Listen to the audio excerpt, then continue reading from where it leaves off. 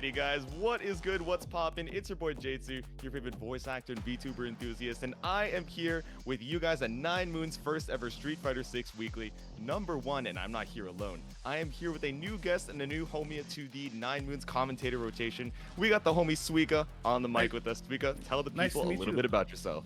Come from Under Night and Birth. It's a game everyone likes to call anime Street Fighter, so I thought, why not transition over to the real Street Fighter while we're on a little bit of a break and hiatus here. And of course, I come from Vancouver, land of Air Ryu, so if I'm not playing Street Fighter, I'm kind of committing a grave sin. And I'm trying to make sure that I don't get kicked out from VSB. But thank you for having me, 9Moons, and of course Jay.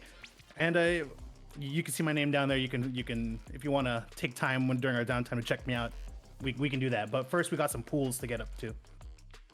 Awesome. Yeah, nice to meet you. And we are, like you said, we're going to be meeting some of the homies over in pools. And if you guys want to figure out where we are in the bracket, feel free to hit that exclamation point bracket over there in the chat. Actually, this goes to start.gg/9moons. So I think this goes to the Strive Weekly. Until we get that fixed, I want to say the link is start.gg/9moons SF6 if you guys want to follow around, and we'll just drop that link for later. But first up, winners round 1, we're going to be having It's the Mole versus Rondarius. I'm seeing two JPs in this lobby. One of us, of course, is us. But I'm certain that will be Nick's lobby. So who? Is it gonna be JP versus Juri, or are we seeing a JP mirror right off the bat? What's the play here? That's what I'm wondering, right? Maybe we're gonna be seeing the what's it called, the zoner mirror, which is definitely pretty interesting. Like no matter what game you're in, because eventually either one of them runs the zoning game so well, the other is just like kept out and they're like lagging behind, or one of them just goes balls to the wall and says, all right, I know it's JP, but it's the zoning mirror, so one of us has to go in, and it's gonna be me, and the other person just gets so thrown off by it that they get opened up. But let's see. Yeah, if you watch any zoning mirror, it always comes down to who's better at zoning and who's actually more patient than the other. Because once if you're playing into your own character, you surely know the moments when you can make approaches and find gaps. And of course, JP can probably pillar JP on block or something and like take back turns. It'll be a trading of pillars. So we'll kind of see who cracks faster. Because once one of these characters cracks, their tools for reversal, while nice, not always the most reliable. Yeah, exactly. Oh, waiting for the battle to begin. Trying to figure out who's coming in here. Oh, right. I don't need to figure out who's coming in here because over at the 9Moons FGC Discord, we have everything well laid out for tournament goers. So if you guys want to keep showing up for the streams, of course, by all means do so. But if you want to participate, well, of course, join the Discord and check it all out. Of course, when you go check out the pools, you'll have all the links there to join the 9Moons community. Yeah, absolutely. Oh my goodness, this Nick Hazard fellow hitting me with the mix once again. We used to have an exclamation point Discord command in the chat, but actually now it is the FGC Discord. Why is it called the FGC Discord? Because over here at 9Moons, we also have a Rocket League Discord. So if you guys are interested in car soccer, definitely a very fun game as well. Feel free to check that out. But we're going to be heading into the first game. It's the Mole versus Rondarius. JP, one with a hat, one without. Make sure you keep that in mind. Mole has the hat. Starting with the early zoning pattern here, but teleport going in, maybe that's a sign for the future that's to come.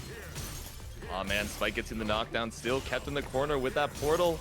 Rondarius really struggling to get out here. Okay, a little bit of parry to keep your drive gauge up at least.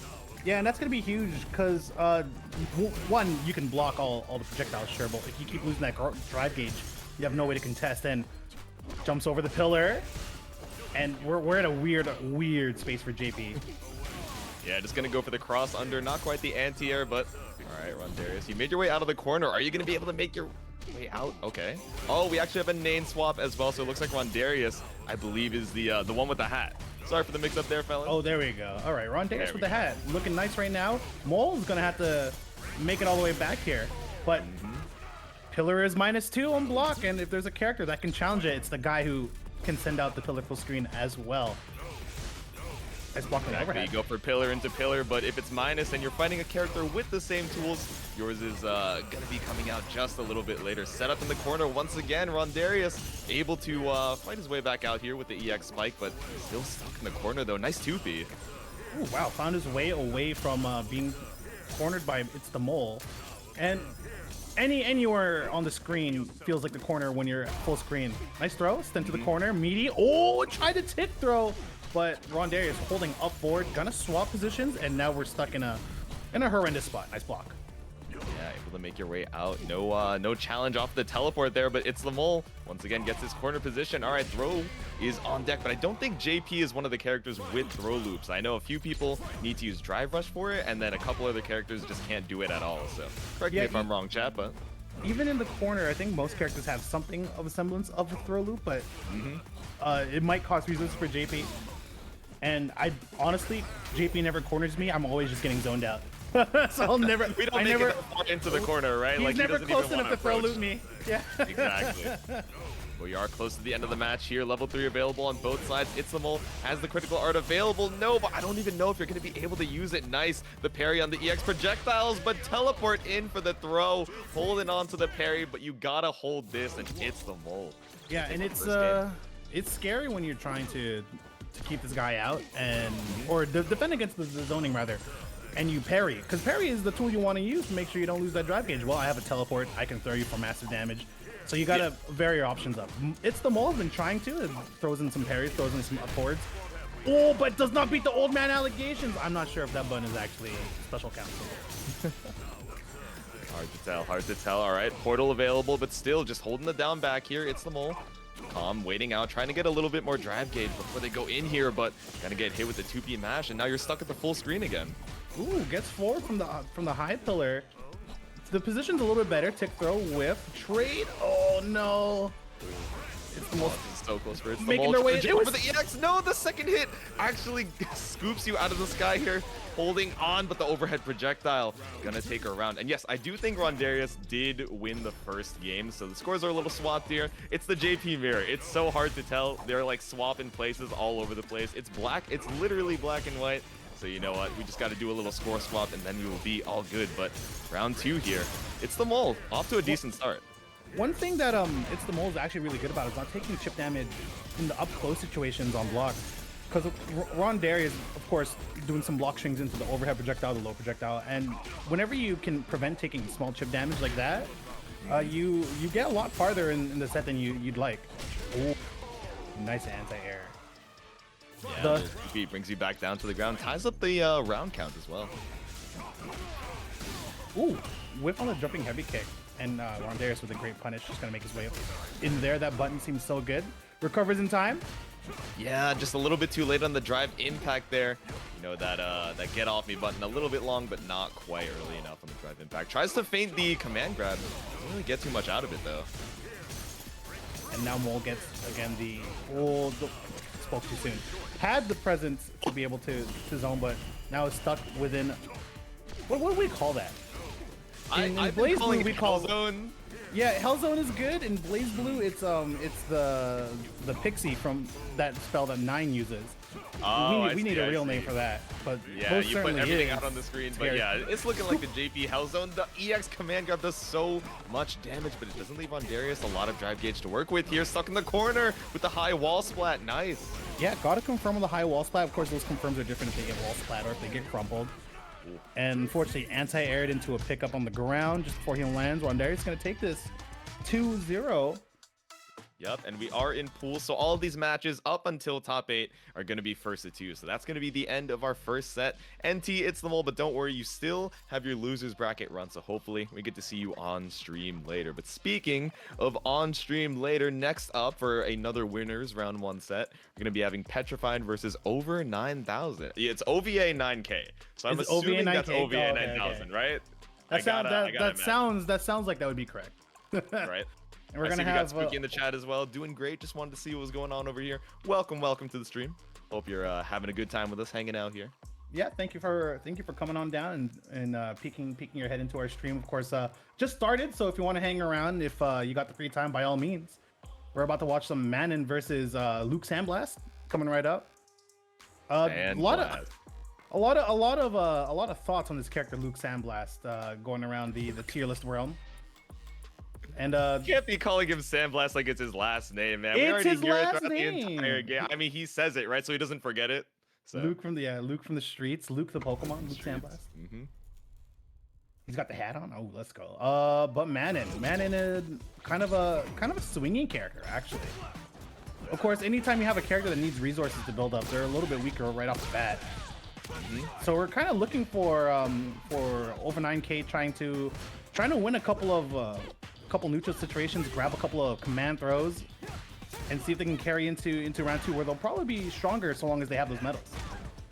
Yeah, Luke, definitely a strong character. You know, one of the Shotos of the game. We mentioned the Sandblast, a really strong projectile that's going to be able to keep out Manon here, but Petrified has been keeping over 9,000 in the corner. As I say, we side swap, but, you know, the drive rush cancel. Yeah, it was a very good, like, jump over situation, getting over a poke, but could not confirm. All right, nice poke pressure, just putting out normals, chipping them down. Trying to keep Petrified honest about the command grabs, because if a command grab comes, it leads to the win condition. But if you jump, well, of course I'm going to anti-air you. Yeah, exactly. Kind of the struggling to find the Nice reaction from Petrified. Petrified went for the two-way into drive rush pressure. It's going to react with the drive impact. And combo straight into well, I guess it's round 2, so this is beast mode, baby. End of the round. That's quick. Yep, exactly. Quick. Cash out on the full super. I mean, it's gonna take the game. You're not taking that meter into the next one. So 1-0 for Petrified right now. Over 9,000. And that's one. Really that's just one struggling thing, to get a command grab. Yeah, that's one thing you want to realize as you start like leveling up your game plan here. With drive impact as kind of belligerent as it is, it's not infallible. And Petrified showing meaty crouching light punch into drive rush cancel even, just to keep themselves safe from something as simple as the wake up drive impact. Ooh, over 9K gets 1 medal, has a huge life lead as I'm going through my dissertation, and ooh, nice Abare. Oh, nice into the sweep. Over 9,000, finally taking a game. Let's see if we can convert it into or takes a round. Let's see if we can convert it into a game. Still a little low on the medal count here, and Petrified just running in said, all right, I was playing more defensive earlier and you took too much space. I'm just going to bring you back over to the corner, and already at 50% health. Oh, I wonder if that was intentional at that height for that DP. I know there's some link that you can do off of a low DP, but Petrified looked like it may have been a little off. Wake up, beast mode. Oh no! Over no. I thought they were holding the down back, but off the raw level 3. This is gonna be able to kill and tie up the round count. But you know what? Petrified is down a lot of meter going into this next round here, right? Over 9,000 has the full 3 bars, so let's see what you can make out of it. Yeah, and early on in the life cycle, it seemed like people are not too amazing about using the meter just yet, except for the Luke players, because they just route into level 1 and they're happy to go. But if Big Ova 9K can really make use of this meter advantage, this can be a really clean round for them. Unfortunately, gets jabbed into drive rush. Here we go. Send him up, bring him back. And yeah, back tech exists. Oh, nice. The punish counter on the drive impact already putting Petrified into burnout here. Everything going to be 4 frames more plus, but all right, going to hold on to the drive impact. Oh, wait, so drive impact blocked is normally -3, so I guess in burnout you are slightly plus, but at such a far range, it's not going to do much. No, it didn't get the wall splat, but the air-to-air trades up and ties up the game count. We are 1-1 right now. Ooh, 121. 20, yeah, we won 20 games that fast. That's what happens when we let Manon scale, right? Exactly. Heading into game 3. And that was actually kind of smart from over 9K, just trying to pressure with drive impact. Of course, you can jump over it. Petrified tried, and over 9K made a read and went for the air-to-air trade. It was good to go. Oh my goodness. Both players in burnout now, and honestly, if there's a character I didn't want to be in burnout against, it's definitely Luke Sandblast. Yeah, exactly, right? Because you have to take that chip damage. You don't have any parry to maintain that screen space or the drive gauge, so just gradually getting whittled down. But Petrified, not even worried about it. He's like, you know what? I don't need to be Luke Sandblast. Nice reaction by 9K to jump out. Yep, there we go. 1 meter on both sides. Oh, he got the crosscut DP. Wait, is DP for Luke is not 2-2? Surely not. No, I don't think so, but you do have the counter DI available. Let's go. Petrified gonna take the first game. It's round 3 here, looking at the set point. Yeah, I don't think he has a 2-2 input, so that was the crosscut DP, so great awareness from Petrified on the jump into the corner there. A hot execution from Petrified. Gonna be bringing up 9K back to the corner where they've been kind of staying. Might as well pay rent while they're there. Beast mode, baby. Gonna take all the damage they can get, make this matchup or finish this matchup as soon as possible. Wake up jump. Wake up jump's gonna punish what looked like a really off meaty timing. Still, over 9,000 has a lot of health to work through, and without a lot of medals in stock, you know, you're going to be having to get a lot of openings here, but finally a huge drive impact punish counter gets you 1 medal. Still not a lot, and your drive gauge is looking pretty low too. Yeah, and I guess you can really consider that like a weakness of Manon. Do you opt for a medal on a situation with drive impact, or do you really try to cash out with whatever you got and don't take the next medal into the next round even if you win? It's a lot more decision making that isn't just hitting buttons, you know, and that might take some time for Manon players before they really get more comfortable in that headspace. Yeah, exactly. Choosing whether do I want to get the medals, do I want to optimize for corner carry, do I have enough resources to maybe go for both and route into the hit grab there. But definitely some stuff that over 9,000 is gonna have to think about. But you know, Petrified again taking it 2-1, moving on to winners round 2. And who do we have up next on the stream? Let me go check over. Oh, there's that Hardy J from the winner of last week's Abare at VSB, fighting it off against Riku. That's JP Mirror once again. Hardy J was a kind of a nutcase, but a nutcase that had a feel in what they do. And you know how it is with those nutcase players, right? The ones that are really good are the ones that just let it rip and know all the consequences that'll happen when it doesn't work out. That's what Hardy J is. Exactly. Like, you know, when you introduce yourself to a player, you're like, oh, what's your play style? Like, you're talking about the match afterwards. They're like, yeah, I'm a little random sometimes. You're like, what? Are you MJ, calling yes, yourself MJ, thank you, chat. Random? Oh, Hardy MJ. Okay, there we go. That is actually how I play. I mean, Suika got the read, right? Sometimes you're just like, I'm calculated random. I have calculated aggression. I will pull up and YOLO, but only when it makes the most sense. So I'll tell you, having commentated you that entire tournament was a blast. It reminds me of me if I was good and better.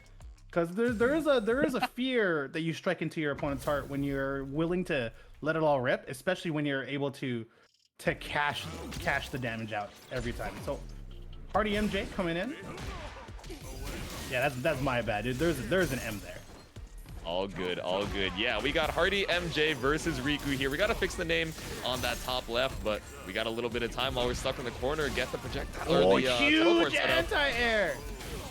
Yeah, Hardy MJ just gonna react to the opportunity. Nothing's really gonna make you afraid, right? You take a little bit of chip damage from the overhead fireball, or you anti-air, whatever, attempt to teleport jump in, because everything else is essentially a mid. Ooh. Oh no, the projectile's going straight on through each other, and they're like, all right, you're gonna projectile again, right? Both have the oh no, there's no way he did teabag to drop the combo. Nah, he was trying to pick up some change on the ground, you know. Oh yeah, exactly. He was just preferring another spike, right? Exactly. No, unfortunately, drops the combo, but this does allow me to go into my next rant about trying to anti-air with drive impact. Not the best tool, especially since the person on landing, unless you drive impact so early that you catch him with the active frame, they should have an opportunity to react and drive impact back to what you saw Hardy do, and take the round, albeit after a little bit of a draw. No, the teabag's coming out once again. Hardy, you know, when you're in the mirror, you got to get every advantage that you can. And if it's mental, that is how it goes. Gonna jump over the command grab here, but finally makes your way in with a cross up. Oh, it picks up the parry too. Yeah, you got to be able to play for those parries, play for those reversals, because he's got 2 of those. Riku gets a good teleport going into level 1. Boop, boop.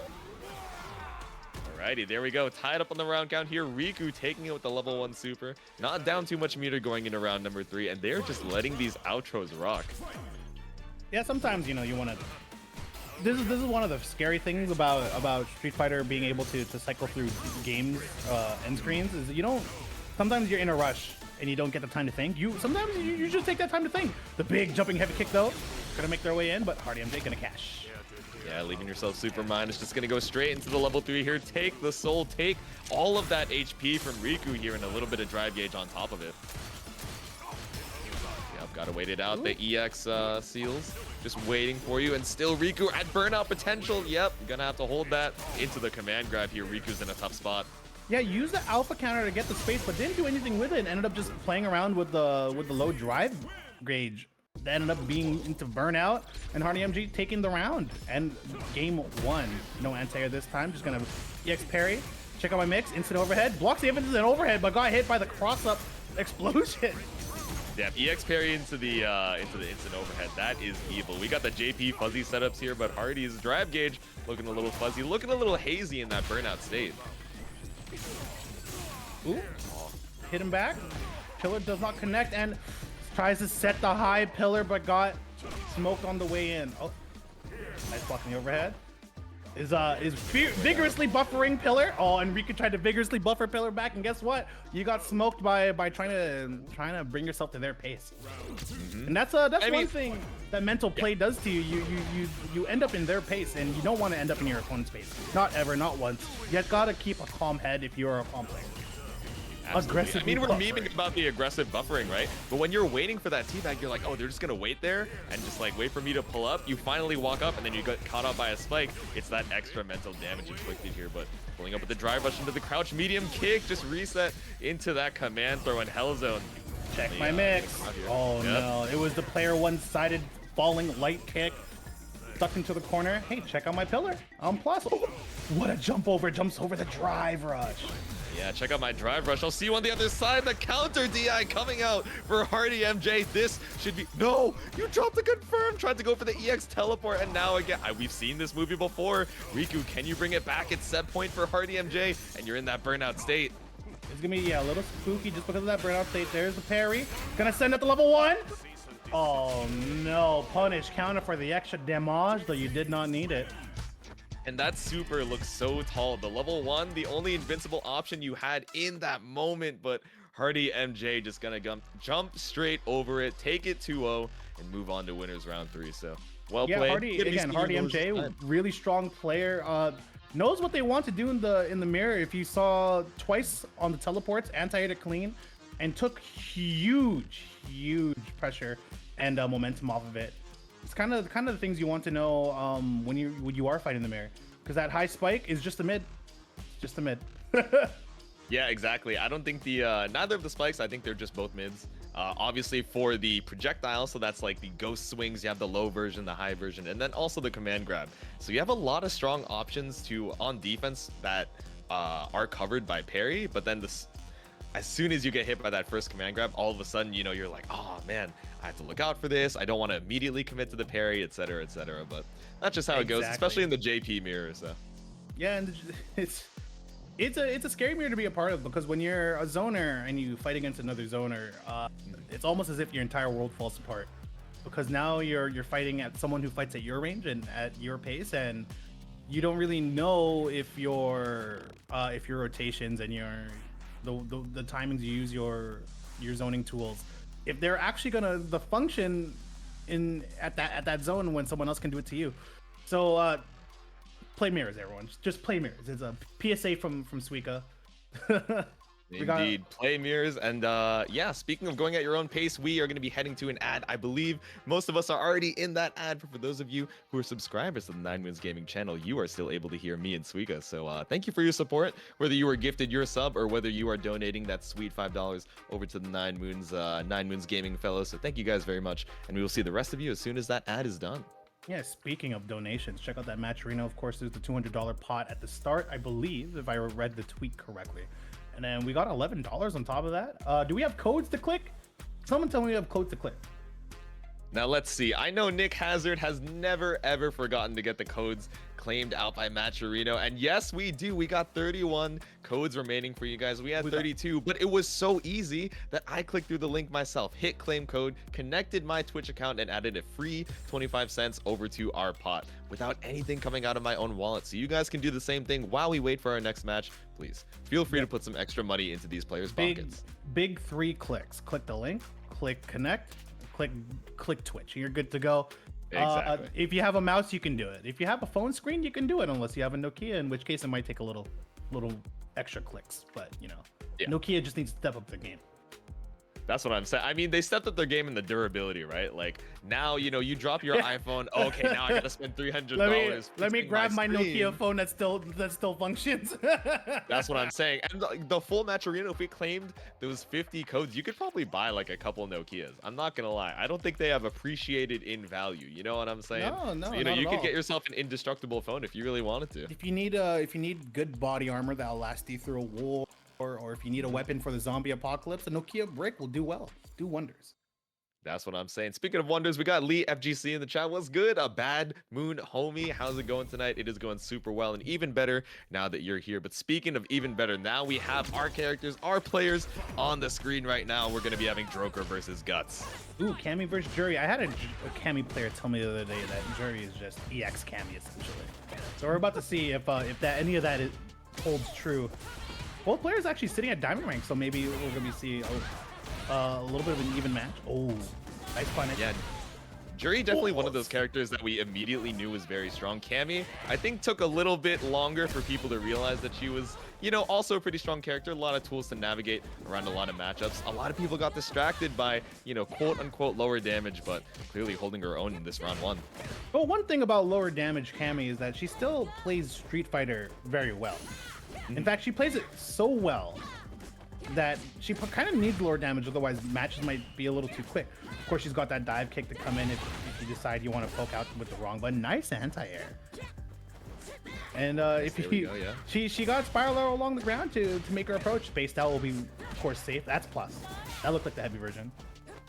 Yeah, the heavy version of that spin knuckle is plus. I want to say light and medium are very slightly minus, should be safe still. But speaking of safe, we got the drive impact Joker looking for one of those specials from Guts here, but unfortunately gonna be very low on the drive gauge. Yep, has to use the parry. And that's one thing that you can probably play around as Guts. You see that their drive gauge is kind of low. Great reaction. Old man allegations defeated. I got the reacts, you know, Guts got the heart, the brains, and the brawn pulling up with that counter DI to seal out round number one. No shot. he sent the button and buffered out the install. Let's go. Damn, we just gonna let it rock like that too. And even on block, right? I believe on level 2 Juri install, you can just choose not to go into the follow-up. So pretty safe buffer there, trying to take this round back here.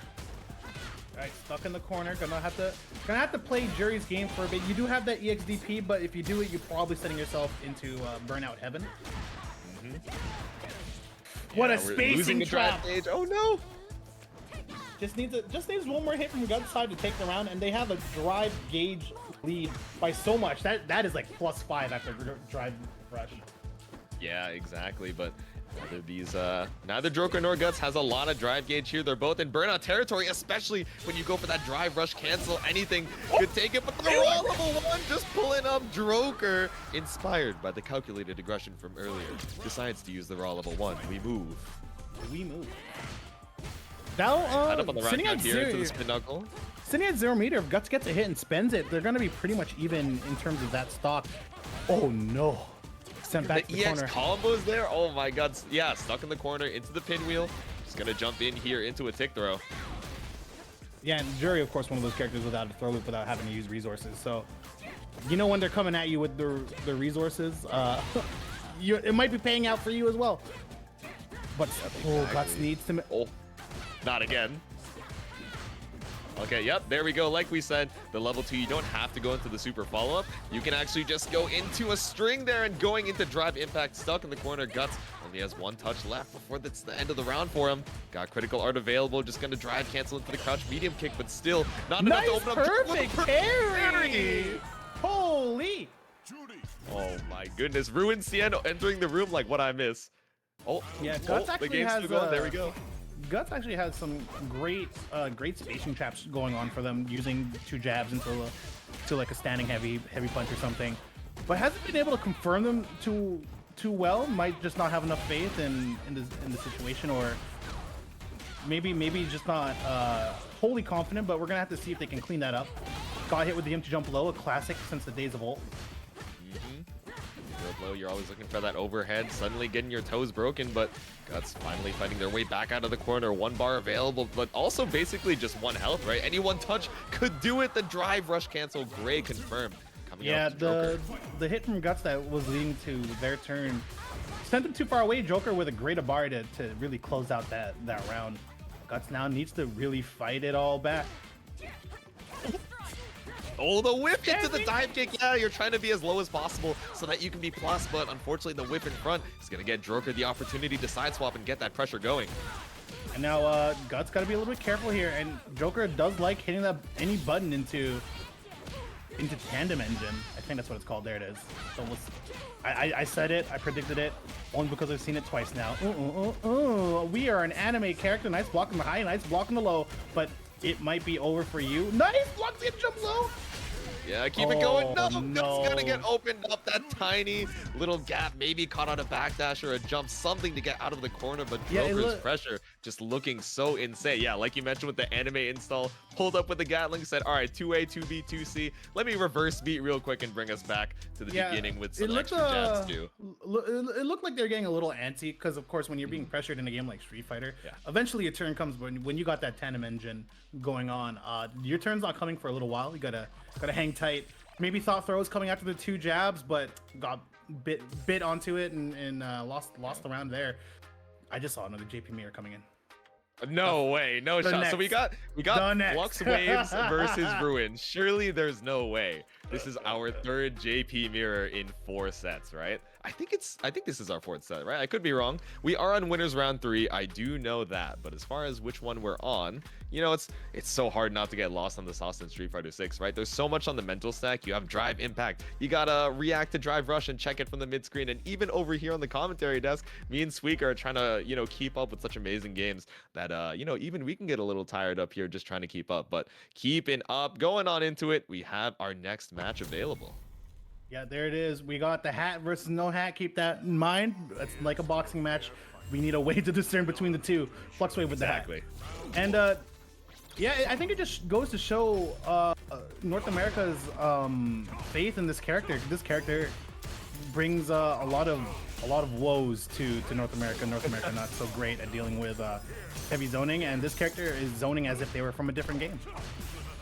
Yeah, exactly. You know, we saw a good amount of NRS players too. Of course, Sonic Fox, one that comes to mind as really pushing the limits on JP as well. And it's so cool, right? You know, a new fighting game release brings in so many heads from a bunch of these different scenes. You know, the uni scene, the French Red scene as a whole, and, you know, the old head Street Fighter players, the Gear players, all just so many different takes on the character. But Ruin taking so much damage in this corner.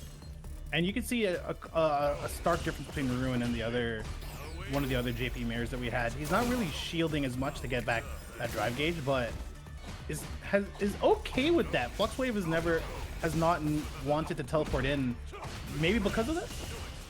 100% sure. We're gonna have to think about it later. Nice. Just gonna take their turn out. Oh! A jump straight over the drive rush. It was at the same time, so I can't call that a reaction. But if you were reading it, you know, great idea to go for that cross up. Just go right over it. First round over to Flux Waves. Yeah, and one of the things you got to do against a zoner is, one, you gotta parry, get some of that drive gauge back. But 2 is just jump over. You just gotta jump over.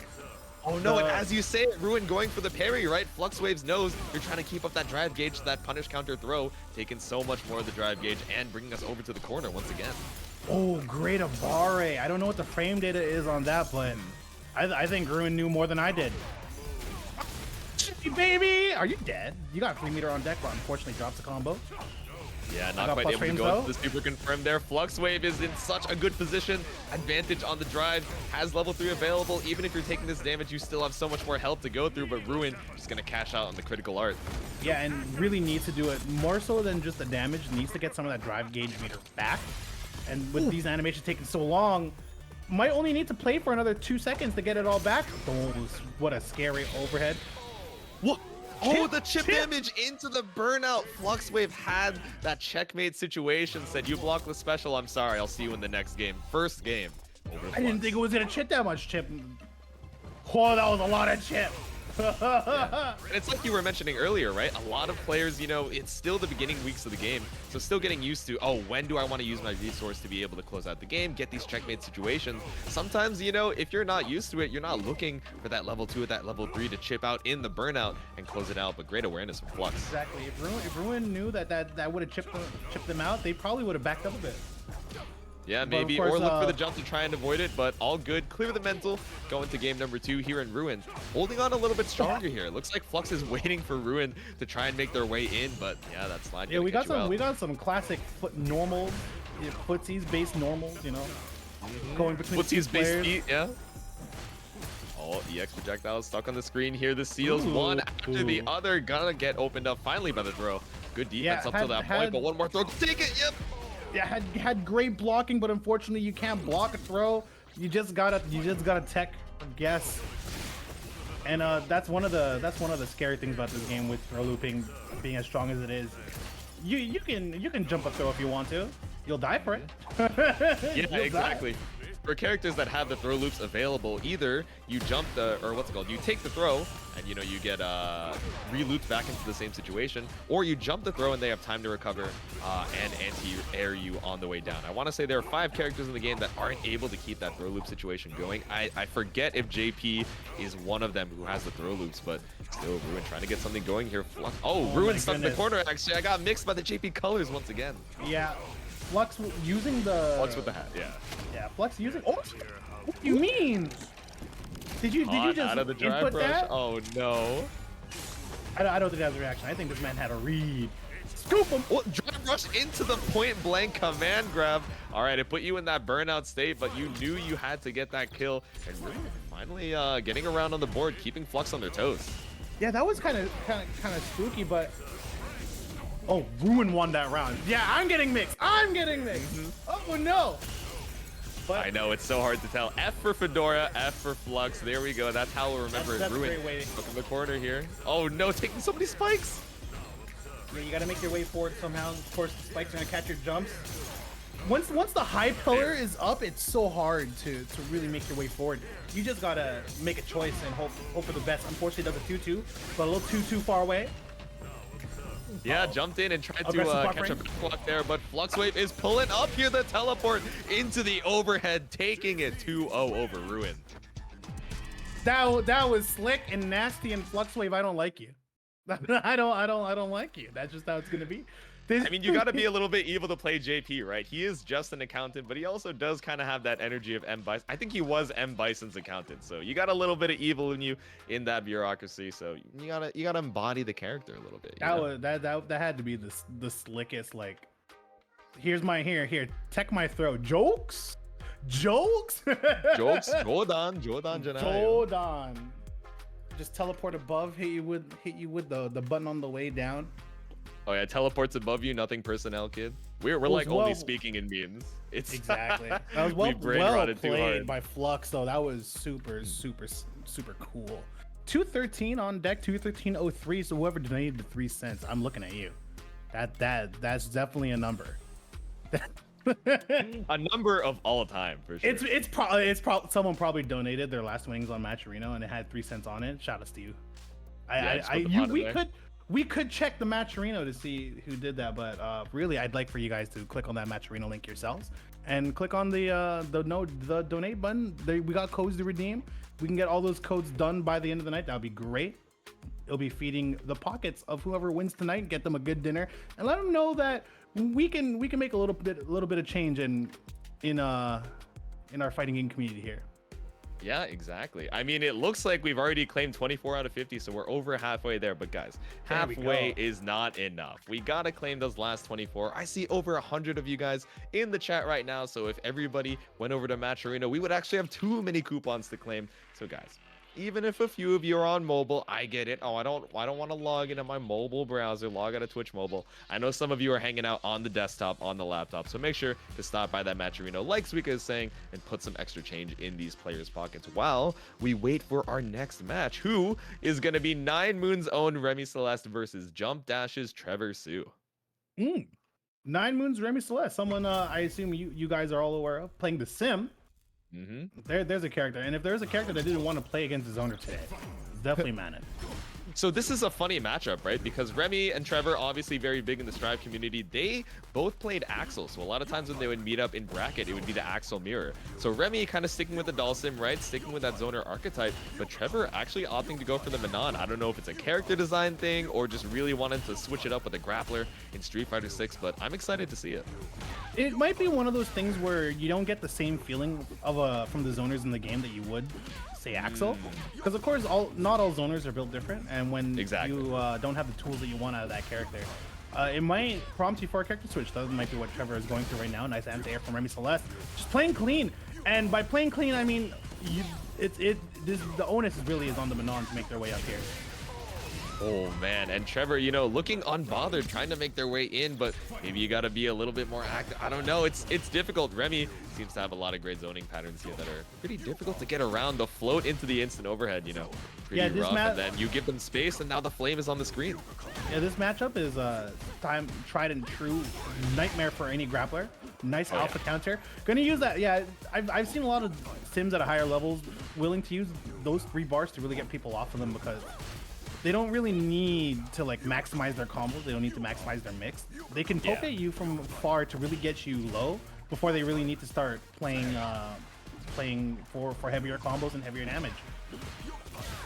Yeah, exactly. And play calm, wait for you to make a big commit, and then maybe get a counter hit. But they're just chilling out in the neutral here, like we said. Oh no, going to the super. Stuck back at the full screen once again. And Trevor, you have a decent amount of drive gauge to hold onto this parry, but any mistake could be the end of it. No, block the slide, but great setup from Remy, keeping yourself safe with that fireball. And now, really, all it takes is one touch. And we can probably see this world shift over on its head. There's one metal trying to make it all happen, and it's so scary with actually I don't think Sims level 1, the yoga fire mat is invuln, so might have been able to make use of that to really like capitalize on that corner position, because of course you don't want a sim to just teleport away and you're back at it. Oh no, but not maybe unsure about that situation, especially with how low their HP was at the moment. Yeah, it's difficult. You know, Dhalsim, definitely a pretty underrepresented character, right? Especially if you hop online to ranked or casual matches. It's going to be a while until you find, you know, any Dhalsim players, and finding one, you know, at this master rank like Remy Celeste. I imagine Trevor hasn't had a ton of matchup experience with this like the rest of the player base, but let's see what they can do to try and make their way in here for game number 2. Yeah, and Sim is definitely one of those characters that look easier than it seems, because you know you just hit the funny buttons, you keep someone out, it's all good to go. Teleport away when they get too close. But piloting a zoner, whether that be Sim or JP, mistakes can be fatal when you're throwing out your zoning pattern, and if they weave through your zoning pattern and you're stuck in a situation, Sim can get crushed within moments with no reliable reversal, of course. So really, like, what do you? All it takes is one slip up from Remy, who seems to be playing really clean here, not overcommitting on any reads here, just playing guess where my fireball is gonna be at. But Trevor on their way in. Oh no, is correct here. Gonna use the level 2. Not dead, but pretty much dead to rights. Oh, it caught that jump as well. You hate to see it. We saw that drive rush cancel coming out from Trevor, trying to make the most of their hit, but you know, the airborne hits in Street Fighter 6 can definitely be pretty difficult to convert off of, especially when you're Dhalsim. You're floating up so high in the air, you can't even get a follow-up, and already pushing Trevor over to the corner once again. Yeah, the air hits are a funny situation. Most air hits you just tech out of the air, but if you're using, say, Dhalsim float or DeeJay a flash kick, getting hit out of those leaves you in that weird float state that you can confirm off of, but if you've practiced it, you must have played that matchup a lot in those situations. Ooh! Gets one throw? Oh, there we go, a medal on the board for Trevor, but still looking pretty down on the drive gauge here. You don't want to hold on to the parry, right? Because then Remy knows, oh, they're holding that down back. They're waiting in place. Now I get to put a fireball onto the screen and make my advance, putting Trevor into the burnout. It just barely doesn't reach for the wall spot, but that whiff throw is going to be it. And Remy Celeste taking it 2-0 over Trevor Zoo. Yeah, one thing you players should know when they're in burnout is that it's not as hopeless as it seems when it comes to being forced in by that drive impact. Of course, you have all supers will armor break on drive impact, so keep that in mind. The super input might not be the easiest, but it's definitely a tool that you will have, and something that you should probably keep in mind, especially when you're in burnout, because that's probably going to be your only tool left. Exactly. You can grab the drive impact. You know, some characters don't have invul on their level 1, Dhalsim probably being one of them, but I want to say every character has invul at least on their level 2. I could be wrong about that, but you do have options, you know, of course jumping and grabbing universal as well. But yeah, it's a matchup we might be seeing some more of down the line, but Dhalsim's still pretty rare. Yeah, and there's something I was interested in hoping to see Trevor try, and there are some normals that Dhalsim have that are special cancelable, of course. But when Dhalsim is poking around with all these normals, you can threaten drive impact as a counter poke. Yes. And At the higher, I would assume at the higher levels, you really want to leverage stuff like that, just so that you can really keep that in the mind of your Dhalsim opponent, who will be like, oh, if he counterpokes drive impact me from here, they just dash up and get a full combo. It's like dead arenas, and you don't want to be a part of that. The first DeeJay of the night going into another Dhalsim coming up here. It's gonna be Louis Man versus Edward Ting. Oh, another Dhalsim. Yeah, like you said. Oh my goodness. You know, I was just talking, oh, this character is so rare, probably not going to see a lot of them for the rest of the night, but Edward Ting pulling up and being like, all right, let me show you some more Dhalsim representation. We are pulling up here for the bracket. And I feel like, you know, it's kind of similar to the Axel effect, not to make everything about Strive, right? But you don't see a ton of them in the tower, in the online, and then you pull up, and they're a really strong tournament character. They force you to play a certain way under all of that pressure of trying to make it onto the next round. So let's see if Louis Men can make their way in here. It's going to be a name swap here. Edward Ting is going to be the DeeJay player, but DeeJay, of course, a character that everyone is calling to be one of the stronger characters here. And I can't blame him as a DeeJay player myself. We have access to some pretty outstanding. Of course, the heavy air slasher is going to be able to. Oh, nice combo! Recognizing the juggle on the teleport, like I said, if you catch someone during some sort of air movement, they go into that juggle state. And with drive rush cancels, you can combo the juggleable state. Boom, boom, boom, boom, boom. Oh and my God! Into the level 1 Edward Ting. You might be wondering why that doesn't cost so much drive gauge for DeeJay. He's not drive rush canceling, rather he's linking after the 5BB, which is absurd, but it is something he can do. It's just one of those things that he has that makes him quite a strong character. Exactly. Oh yeah, send him up, boot him up. Keep it going. One more time. Oh, hey.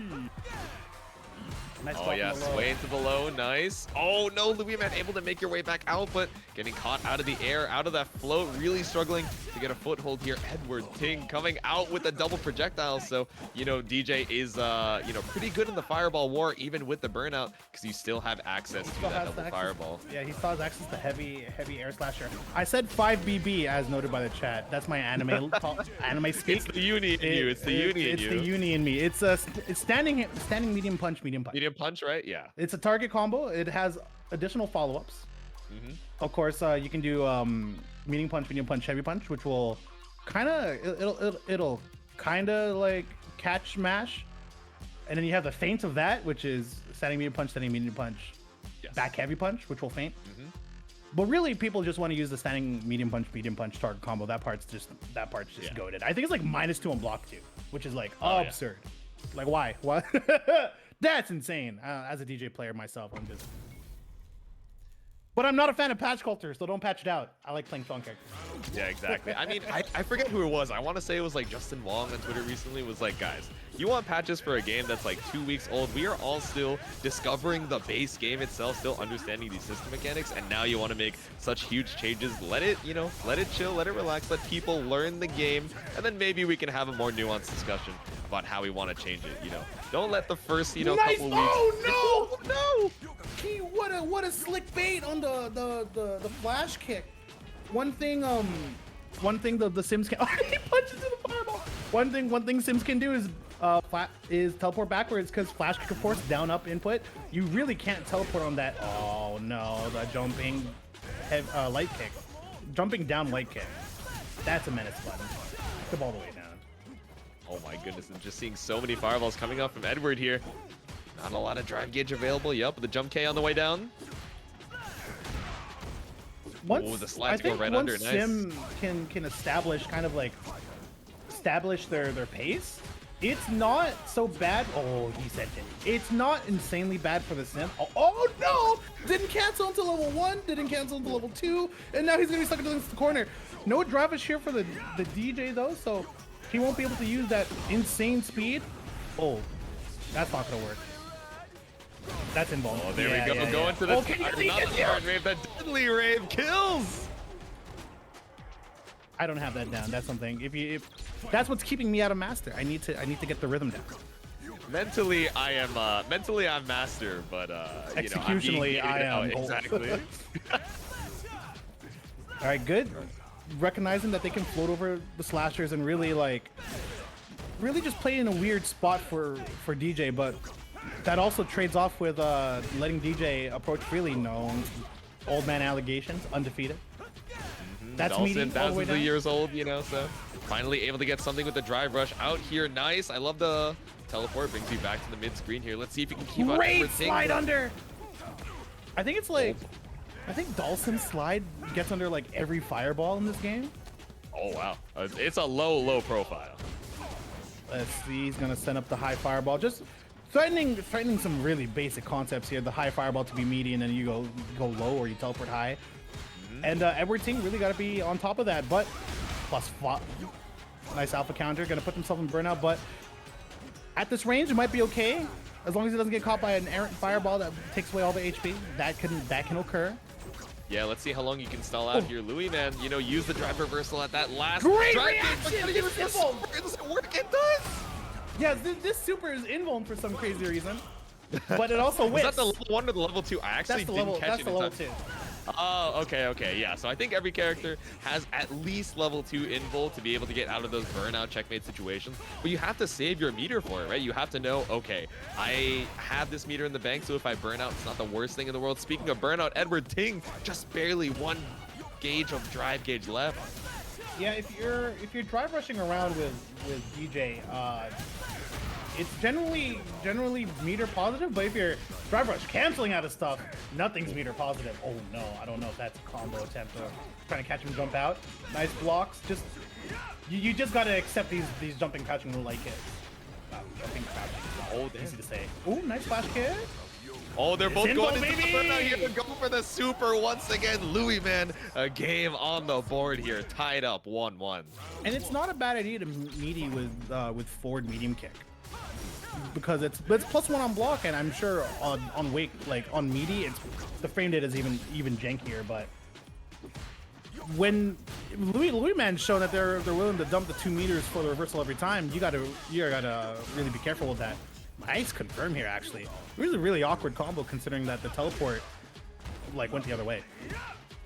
Oh man, the Plus, drive rush just recognizes. knocking you out of the sky. Edward, can you keep the pressure up? Louis, man, has not been using any of the parries, so constantly just taking so much damage to their drive gauge on block. But Edward, no, oh, it traded. Yeah, I think if I'm Louis, I'm okay taking these blocks because Edward really trying to force pressure here and loses their drive gauge in response. Gonna have the corner position. Check out my drill. Kick. Oh, he's dead! Oh no, yeah, Louis man had all the drive gauge in the bank, but Edward Ting just, you know, constantly cashing out on the drive rush cancels, like you said. And you know what? They're in the burnout. They're not too afraid of that situation, especially when Louis man is at such low health. Oh, sent it. Please. Oh no, unfortunately. I think that may have been the wrong button. I know Dhalsims have a better button for a punish like that. Or at least a more consistent one. EX Fire. Yeah, EX Fireball. Even though we have the double Fireball for DeeJay, it does not clear EX Fireballs. You have to EX Fireball back. Ooh. Exactly. Send to the Yep, corner. the Check out my EXP, pressure. all the regular projectiles, jump over the drive impact, but yeah, dive kick, you know, brings you back out to the mid screen. Not a huge punish, but I think Louis is okay with just getting the positioning here, right? You have level 3 available if you want to go for a kill combo, but drive rush knocks you straight out of the sky once again, even on the drive gauge. And interestingly enough, with how fast DeeJay is on his feet, it's so hard to run away from once you're caught backing up. That drive gauge is real low. Chuck him. Yeah, it came up so huge, you know, tried to use the EX Fireball to teleport, but if you just hold parry, you block high, you block low, you block left, right. Okay, back to even here, but Louis man stuck in the corner. Level 3 available on both sides. This is so scary. We're 1 big hit away from sealing out the set. Back with the teleport, jumping light punch. Oh, attack and mash, baby. Oh, Dhalsim drive rush just didn't let it rock enough. No, but it made up the drive reversal. Edward Ting moving on to winners round 5, 2-1 over Louis man. That was well played by Edward Ting, though.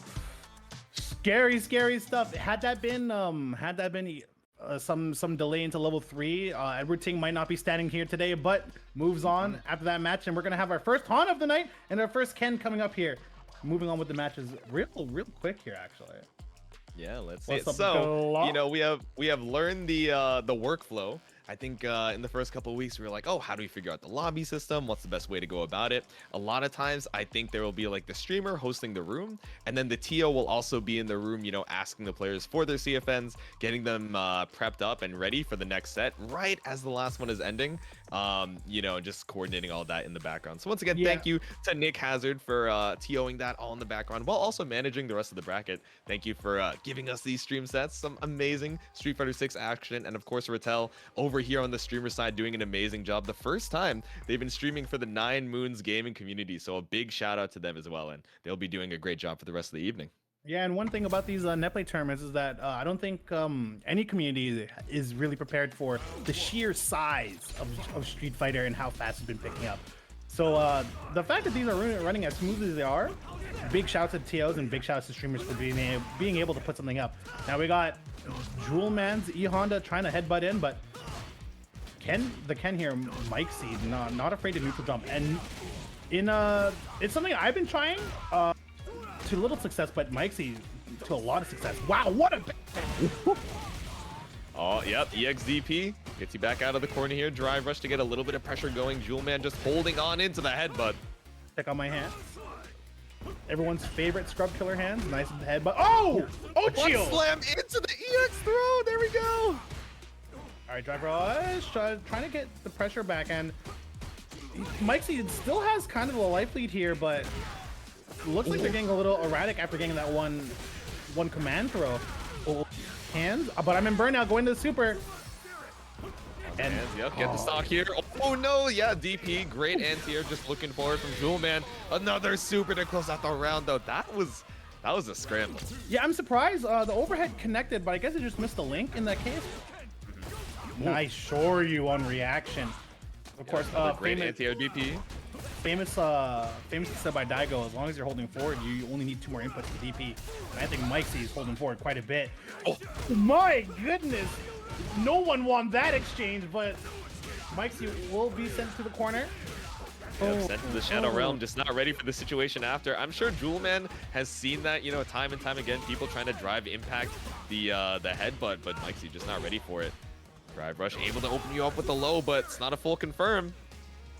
All right, Mike C's looking to do something here. Gonna drive rush in behind the fireball. Nice shimmy.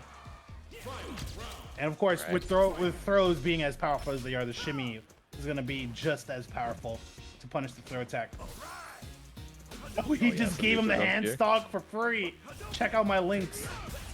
Yeah, well, there we go, right? In round 3, after you've thrown out so many butt slams, so many headbutts, you know, Mike C is just waiting to try and react to something, and it lets you get that free stock. Ooh, trying to use the negative frames as a bait point. It's something you'll see a lot of players do, actually, where they'll do something slightly minus and then DP afterwards. I hate them all, but it is the name of the game. Level 3! DP on minus, that's the classic. Yeah, get some drive gauge here as well for Jewel Man. I think this burns out Mike C, actually. Oh, there yeah. We go. You are correct. Gets the buff, and Mikey can't really do anything about it except neutral jump, falling medium kick. Excuse me, sir. You know me. I'm not afraid of anti-airs over here. If I'm in burnout, I'm gonna die like a man. Pulling up with the. Oh, does it play available? No. Oh, it brought up the burnout so fast. Mikey with full drive gauge here. Doesn't matter if you block a drive impact. You still got 5 more gauge to go. And this is a scary situation. Oh no, no longer scary. Doesn't have a meter to armor through a fireball. Nice tech though. And now we're both playing some honest Street Fighter. Check out my overhead though. Level 3 in minus. It's not the DP, but I'm gonna commit even harder. There we go. Jewel Man trying to take their turn back. Still alive though. Oh, Dragon Rush. We're living. No, you baited up the reversal set. I know you're trying to be like me, but Mike C takes the first game. Did you see how much chip damage I did? I finally got to see how much. Actually, like, that was scared a lot. It was gonna kill. I was like, no way. Surely that did like half of whatever was left in that HP. Yeah, right. Block the overhead. And yeah, I get the stock once again after that full screen situation. Not seeing a ton of fireballs from Mike C. Finally trying to pull it back out after seeing how many free stocks Jewel is getting. And nice, the Tatsu gets you so much corner carry. Yeah, now we're stuck. Oh, tried to hit a button and it was not the right one. Great combo on the juggle. What's the play? Almost taking it. No, he beats the old man allegations with the hit stop. EXDP, send him home. I'll see you next round. You guys thought he lost his family and his kids, but he did not lose his reactions. Mikesy is on set point. If anything, the Tims make him stronger. That's what I'm saying, bro. The dead ass reactions. Oh no! Okay, stuck in the corner once again. Headbutt keeps you here. I don't think Honda has any throw loops, but pulling us back out to the mid screen here. Interesting choice on the back throw.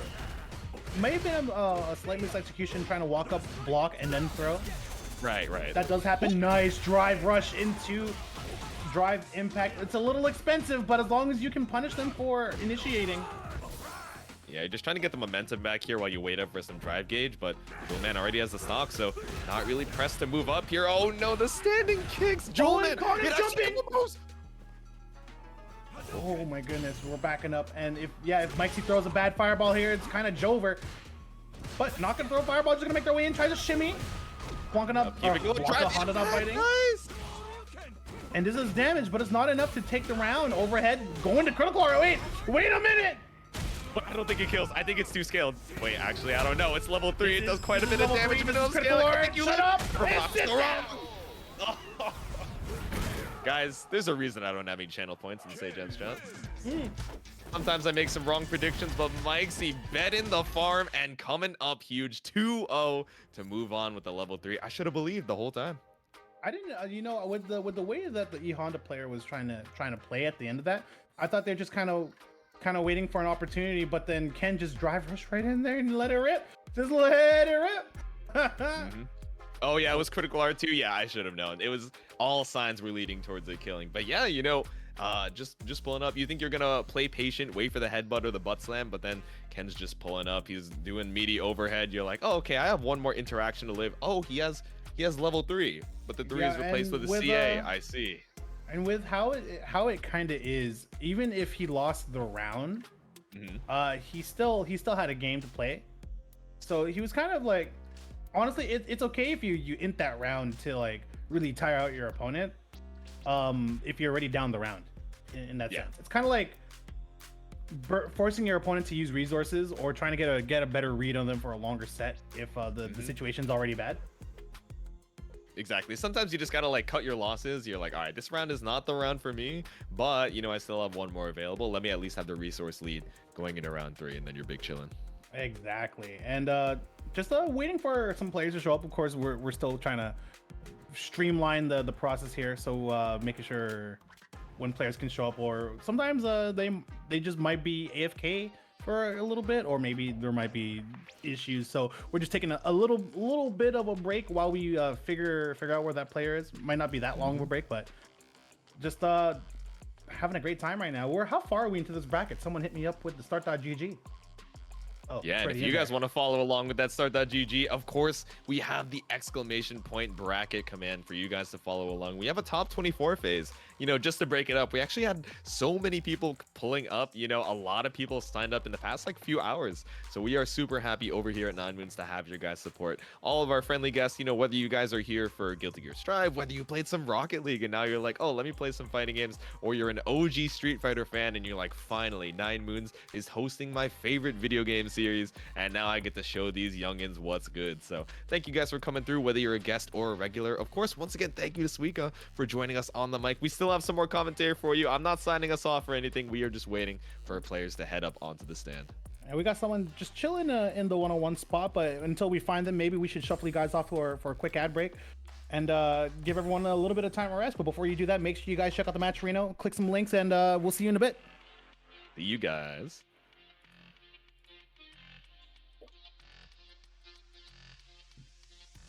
And to the people who are subbed, thank you so much. And to the people who don't want to see ads, you know what the spiel is. If you have a Twitch Prime, give it to us, or give it to someone that you like, because we don't want to give it back to Jeff Bezos.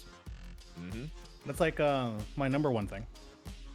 I always sub to someone where I'm just like, oh, I don't want this money to go to Jeff Bezos. No one wants this money to go back to Jeff Bezos.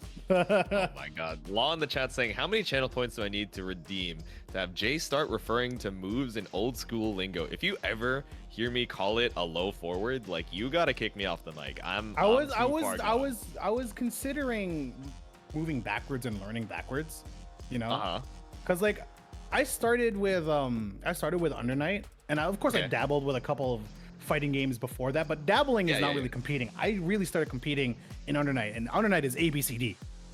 And then yeah. gear and Exert, and then Strive, it's You got like 2S, PK, 5H, etc. PK, HS, and D.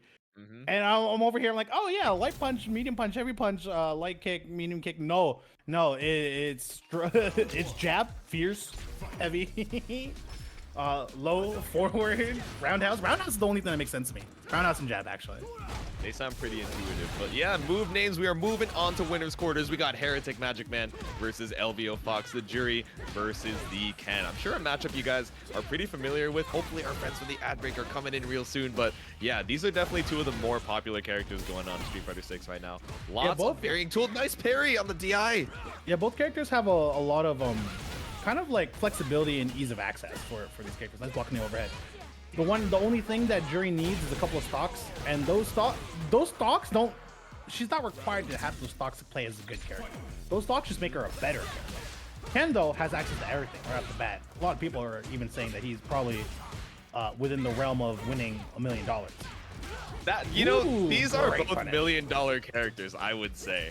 They definitely have quite a few strengths. Of course, crouching medium kick, one of those things that's like, okay, if it's special cancelable, you are gaming. And I want to say both of these characters are able to combo off of, drive rush, crouch medium kick, low forward as they call it. But pulling up here. Forward.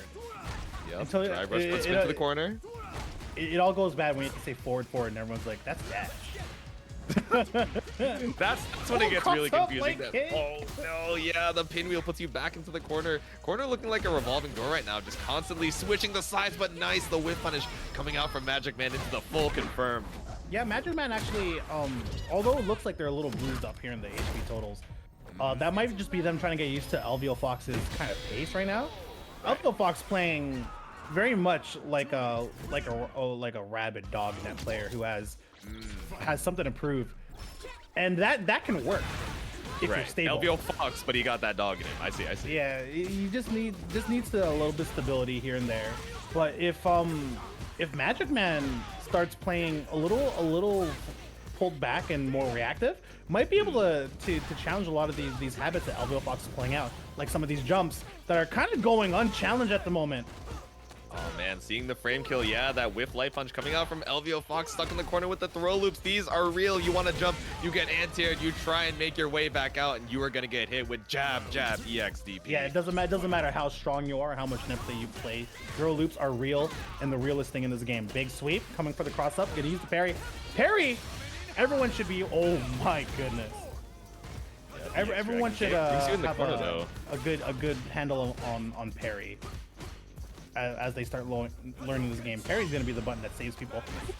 Like you said, parry into the punish counter throw. Said Magic Man, get back in the corner where you belong. Go back to your room, young lady, but just gonna jump your way back out. Gets caught up by another drive rush. LVO Fox just cashing out on so much drive gauge right now. Yeah, level 1 gets you a little bit of time to recover it, but it's not much.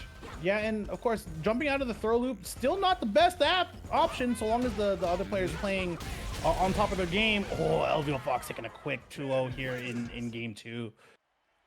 Yeah, and it really looks like LVO Fox. 1-1.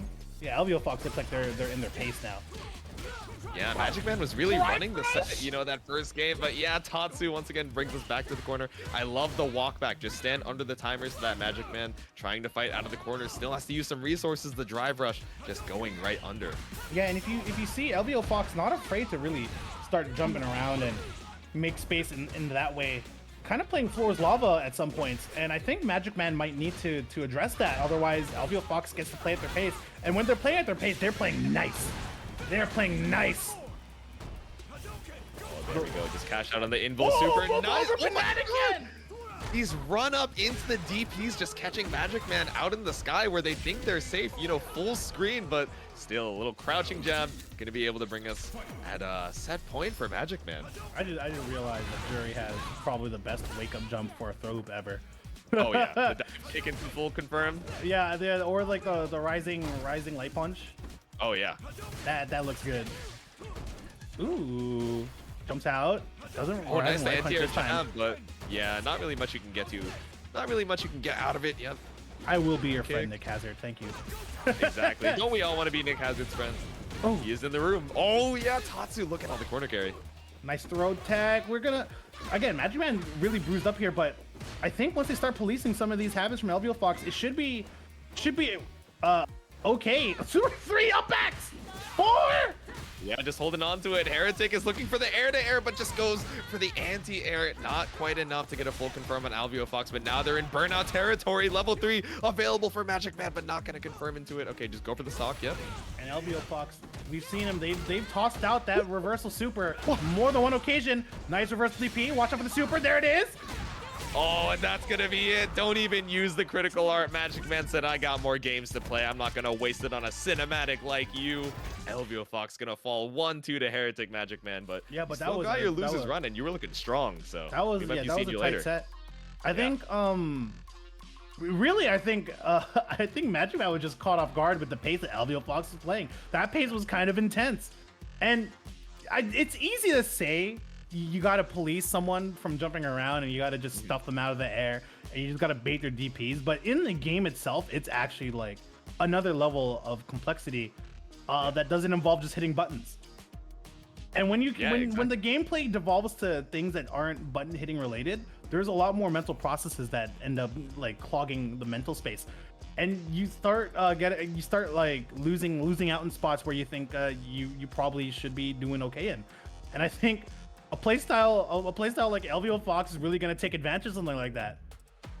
Yeah, exactly. It's like we were talking about earlier, right? Sometimes a player will describe themselves as like calculated random, or like, yeah, I just go passive aggressive in the playstyle. It's like, what are you cooking? What are you saying? But the ability, you know, like you're saying, to jump back and forth between those playstyles. Oh, let me walk up slowly and try and take some space on Heretic Magic Man here. Oh, actually, you know what? I think I am just gonna up back in the corner 8 times and then finally jump forward and see if you're finally ready to anti-air me when I'm looking for it. But you know, it wasn't even a neutral jump. It was an up. It was jump back every time. Yeah, in the corner. It's like it is literally the same thing, but I'm seeing the animation. I'm seeing you input up back. It looks different. So it really just puts it into the brain like, oh, you got that dog into him defensively.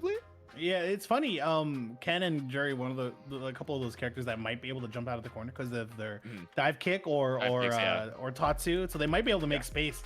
But this boy definitely just up back like 7 times in the corner. Bro, not that we saw it. I think we saw it like once, but like Ken jump into the rainbow Tatsu that just goes like right over you. It looks so silly. Like EX Tatsu to get yourself like over your opponent, you know, it takes 2 drive gauge, and obviously there's a lot that you can use that isn't that. But hey man, if you're desperate for options, might be something to look into. But we are looking at our next matchup, winners quarters, Flux Waves back on the stream against STG Star. Here's a problem character I think for this matchup in weird ways, because JP most certainly can just do JP things in this matchup, but I don't know if JP can police some of the Kimberly things, because character-wise they might have the tools, but player-wise you really got to practice like keeping Kimberly honest. Oh yeah, she is definitely a super fast character, has so many mobility options, the teleport. You know, once you finally get that hit, oh wow, they have a safe jump setup with the spray can. Oh, there it is. Oh my god, just going to the level 2 just to be able to close it out. And it's resets like that you see once, and you really gotta keep that in your mind. Something that you gotta deal with. But even on top of that, every time Kimberly teleports, you have to make her not keep trying to steal her turn. Like that. Well done by Fluxwave with the anti-air, reacting to the fact that it was the high version. Yeah, great check on the teleport. You got to be ready for it. You know, there's a huge visual effect on the screen when you're looking out for so much stuff from Kimberly. You know, her holding her space, you know, a standing medium kick, or even the slide from the full screen. It can be a lot on the mental stack. But yeah, spikes keep you in the corner here. All right, Ohio FGC trying to make their state known. Tar gonna burn themselves out. Send him to the corner, tries to go for the overhead, but Flux is gonna wake up forward and uses the last of their meter to lock them down so that they can chip the rest of the way. Smart play, actually. Going quite devious. Very good at it. Oh no, but the Anti-air isn't going to stop you from the crouching medium kick off that drive rush. Just go straight into the level 3 here. It's not really going to do much for the drive gauge on either side. You know, it takes a little bit from Tar. Still has so much available though, but that damage differential going to make you have to fight an uphill battle here. Yeah, and that angle of jumping might be a little pesky for that anti-air normal, as good as it may seem. So it was a good jump out by Tar. Nice block on the overhead. Don't take any more chip damage than you need to. Got clipped low, but that's okay. Drive rush crouching medium kick, the Street Fighter 6 classic. I can't believe we can call it a classic after only 2 weeks, but still just gonna pull up into the high kick, the plus frames into command projectile. At this rate, things can become classics with how many people are like playing at any point for this game, like within weeks. And we have the input thing for that passive tech round, of course. Gonna be sent full screen. Funny enough, Kimberly does have that slide, but I think against JP it might not be the greatest tool because you might just get caught by an errant pillar. Yeah, exactly. Even if they happen to put the pillar a little bit too far up, if you're sliding into it, wow, that's like space that JP is covering, even though he technically guessed wrong. But guessing correctly on the EX parry puts you in up, but at least gets you out. Tar does not have a lot of health to work with here. You got all the drive in the world, but didn't quite confirm off the run hit. Yeah, and luckily, I was about to say luckily for Tar, Flux Wave was burnt out, which meant that they could. Oh no, not with the pillar out. The man's stunned. And he's gonna get up and he's gonna do his win animation. Yeah. The man was too stunned to speak, but another round on the board for Flux Waves. One more round to be able to move on. All right, the pressure's on for Tar, and had their turn, but unfortunately, Flux Wave makes their way out. Again, take their turn. The spacing is just better for Flux to hit their button. Teleport, punish. Actually, that was so slick, using the teleport in response to the high pillar. Because or maybe a little too extended to get that opening. Trying to do it again. Yeah, I figure that once you show it once, Flux can do an option afterwards. Yeah. And TP into the grab, knows that you're holding that down back, didn't react quite in time, but Tar working on this pixel health situation. Great jump forward. Engage in the bank. I don't know if big punish counter could be enough to take it with the critical art. No, but the crouching medium kick, the low forward to seal it out. Flux Waves. That normal actually goes quite far. Oh goodness. I hope that's not cancelable. Right. For a zoner, you would think, oh man, maybe they have like, you know, pretty bad normals, or their normals are really good, but you know, they have slow mobility. We got the TP, we have the pillars covering the entire screen, and we got the little leggy covering half screen from JP. I have a running theory about I have a running theory about the creation of JP. They saw NRS games and said, oh yeah, Mortal Kombat players can deal with this. And then they saw Vlov in Type Lumina, and they're like, oh yes. No. The Type Lumina community really likes fighting against his Vlov character. We should make our own. Yeah, they Vlov keep playing him. Let's make a Vlov. let's make our own Vlov. But what if he was always in ice form? Yeah, exactly. What if he's always in ice form? What if we get, you know, Vlov's reversals are not amazing. Let's give our Vlov 2 because he's gonna get relentlessly rushed down in our very fast-paced Street Fighter game. Exactly. They were like, Vlov isn't great on defense, but he has shield. How do we bring shield to Street Fighter 6? Parry? Question mark. Oh, parry's gonna be a special move. Oh, we should add an EX version. Exactly. So that's what I'm saying. You know, it is a strong choice. I don't know. The Vlov at home is looking pretty good. I'm not gonna lie. That might be like the Make It Better series from YouTube. Yeah. Or like, you know, someone's like, oh, just buy the President's Choice version, but the President's Choice version is actually banging. It's pretty good. Like, why would I buy an Oreo when I could buy the President's Choice like decadent cookie? That's what I'm saying, right? Like sometimes the quote unquote generic brands end up hitting more than the original. Exactly. It depends. And for better value. But you know, speaking of value, we have a quite the valuable set. I want to say winners quarters is the top 8 qualifiers. If I'm not mistaken, you guys can correct me by going over to ! Bracket and checking out our Street Fighter 6 standings. Oh yeah, would you look at that? We did go through LVO Fox, Fluxwave Tar, waiting for someone to be playing against Mikesy, and are we looking for Edward Ting and Mr. Bono? And those will be our people. Indeed, we are. Moving on to our top 8. Of course, we have Heretic Magic and Fluxwave. What's their name? It's Magician. Heretic Magic Man. Magic Man. Yeah, Magic Man. That's the one. They're moving on, and Fluxwave is moving on, which means that LVO Fox and Tar still have to play in losers, but that's okay. We can always we can always keep fighting. We're always fighting. Gundams, baby. Always fighting out here, and we are fighting for you guys to claim some more Matcherino codes. We have the Matcherino link over there in the chat if you hit !Matcherino. Now, guys, this was supposed to be a secret, but I hear Hamelak is actually going to sing the entirety of Never Gonna Give You Up by Rick Astley if we are able to claim down to 10 out of 50 codes in the Matcherino. I didn't run it by him, and we didn't agree on this beforehand, but we're going to come up with it now. So if you guys are able to bring it to 10 out of 50 remaining before we head into top 8, I mean, me and Suika only got 2 more sets on the mic. That was the fastest 2 claimed codes I've ever seen in my life. Guys, we're at 6 left. Come on, let it rock. How do we have codes left with 154 views? That's true. That's true. Not that I'm not code shaming or anything, but you know, a couple of clicks here and there, exactly. 3 clicks. I'm just saying it's only 3 clicks. That's like you turning on YouTube, going onto a short and scrolling down. You know, everyone does that. Unless you don't like YouTube Shorts and you have a plugin to block it, which I think I need for myself. My productivity for work from home with YouTube Shorts has been like an all-time low. I know, it's so hard. You're like, I'm not gonna download dangerous. TikTok because TikTok's too addictive. But you know, YouTube has some longer form content, and then they show you shorts anyway on your feed. You're like, you know, that does sound pretty interesting, actually. I do want to see how they make the Burger King Whopper at home. It'll only be 60 seconds, bro. It's the shortest 60 seconds of my life. I'm 5 shorts in. I'm like, oh no, what did I do? Yeah, it's a 60-second clip, but then they also have like a comedy routine on top, talking about how they were raised or something. Exactly, yeah.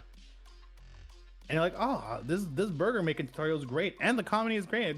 It just stuffs everything into one package. That's what I'm saying. The content pipeline is too good. You're stuck there. Yeah, you're just consuming so much content. But guys, while we are waiting over here, speaking of the content pipeline, not to, you know, peek behind the curtain too much of how the sausage is made, but that being said, we are going to direct you over to the 9Moons YouTube. If you guys missed any of the matches today or any of our previous brackets, you are welcome to head over to our socials. We got a YouTube and a Twitter if you guys want to catch up. But we are heading into it. Our next match, Edward Ting versus Mr. Bono.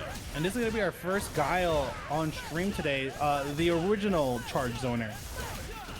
And wait, this is so vile. We're just seeing projectiles being thrown at Guile. Something about this feels wrong, you know? With DeeJay having access to double air slasher and Guile needing to spend resources to have to beat through that, Guile doesn't have access to back charge as much as he probably would like. Oh, nice jump in though. Let's jump over the air slashers, like you said, right? You know, so strong in the neutral. Nice parry on the drive impact, but the air grab brings you right back down to the ground. Ooh, I like that. Using the EX to recover a little faster and come in with the anti-air. Perfect. Actually, I had no clue what Guile is saying. It sounds like perfect. Ooh. I think it's perfect. I think in the JP dub he says shooting, but we are, you know, shooting for the skies here. Gonna get whip punished, but not gonna go into a full confirm from Mr. Bono. Yeah, you can't anti-air if you don't have flash kick up. Oh, tries to go for the upside down kick, but we Abare out. It was a clean Abare with three crouching jabs into flash kick. Oh, somersault. Little light confirm action, jump over the double air slasher. You know, you kind of want to use the drive parry here, but Edward Ting wants to put that jump into the mental stack, right? Maybe beat out. Oh, well done by Mr. Bono. He bets it all on the EX boom, but if Edward Ting tried to respond back with an EX boom of their own, they'd both be burned out. So really, it's a neutral situation, and Edward Ting instead has been favoring the heavy boom because it beats all of Guile's non-EX boom options. Exactly, but if you're committing to the H boom, right, that double air slasher, then that means you don't have enough time to recover for when Edward finally uses that EX boom to go right through your projectiles. That was definitely a couple of layers thought in from between these two players. EX slasher, make his way in. Oh no, unfortunately drops it at the up kick. Maybe the angle is a little too awkward. Yeah, maybe. Oh, jumped over the single air slasher. Mr. Bono trying to stay a little more safe, but Edward just on the ball with the jump in. Yeah, and if there's one thing that this matchup has been showing me and Mr. Bono is that Edward Ting does prefer throwing out nice confirm into the double somersault. Edward Ting has been throwing a lot of fireballs, just kind of showing fireball superiority over Guile in just a character matchup. But Mr. Bono takes the appropriate approach. The fireballs keep coming. Well, they're going to be a little more predictable. You just pre-jump the fireball as it comes out. And if there's ever a big fireball wars here, we've established the layers. Oh, starting to use the parry, get some of that parry gauge back, and you can charge during these parries. mind you, you only need 41, 43 frames to throw a boom your own. So Exactly. you get a parry, you'll need maybe what, like another 20 frames. Oh, slow boom. I think that boom might eat up both. Oh, EX, well done. These players are just throwing booms. I know, we're just going into the multiple layers of the projectile game here, which is pretty interesting, right? We haven't really seen a lot of this in any of the previous sets, so both just leading into the zoning, but finally making your way in with a jump in, getting anti-aired by Mr. Bono. Oh, sorry, by Mr. Edward. Yeah, nice slide. Of course, the slide is also a classic Street Fighter 4 anti-air normal. Yeah, Edward Ting just has... He is fine playing this distance, and I don't blame him. If you are better at doing what Guile does, you better use it. But when Mr. Bono's making reads like this, tried to shimmy a throw, but Edward Ting a bar race. Oh, Edward was so okay with holding out the timer, right? Because you had that huge life lead. But now Mr. Bono even it up a little bit. You're looking up at that HP bar and you're like, wait, am I ahead? No, I think I'm a little bit down. 18 seconds on the clock. Now Mr. Bono's on the defense.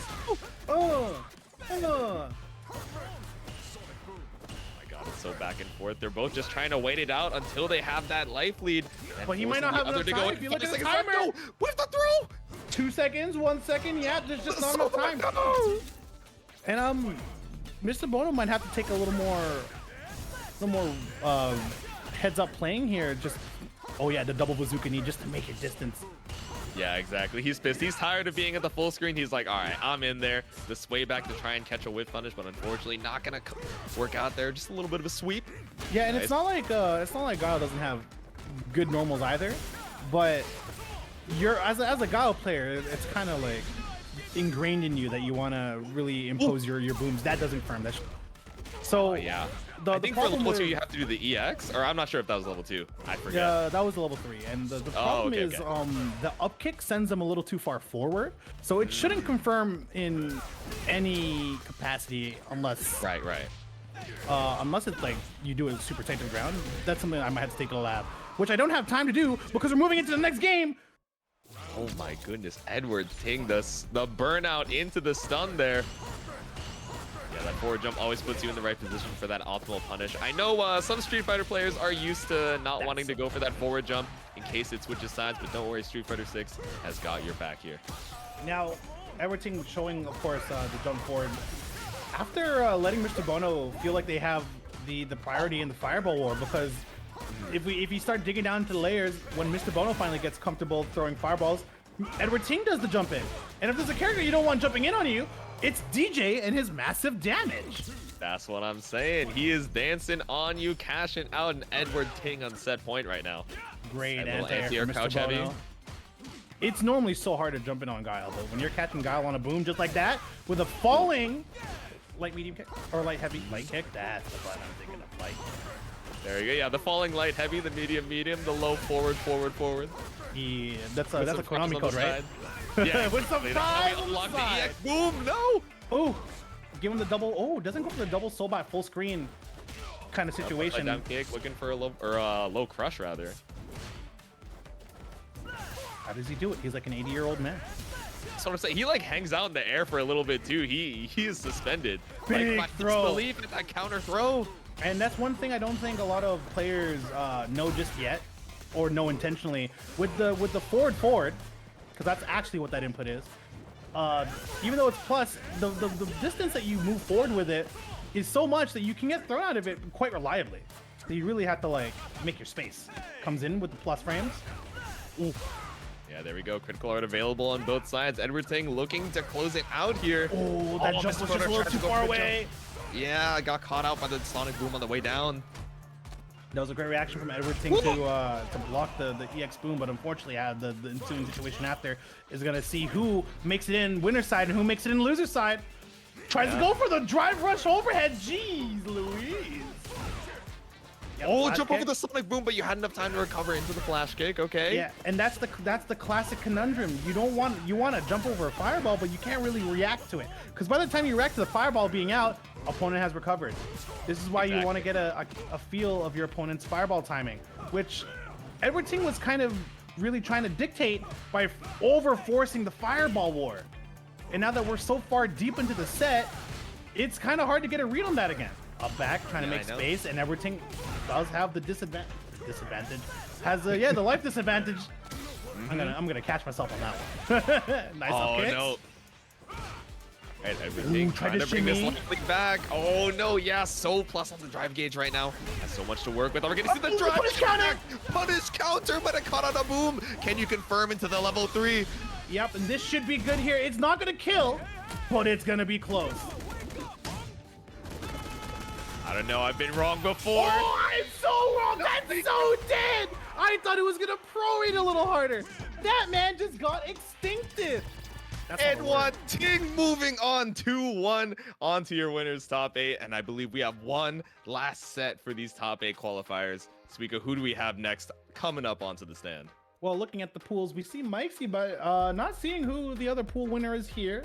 It might be my end, to be honest. I might have to hit the refresh button. Everyone's all good. No, I think we are still waiting on it. I believe it's going to be the winner of crossover RD versus G Roy. So we're just waiting on the winner of that, and they will be heading on to our stream station over here in just a little second. But I see Hamalak over here in the chat, so you know, a little spoiler for what's going on later after we switch off of commentary. Your next commentators are actually going to be Hamalak Games and Bay Rudy. I'm sure a couple of names all of you guys in the chat are super familiar with, so super excited to see them later. Suika, we got one last set left, and you know what that means? We got one more opportunity for this Match Arena plug, baby. How many codes we got left? Let's go take a peek. Someone post that Match Arena button. You have posted the Match Arena button. Please click along with me. Click once, click on contribute, and click on or click on Kim code and then click on Twitch, and you're good to go. We have 11 of 50 remaining, so we're pretty close to someone singing "Never Gonna Give You Up." But I don't know if Ham was actually in the chat for that. You know, I'm just not gonna tell them. Chat, when we get the 10 out of 50 codes, you can tell him what was promised by 9Moons Gaming. Definitely not just by that J2 guy with no prior permission. So when we make the trade-off, we can just have the music play as they come into it. They'll figure it out. Just put it on a different audio track so we don't get DMCA'd, and then we're big chilling. But do the never gonna give you up MIDI. MIDI's never get. Oh yeah. I'm sure it's probably gonna sound terrible. MIDIs are so funny. Oh, for real. I mean, they have a retro feel about them for sure. But yeah, that's true. If you ever wanted to listen to SNES, Rick Astley, that's the way to go. That's what I'm saying. I mean, it's cool seeing a lot of people do the old like retro covers, you know, SNES. Like I've even been seeing like Bochi the Rock 8-bit covers, and then I listen. Oh, yeah. Sounds pretty. It sounds like a pretty alright. Have you seen the tools that they had to use to make those? I'm actually not familiar. No. So sometimes you just have like a instrument that has like a voice setting that will emulate the sound, but a lot of the times these 8-bit, 16-bit sound song makers, they use a tool that looks like a keyboard, but it's just like a line of code that keeps like scrolling up. Oh, and really? What you're inputting is based on the beat in the bar, and then you have to lay down what note, what octave of the note, and then it just you sequence. It's a sequencer, essentially. Oh, okay. And it's super cool looking, really intimidating looking. But if you guys are trying to get into music, especially 8-bit, 16-bit music, 32-bit music, give those a peek. Just trying to fill the air as we await. Mikesy is in the room once again. One of the two Ken players we saw today, but not the wild boy Ken, though quite wild himself. I wonder how LVO Fox is doing. Hopefully LVO Fox continues on. They're giving me like hope. Hopefully that's like our underdog, right? Of course, everybody at the 9Moons fam is familiar with Heretic Magic Man, so you know, cheering them on with the Juri. But yeah, LVO Fox is doing super well, so hopefully we get to see them, you know, fighting for that losers top 8 side. I don't know, guys. There's no spoilers, but if you guys want to keep up with us, feel free to hit up that exclamation point bracket. If you want to follow along your favorite players, see where they got knocked out, or where they're vying for top 8 at 9Moons weekly number 1 for Street Fighter 6. Yeah, and if you missed any of the matches that have been streamed today, of course, check out the YouTube channel, 9Moons YouTube channel. It was shown on the bottom. Actually, there's a lot of the things that you can see just on the bottom. Twitter, 9Moons Gaming, for the Twitter and the updates, and to keep track of when these tournaments happen. If you want to participate, I'd like to point out that today we had 114 participants, and that number can only grow. So, Monsieur Hazard, your back's gonna be hurting as the days go through. Because with how poppin' this game is and how many brackets people want to be a part of, I'm certain this number is only going to grow, and the games are only going to get more. And if you want to be a part of that, join the Discord! Discord if that input still works, so that you can be a part of it.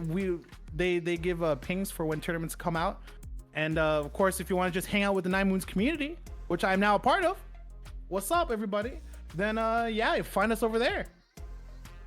Yeah, absolutely. I mean, we're getting so many new faces in the 9Moons community, not even just players, pulling through for Street Fighter 6, but of course, homies like Suika and Beirudi, who you're going to be seeing later on the mic for commentary. And of course, we, Suika and I are not Street Fighter players who became commentators, and this is our scene, right? We're getting the opportunity to, commentate these new games, get used to these new players, whether they're Street Fighter veterans or coming out from other scenes, and getting to engage with the newest version of this franchise that maybe they haven't touched before, and now they're like, oh, I don't know, Juri's looking pretty sick. Oh, Manon, that seems like a character I really want to try out. So seeing all these new faces kind of come into the 9Moons family, whether it's for brackets or just hang out in the Discord, I'm super excited and happy to see you all around. So hopefully for the next one, we get to see you guys as well, thinking a little bit into the future here while we wait for our next match.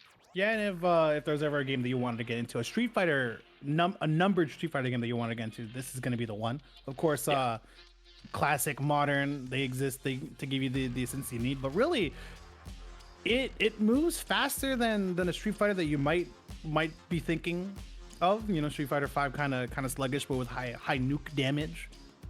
Goodness gracious, everyone died.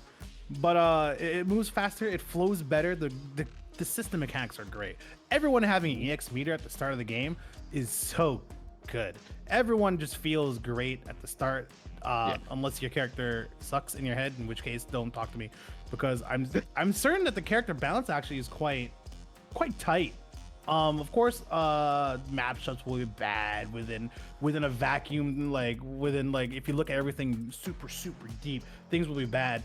But the way it's been feeling is these central mechanics such as like drive impact and drive rush really do create opportunities for characters that you wouldn't get in another Street Fighter game, and something that you kind of feel like you'd be getting in an anime game even, which is super huge for us anime players who really like to latch onto our system mechanics as much as our own character mechanics.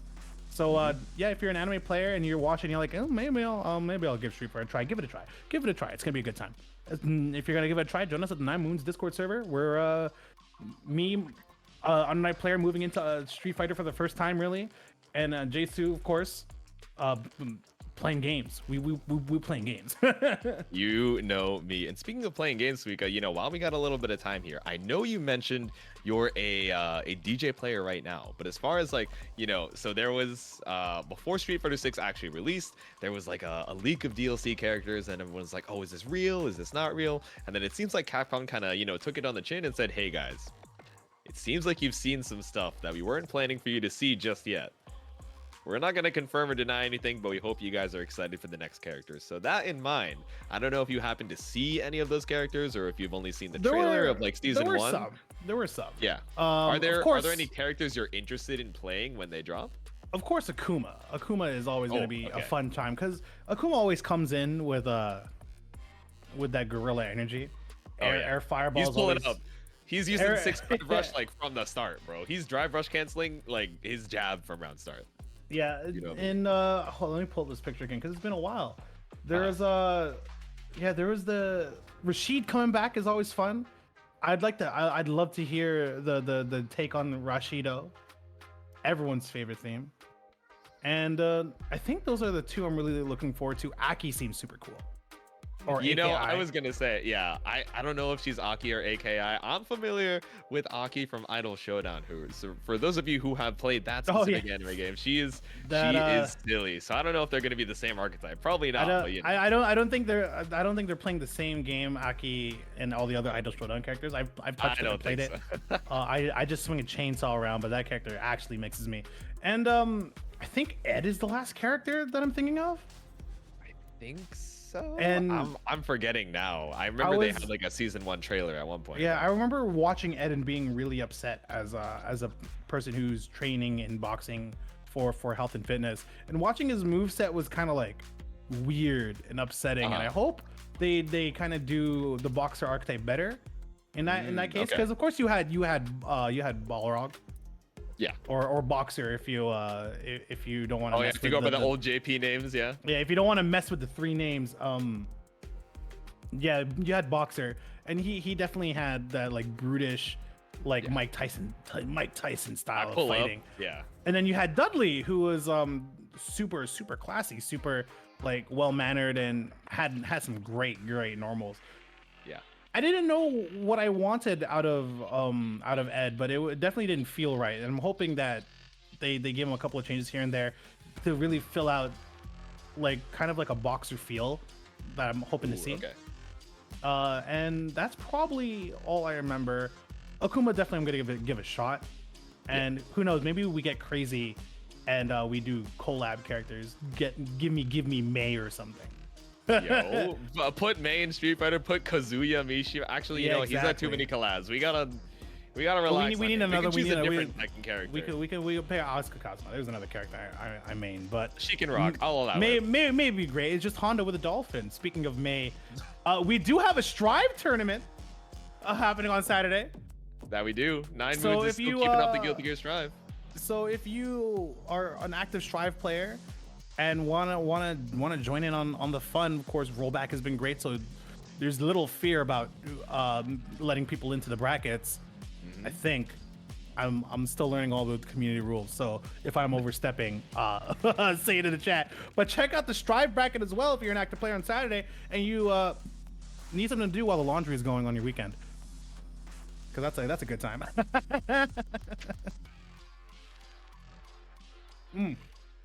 Got some water, everyone. We are still we are just a little bit of ways away, waiting for our player to show up. But any characters that you didn't see in the league that you're hoping makes a comeback? Any characters that I didn't see in the league? You know, I have heard bad things about Sakura from people who have played the old Street Fighter games, and I'm like, she looks so cool. She's just like, you know, she's swinging. She's got the boxer gloves. She's hanging out. I've heard she's quite boring to play against, but I'm like, you know, I don't remember what she was like in Street Fighter 5, because I think I ducked out paying attention to Street Fighter 5 after maybe like season 1, and that era of is it Abigail? Yes, I remember that they were a menace at one point. Yeah, so that era I dipped out watching as a spectator, but Sakura did end up showing up in that game. I don't remember how they played. They kind of look neat. But Street Fighter 4 Sakura, that character looked super sick. And if Street Fighter Sakura came back, we can call back one of my favorite uni players to come back to play Street Fighter with that Sakura. Hey yo, that'll be a good time. And would you look at that? We have the JP player coming on in, fighting against Mike C. It's G-Roy, G_Roy. Okay, yeah. So it looks like G-Roy took it over crossover RD, which I believe puts them into the losers bracket. They might still be fighting for losers top 8. But yeah, we finally have Mike C's opponent. Thank you guys so much for waiting. This is going to be the last set before we head over to top 8 side. So I'm super excited to see it. Just waiting for G-Roy to hit that confirm match button.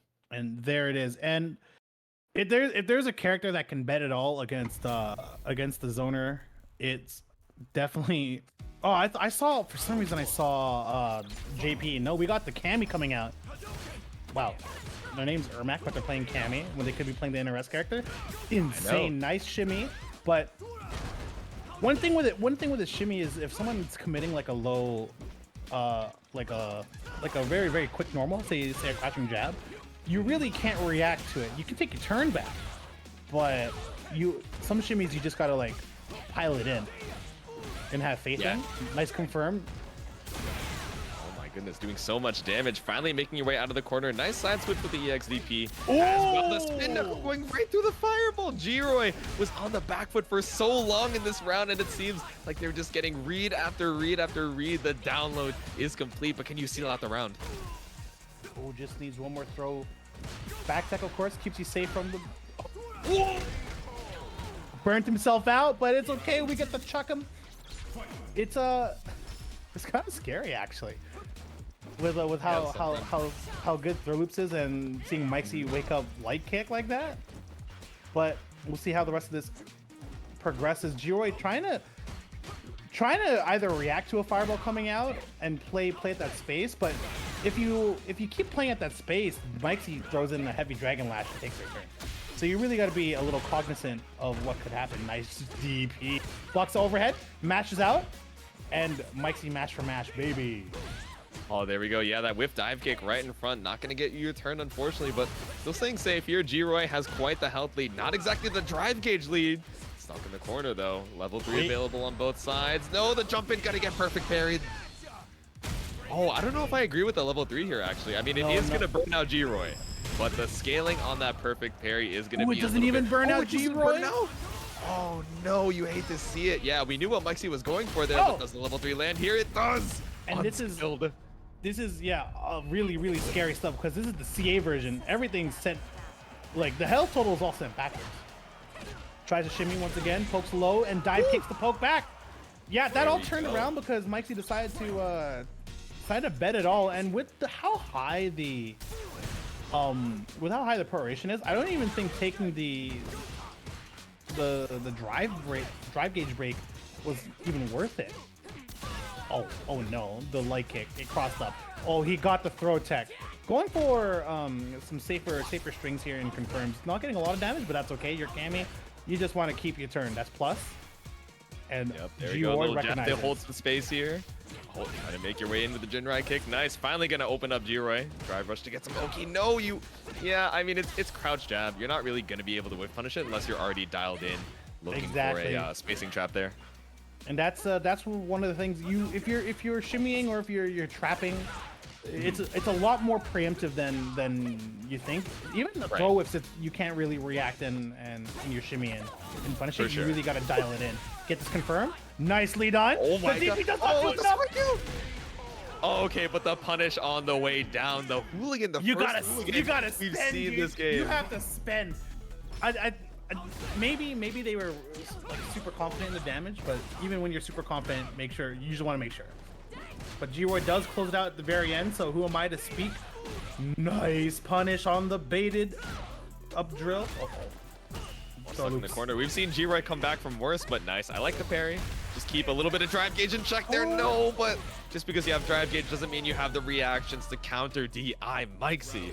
Yeah, I think is standing medium kick for Cammy special cancelable? I'm not sure. It didn't look like it. Maybe they reacted and went, oh no, I routed into a non-special cancelable poke. Not too sure. If you guys want to check over there in the chat, of course, we got super combo. No, but I think that dive kick was just a little bit too high. Huge punish counter coming out from Mikesy.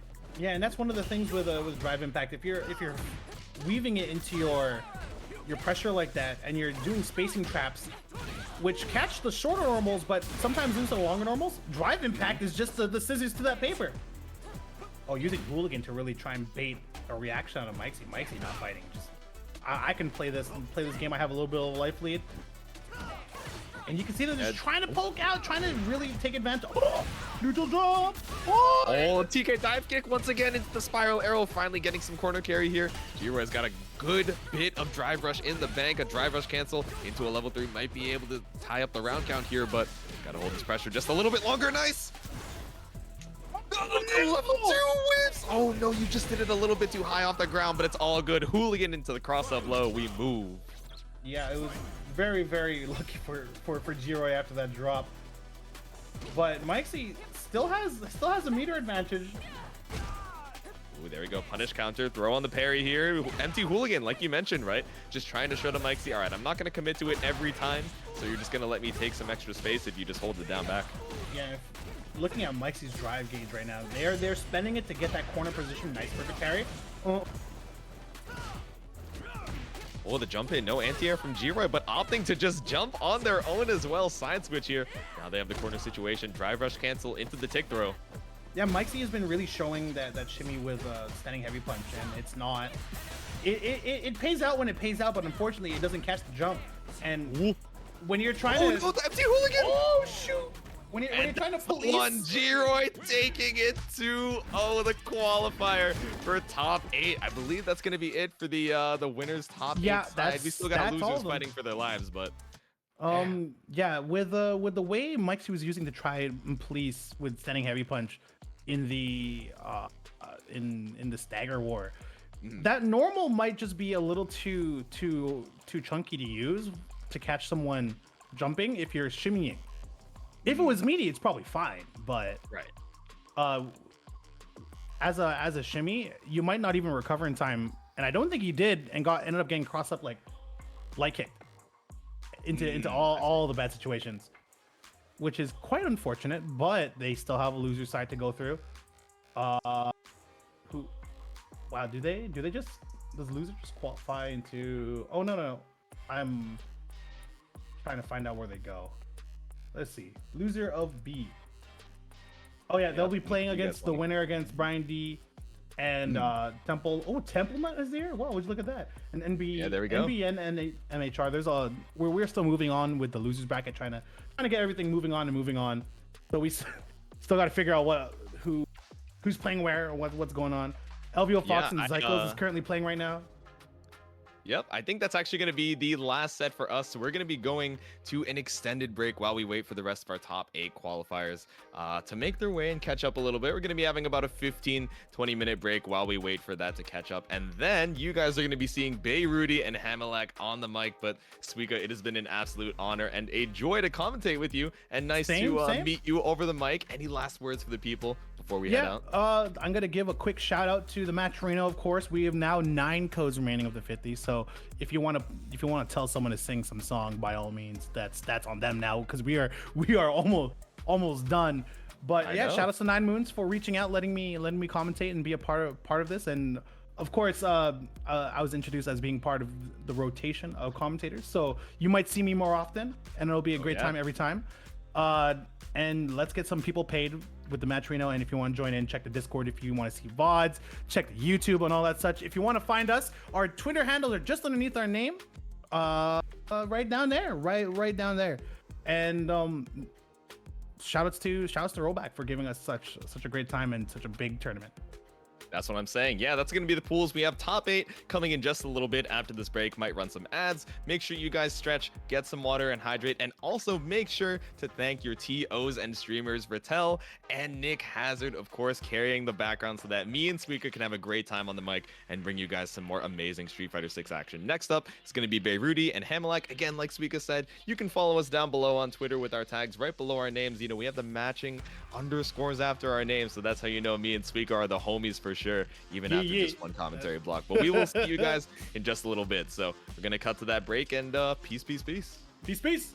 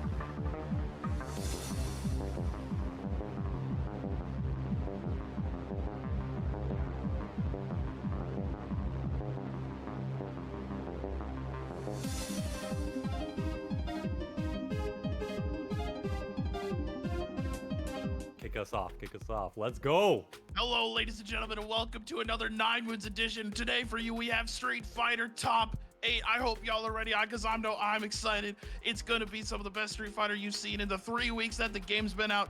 I'm joined today by Mr. Baruti. Baruti, how's it going? Hamalak, I love that excitement, man. It's going great. It is such an honor to be here. 9Moon Gaming's first Street Fighter 6 weekly tournament. And here we are commentating it. I've seen so much disrespect, Hamalak. I've seen mirror matches of JP, of them teabagging each other. I saw Ken Player jump back in the corner 5 times in a row. I threw up in my mouth a few times, but here we are enjoying some good old Street Fighter, and we're in the top 8. Dude, and there's so many great matches for y'all to be watching here tonight. For the rest of this top 8, they're going to be first to 3, ladies and gentlemen. So y'all better strap in, get buckled up. I hope y'all got some water, you got your snacks. Now, Baruti, tell me, we got ourselves our bracket coming in. Tell us about the winner's side. So on the winner's side, we have Edward Ting versus G Roy. We saw G Roy's Ken kind of put in some work with so far in this bracket. He's been crushing it. He's been playing a little crazy like a lot of Ken players do. But that's how you succeed with that character. That is what everyone is saying is the better Shoto in this game. Rest in peace, poor Ryu. I still have faith in Ryu, by the way. Later down, we have Flux Waves, who's been also crushing it in the second round with his JP. And he's been kind of the JP representative of this tournament. And I believe on losers, is it Brian D? Do we have? And I don't know if we're still maybe possibly finalizing some of the people in the losers. It's that, or I'm seeing a late version of the bracket, but it's looking really good. It's looking like we're getting a decent amount of character variety, so I'm loving what we're seeing so far. Right, there's been a slew of characters that we've seen, you know, whether it be JP, whether it be Ken. I know there was a couple Blankas in the mix of the bracket. I don't think we got to see them on stream, but there's going to be some great matches for y'all. You know, you talked about Ken being the better Shoto, and I think you're right. I was looking at statistics earlier today, and according to the CFN leaderboards on top characters being picked, Ken is your #1 most played character in the game right now. You know, it's a little heartbreaking because I'm a Daigo fan. We're going up to the next match here, but I'm a Daigo fan. But the moment he switched to Ken, I was like, oh, I wanted to see his Ryu in this game. But here we are, the next match. We got Flux Waves on the right, and we got Magic Man on the left playing as Juri. All right, we're going to start off with a little dry rush action. Try to go in for the command grab, homie, but easy DP and the start off for the pressure from Heretic Magic Man. Yeah, looks like Flux is just trying to get his rhythm here, trying to get out of the corner, already applying some pressure. I'm very curious to see how he's going to deal with Juri's insane walk speed in this game. Juri, a character that can really close the gap quite quickly.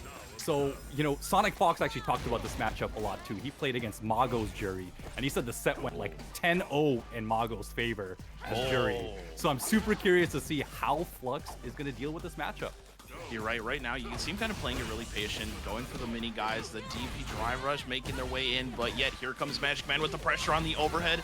Gets the link. They might just be one more guess. It's all it's gonna be. Your burnout. That is Izzy. Oh my goodness. Magic Man just applied it. This is what I'm worried about with this set. Is Flux might be able to keep Juri out for a decent amount of time, but she can close that gap so quickly. Exactly, you know, you got the drive rush, crouching medium kick, or the crouching roll forward into, and you have so many mix-up options just out of drive rush alone. You have the overhead, you got your lows. Now we see Flux Wave with the JP going a little crazy here. Yeah, notice the use of the stand fierce right now from JP, just really using such a strong normal. He's using it a lot now into command grab, and that seems to be a strong kind of normal that's being used in this matchup right now. All right, and here we see Magic Man using the pressure of those far range buttons, using the standing heavy punch, but it's gonna be a lot of damage to the cancel. You're safe, but you're stuck in burnout, Magic Man, against the man with the drip. Here comes the level 2, level 3. No, not enough. That should be it. And Flux taking it. Nicely done. He was actually going for chip there with that level 2 super, but smart stuff there from Flux. Just also blocking and not really committing to that string. I thought the level 3 was going to be able to burst it through with Magic Man, but I hate to see it. You guys see, you see Blancachon in the back. He's getting turret for JP. You see him now. We got that zoner pressure instantly into the dudes. You got the little homies. Eddie's retired. We got JP in the house now. Yeah, Magic Man just jumping out of that corner, trying to get back into safety. But now the tides have turned, but Flux is sitting on such a huge life lead right now. Oh, I love the use of that. Oh, he could have punished, but he just barely misses. That would have been huge for Magic Man, and that's going to close it out for Flux. So strong. I'm actually super impressed right now with just how Flux is dealing with this pressure and how he's adjusted from the first round to the last. Well, right, you know, and that's the thing about Street Fighter 6. You have to adapt so fast, not only with just the pace of the game, but also with your instant rematch. You don't have time to think about anything anymore. It is instant. You are already in game number 2, and Flux looking like they're almost out in the burnout, but they're going to gain this drive meter quick and fast. Oh, there goes the use of that dive kick for Juri. Now Flux is in the corner. How is he going to get out of here? You know, Magic Man's looking for the jump just as I say it. He catches the neutral jump. Oh, the jump back throw. I love that from Flux. You don't see a lot of JPs really utilize that too much. Oh, but the crouching heavy punch with the huge anti-air for Flux. Already up around, and he's looking to try and close out this set here. Easy peasy, making it happen to catch this game too. Yeah, we're seeing a bit of impatience right now from Magic Man. He just does not want to deal with any of JP's block strings from full screen. And I think Flux is kind of realizing that. Great drive rush in there. Can he keep him in the corner? Oh no, the jump over, but the throw in the opposite direction. Now if you're Flux, you gotta fight your way out of the corner against Juri, and that's tough. The jump ins from Magic. Gotta be careful. The DR yet again. The links keeping the pressure with Fireball. Oh, the block on the drops it. This is huge. No, but then Flux drops it as well. What do we got going on here? Both players playing crazy, and Magic Man gets it with the back throw. What is happening right now? Kamalak, tell me, I'm losing my mind. You're not the only one losing your mind. Oh, but the Trivium just catching the forward movement. Magic Man can't get their way in. Drive rush. Yeah, they're losing patience right now. They gotta be really careful right now. There's gonna be a lot of damage here on Flux's side. Not looking great here for Magic Man. That looks kind of optimal, I won't lie. That's a lot of damage. It's a lot of damage. Level 3s in this game hurt. Look, he got the setup. What's the corner pressure? Keeping him, catches the jump out. Oh, and just walk up throw doesn't. Flux keeping his composure. This looks so hard to deal with right now. Magic Man just needs to possibly slow it down. I'd love to see him maybe parry a few of the moves. I believe we're doing a first to 3. I don't think that's the end of the set. Yeah, we're still going here, y'all. It is first to 3, so y'all are still going. So, oh, the character swap. Okay, I like it. That's what we saw. Okay, going from one fast walk speed character to another. Now, Cammy is one of those characters that a lot of people were discussing that she was pretty good in the beginning of this game's life cycle. I mean, it's only barely been a month, but in the first few weeks, people were saying, okay, she's solid. I feel like now when the knowledge has kind of gained and a lot of people are now learning so much more about what she's capable of, a lot of players are putting her in that S tier category very easily. So let's see if the switch is going to work out for Magic Man. I'm hoping to see because, you know, dive kick really gets utilized in a lot of matchups and being that it's plus. And hopefully Heretic is able to find their way into the pressure with the spin knuckle. Now you're in the corner against Cammy, and that's where you don't want to be as JP. Yo, the drive rush into spin knuckle to close the gap, that is so sick. I love that. But yeah, again, Heretic, I mean, Magic Man just needs to be like really kind of more patient. He's just jumping on every opportunity he can. He's being flustered by the JP pressure. That could be it. Oh no, it's just barely it though. The spin knuckle to try and get through, but it's a crouching forward. He's gonna take that next round. Flux Wave, one more round of closing it out here. Yeah, I mean, I feel like Flux Wave is now realizing that Magic Man just is holding the forward button and does not want to deal with any of the full screen pressure. And I know it's hard, but it's working out for him this round. Oh my god, the throw. You don't want to get snuffed versus Cammy, and this is what's actually happening. We're looking at a perfect, but the counter's gonna come through with 7 golden letters for Magic Man. Yo, the awareness on that EX counter for him to DP that, I love it so much. As you all know, that counter is such a scary move from JP. Just you can't throw it. You gotta like either delay your normal to beat it, and you gotta know it's coming. But that was such great presence of mind from Magic Man. So super impressed with that round. Great stuff here. Now Flux using the really great zoning tools that JP has, right? He's got the minions, he's got the homies, right? Able to zone out the rush down that Cammy has, but yet, here we go, Magic Man with the big counter. Set it up, air throw! God, both players got 3 meters right now, so any conversion will deal a lot of damage. As I say that, no confirm into the level 3 though. Yeah, he could have ended there. He could have ended it there, giving Magic Man one more chance. Great jump in there, but did not convert. This is gonna be a lot of damage if you get the mix. One more time, the lights are coming through. What the drive for first? Yeah, punish. Great. Oh, level 3. Wait, no. That was a phase. That should be enough to do it. And Flux Waves takes it. Oh my god, I got scared. I got scared, chat. I won't lie. I got a little spooked. That was absolute craziness. You know, I really did like that switch there from Magic Man. I feel like if he played Cammy from the beginning of the set, probably could have had a bit more time to adjust to that matchup. But Flux just keeping his composure, doing so good there. Both players didn't end up using their meter by the end of that round, but what a match. Great stuff to both players. Well, yeah, you're right. You know, I've seen a lot. I've been spectating a lot of matches. You know, my Steam page may say 128 hours, but I promise you, about 50 hours is about playing. I've been spectating a lot of games. The replay mechanic that you're able to use in this game to watch matches, to watch high level play, is out of this world. I love that you bring that up because that is one of the best features absolutely about this game, because not only does it kind of pair you up with the matchups that you might be interested in, I think it even shows you the most recent matchups you've lost and replays of top players who have won that matchup, so you can learn. I love that you give that a shout out because the replay feature is absolutely incredible in this game.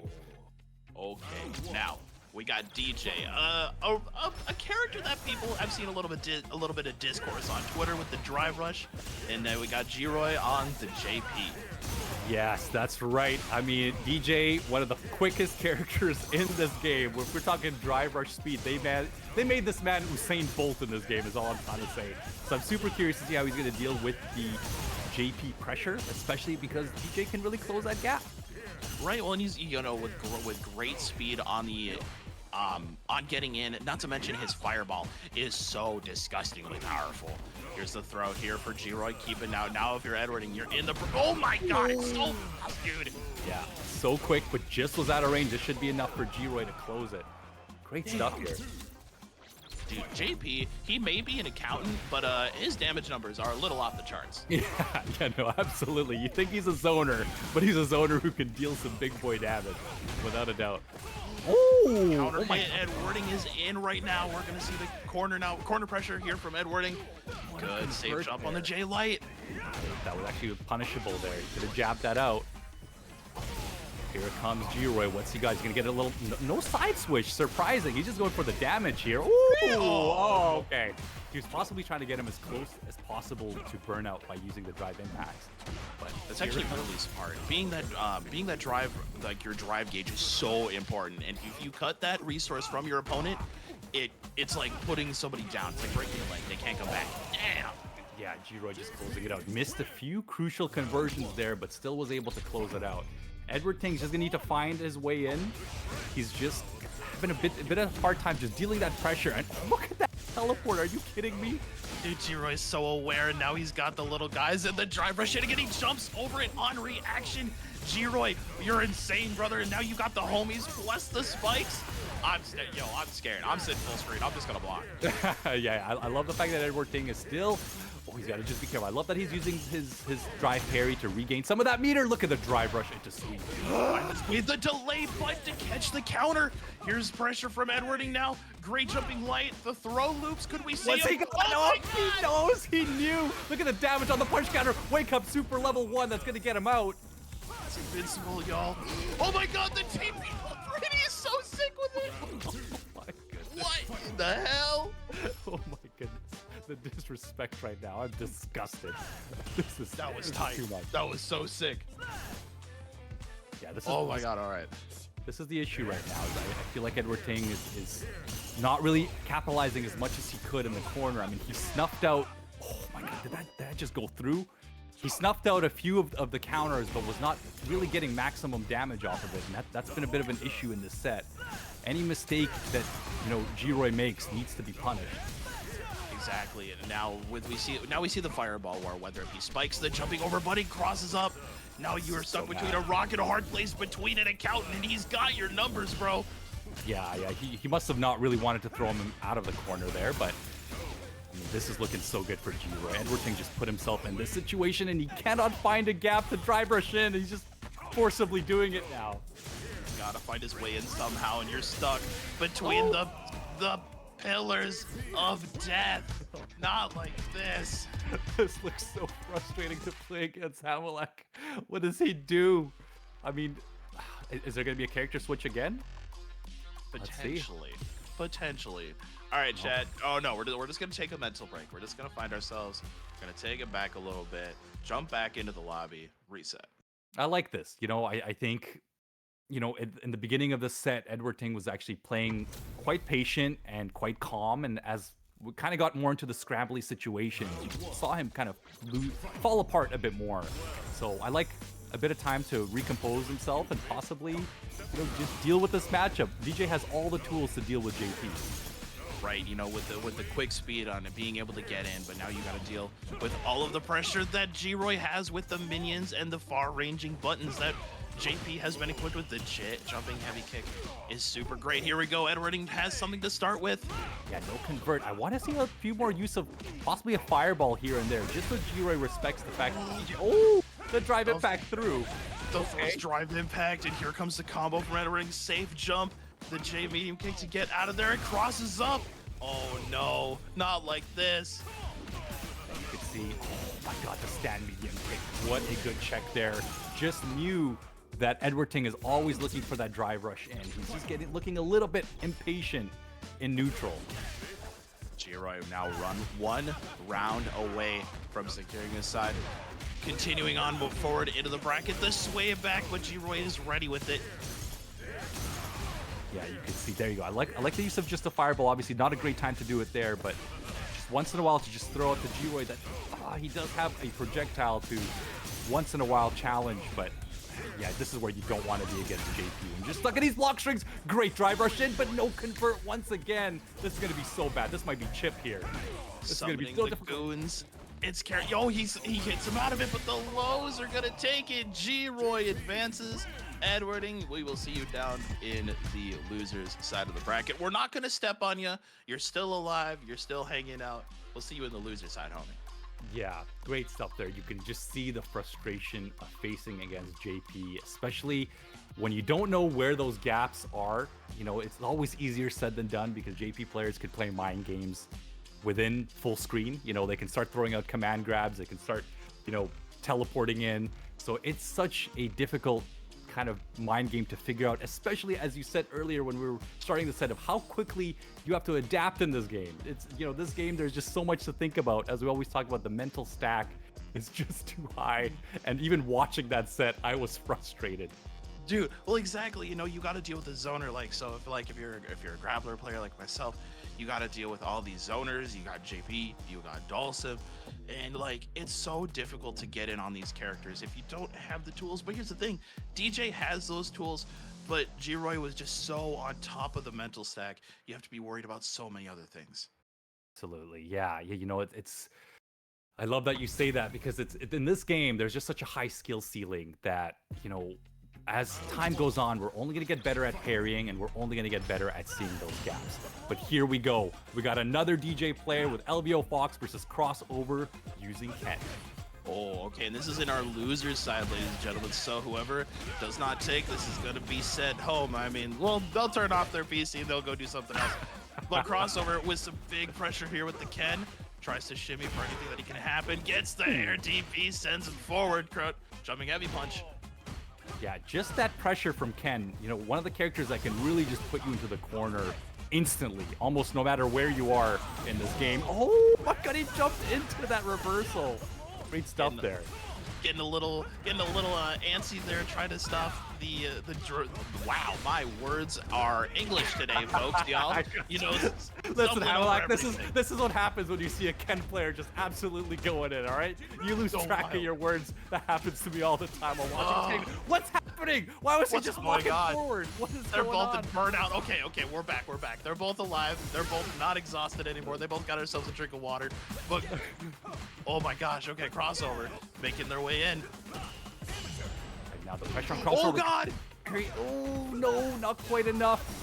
Just a little bit out of range for that combo there. I mean, the scaling on perfect parry is super high, so possibly that LVO couldn't have even finished that round with the convert. Right now, see, we did have the names crossed up, but the flash kick for Crossover finds it, taking the round. Oh my goodness. Yeah, right now, Crossover's just been really challenging with the DPs, and it's been working out so far. Great links, that's a lot of damage. Here he goes, starts with the throw loop. Big pressure, gets the link into level 3, looking to end the round. That's gonna be enough to do it. Did I see that right? Did he just standing heavy punch through a block string from LVO Fox? Like, I believe LVO Fox was just jabbing there, and Crossover got in the range and just pressed stand heavy and converted that into a full combo. Unreal. I think he did. You know, that's just the power of these characters, though. Everybody is so turned up to 11 that, you know what, if everybody's broken, don't fix it. I love it. Here you go. They're using that heavy Dragon Lash kick that's +2 on block. Such a scary tool for Ken, as you always have to guess. Oh, no crosscut DP as Crossover just gets out. Right now. Crossover finds their way out, but now you got to deal with the pressure that is DeeJay in the corner. He's sitting right in that sweet spot. I've talked about it a little bit with friends of mine that if you stay just underneath the round timer, you sit in a sweet spot where a bunch of other characters will whip their medium buttons. No, absolutely. You know, you got to really utilize a lot of different tools, especially against the jump overs in the corner. You know, a lot of players are still not really utilizing their jump back normals to deal with that, and are always too focused on the cross-cut DP, and that's what's messing a lot of people up. Look at that backdash. That's disgusting. Oh god, they trade, but the jump in from LVO. Okay, I gotta calm down. I gotta relax a little bit. I'm getting a little too turned right now. Absolutely unreal. Great tech there. LVO getting finally a bit of momentum of his own. Oh my god, how do you deal with that? Oh, again, and look at this pressure right now from Crossover. The air-to-air into level 3. You're gonna see there's gonna be a lot of damage. It is not on the optimal side, but you're still gonna see a lot of damage from LVO Fox. And now you got to deal with the pressure. Now that you're knocked down, Ken's gonna make the dash in, but it's all Crossover with the drive rush. Ends the combo early. Starts for a little bit of stagger pressure. Damn the DP. Yeah, the drive impacted to DP. I love that actually. The drive rush into DP. So good here. LVO Fox looking solid. I love the use of actually using. Oh, that's enough. No, oh, just barely. Level 3. It's gonna win. No, it's just enough. Great round there from LVO Fox taking the match.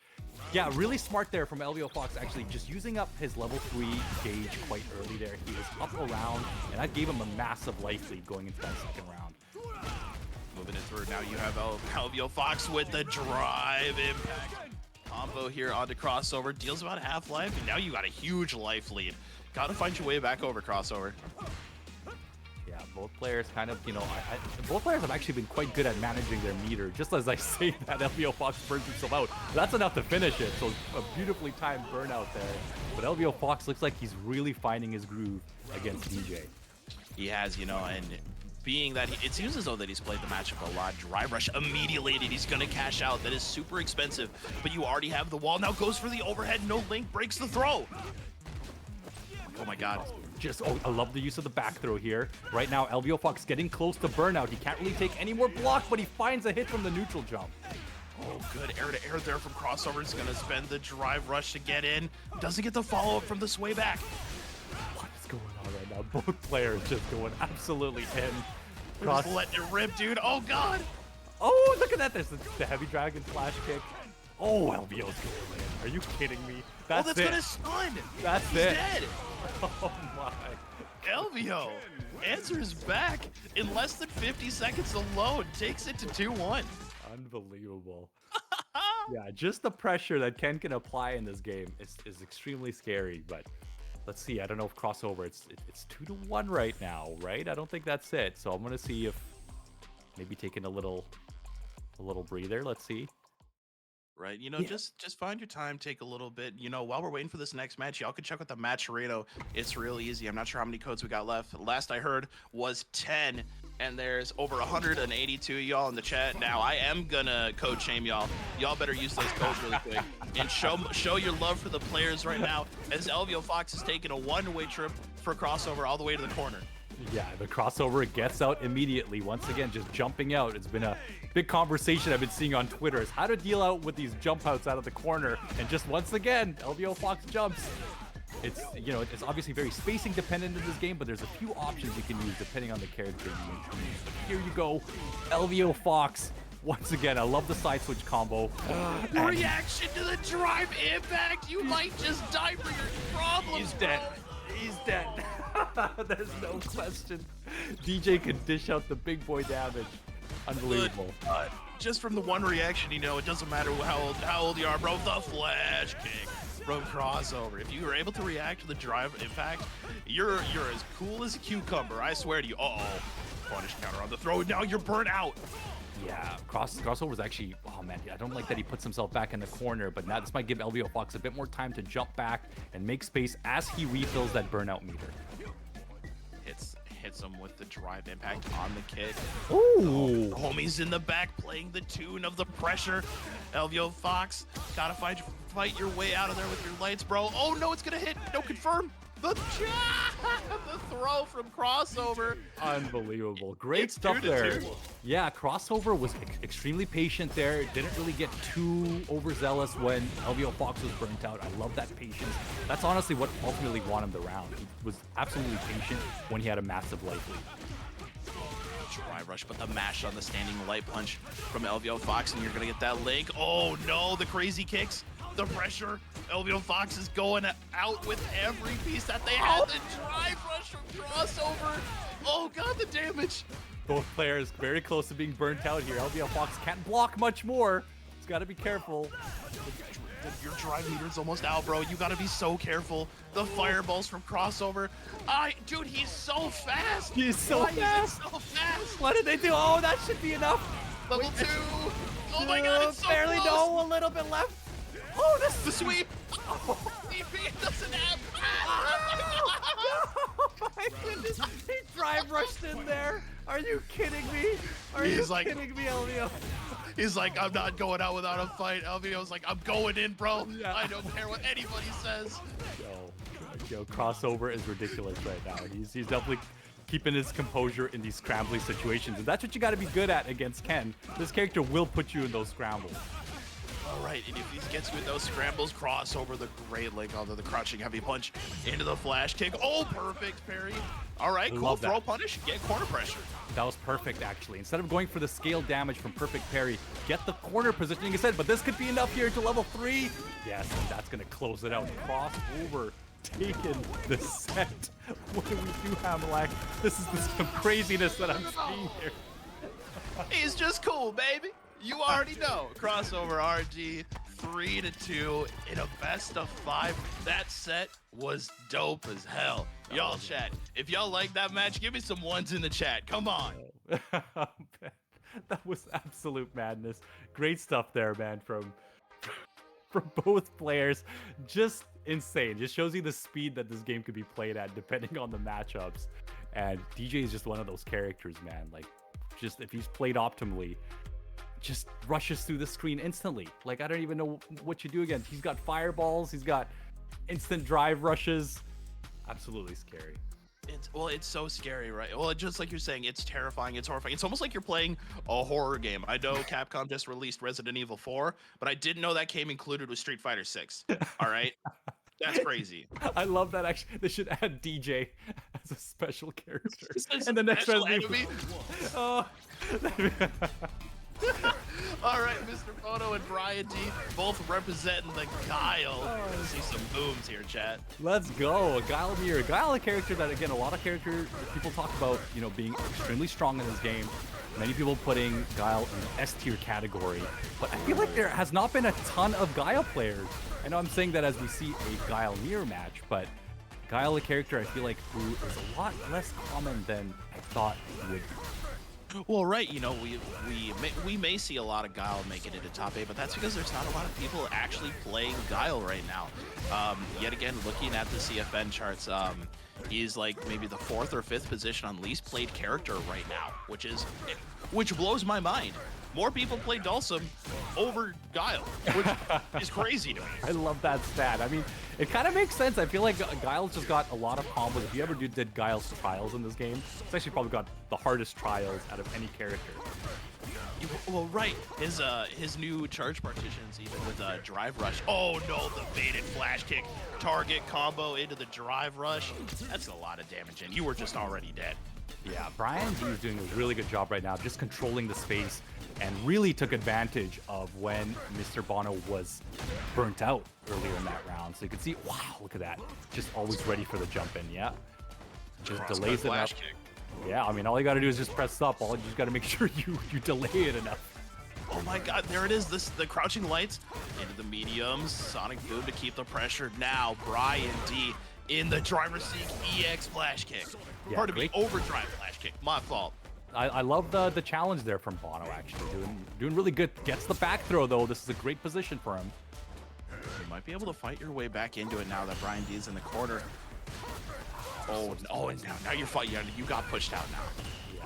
I mean, both players are kind of respecting each other, knowing they're both low on drive gauge. Don't want to end up in a burnt out situation, especially against themselves in the mirror. That's going to be really tough. Now, it all comes down to whose boom is a little bit more perfect. I love that. But both players are sitting on level 3, so any conversion here can take it. But unfortunately, Mr. Bono, oh, is that enough? Okay, great stuff. That shows just enough range. Oh, okay. Wait a minute. Are they gonna do it? Oh, they're gonna cancel each other out. But no, Brian D's got access to EX. That was so cool, actually. I love it. He's stuck between her now. Now this round we're gonna be jumping down into the last few bits. Sonic Hurricane connects. Brian D takes game 1 here in the Guile Mirror. I'm so impressed right now with Brian D's spacing in this matchup. He just seemed to be so aware of a lot of the situations that he's in. Like, he's just really keeping his composure, dealing with the booms properly, and just, you know, this must be a bit of an annoying matchup to do. I mean, any mirror match could be a little bit annoying, but, you know, I imagine I wouldn't be surprised if Bono did change characters here. You know, maybe not. Oh, wait a minute. He's gonna do it. The Juri is coming out. The Juri is coming out. I see this could be a pretty good pick. I like this pick here. Juri, a character, again, we were talking about earlier, can really close the gap early, has incredible walk speed, but we'll see. I'm not sure. I'm not going to make any final assumptions right now. Right. And, you know, as we're quickly getting into this next game here, y'all, it seems we might be having a little bit of connection issues on Mr. Bono's side. Okay. I'd like to thank a direct contribution from Mosky Live for adding 1660 directly to the pot with no comment. They're like, enjoy your meal, bro. We got you. Sorry, we're having a bit of... Okay, well, it's a good time to plug the 9Moons Gaming Discord. This is one of the best communities I've just entered, and everyone's been so nice, so friendly. This is a community where you can find friends and play sets with each other. And, you know, people here have been just absolutely awesome. You know, I've met a few of the guys here. Hamalak, him and I have been geeking out about our love for Steve Fox and Tekken. And sick. You guys should absolutely just join this community, hang out with us. I believe there's a Strive tournament that's running this Saturday as well. If you're a Strive player, there's a lot of Guilty Gear heads in the 9Moons community, and there are a lot of people to learn from. Right. Well, there's, you know, with all the homies that you got, you know, whether it's myself or Don't Care Bear chilling in the VC, just getting games left and right. You know, Don't Care Bear is probably one of the coolest dudes here, part of 9Moons. My man is a one-handed gamer and the coolest gamer I know. I love that. That is so cool. One of my YouTube inspirations was someone named One Handed Terror way back in the YouTube days. And that man is my idol and still is my idol. I love that guy. But here we go. We're on game number 2. Okay, we see the pressure from Brian D, opting for going for, in those first couple seconds, as we saw, went for more offensive, making the charge and gets the overhead target combo. Into the pressure, now to the corner. Drive rush, what a break. Yeah, Brian D is so good at capitalizing core, but like, once again, Bono, it's been a few times we've seen him challenge with the EX flash kick, but Brian D has been so solid at setting up just the traps in the corner and the pressure in the corner using drive rush. I'm super impressed. Dude, right? You know, just as GK Brawler says, that's cheap, bro. Oh, no target combo off the crouching medium punches. So much use of that. Use of the upside down kick. They're just answering each other's normals. They're saying, you're gonna do it, I got it too. The jump ins, the drive rush, what a block on the low here for Mr. Bono. Good pressure for Brian D, using those drive rush normals to make any sort of thing happen. The punish counter, no combo though. Oh, it happens again. He snuffs out the crouch medium kick. So smart there from Bono. But didn't get the full convert on that crumple. Oh no, Baruti, it's gonna hurt a lot, dude. It's gonna hurt, brother. It's gonna hurt a lot. Bono's been getting away with that a little bit too much throughout the set, and Brian D. Oh my Jesus, he's dead! I know, dude. This is the craziness of Street Fighter 6. The damage is ridiculous, man. What the hell? I lost all my channel points. No, my family's gone. What is going on? Why is Guile why is he a lame character doing so much damage? But here comes Bono, finally applying a bit of more pressure. Both players getting close to that burnout. Bono can't block much more. Bono now with the throw. Now Brian D stuck in the corner. The medium kicks from Mr. Bono. What an anti-air. Stuffs him out. Air to air yet again. No cross-up attack from Brian D, but now the entire situation has switched. Sonic Hurricane. Corner pressure now. Yeah, this is the position where Brian's looked so strong throughout this set. Is just right here, just 3/4 of the screen, and he's just been making Bono kind of fall into all of his traps, just as I say it. He's just been so solid in this corner, especially compared to Bono in this matchup. So let's see if Brian D can possibly close it out. The pressure on the drive rush, crouching medium kick into the normals. Oh, what an anti-air from Brian D. It looks like he can take back this round, dude. No way. Oh my God. I'm telling you, Brian D in the corner is so solid, man. This guy just knows what to do to bait his opponent to do exactly what he wants. Dude, all right, you know, I may sleep on Guile a little bit, but damn, is this character cool. Yeah, he's awesome. I feel like they really nailed him. They really nailed it in this game as far as what Gauski. But look at that punish. Jeez. Brian D, you know, in the onesie, the new costume here, Mr. Bono goes for the punish. Love it. I love it. It hurt a lot. Somebody's got to get a band-aid for Brian D now. I don't think it's gonna be enough to kill, but it's gonna be quite an advantageous position as he's in burnout. So, as you know, Brian D is not going to be able to block a lot of booms, especially if Mr. Bono starts using the EXs here. He's going to wait for the jump. Of course. He had really no options there. He had to take it. Dude, shoutouts to Nubenheimer with the rate of 45, brother. Thanks for joining in and hanging out here at 9Moons Gaming to catch this top 8. Oh, look at the use of that. That is a standing medium kick. Goodness gracious. The spacing on that has been so solid here. Okay. Sonic booms from Mr. Bono. Brian D caught in the corner. Sonic Hurricane. What a punish. That's the second time he's done that. He's so aware, obviously playing his own character, so he knows everything that's punishable. But the whiff punishes with super have been super on point here. Parries. You know, I kind of like that Brian D, instead of opting for blocking the Sonic Blade boom, opt to parry instead. Yeah, no, absolutely. I mean, parrying builds your drive gauge back, making sure it doesn't break. But like, look at this. You know, Mr. Bono took so much chip that he's already in burnout, and this is such an advantageous position for Brian D. He can chip this out at this point. Oh There my it is. goodness. Brian D 3-0 in the Guile mirror. Mr. Bono, thanks for coming and hanging out with us. Thanks for playing. You made top 8 in the first 9Moons Street Fighter 6 bracket, dude. That's so tight. Thank you so much for playing. Show some love for Mr. Bono, chat. Well, Mr. Bono played absolutely great. It's just, you know, Brian D was just so on top of it, and he was just so great with the corner pressure. But beautiful stuff from both players. Actually, the Guile mirror was a lot more fun than I thought to watch, to be honest. I thought we were going to go into a bit of a snooze fest, but that was hype as hell. Just the whiff punishes and just the use of the pressure. The fact that, like, pretty much every character in this game, because of the mechanics, because of the drive rushes, because of the drive impacts, which I don't think we saw a single drive impact that set, thinking of which, but you know, every character just has so much personality you can express, and each player can bring something different out of a character, and I love that so much about Street Fighter 6. You know, and Rudy, I gotta agree with you, dude. You know, Street Fighter 6 came out swinging, right? Every character is super fun. Every character is so fun to fight. I mean, you know, people complain, yo, Manon's got 5 medals. I lost the round. I don't care. I'm still having fun fighting her. Like, you got so many cool characters and so many great ways to fight them. The drive mechanic, who in the world invented that? Give them a raise. See, Hamelak, the world needs to be more like you. You know, I wish everyone was as positive about fighting games as you are, because, I mean, I can't agree more. I feel like they've really nailed it with some of the mechanics in this game. And, you know, I'm a Luke player right now. I'm messing around with a lot of different, but I've been watching like Bonchan's Luke. I've been watching Mena RD's Luke, and everyone is just plays the characters so different. There's something to learn from every different person that played. Like, I just love that about this game, which I can't really even say was the same with other Street Fighter games. Just the personalities and the expression is all there. Super cool.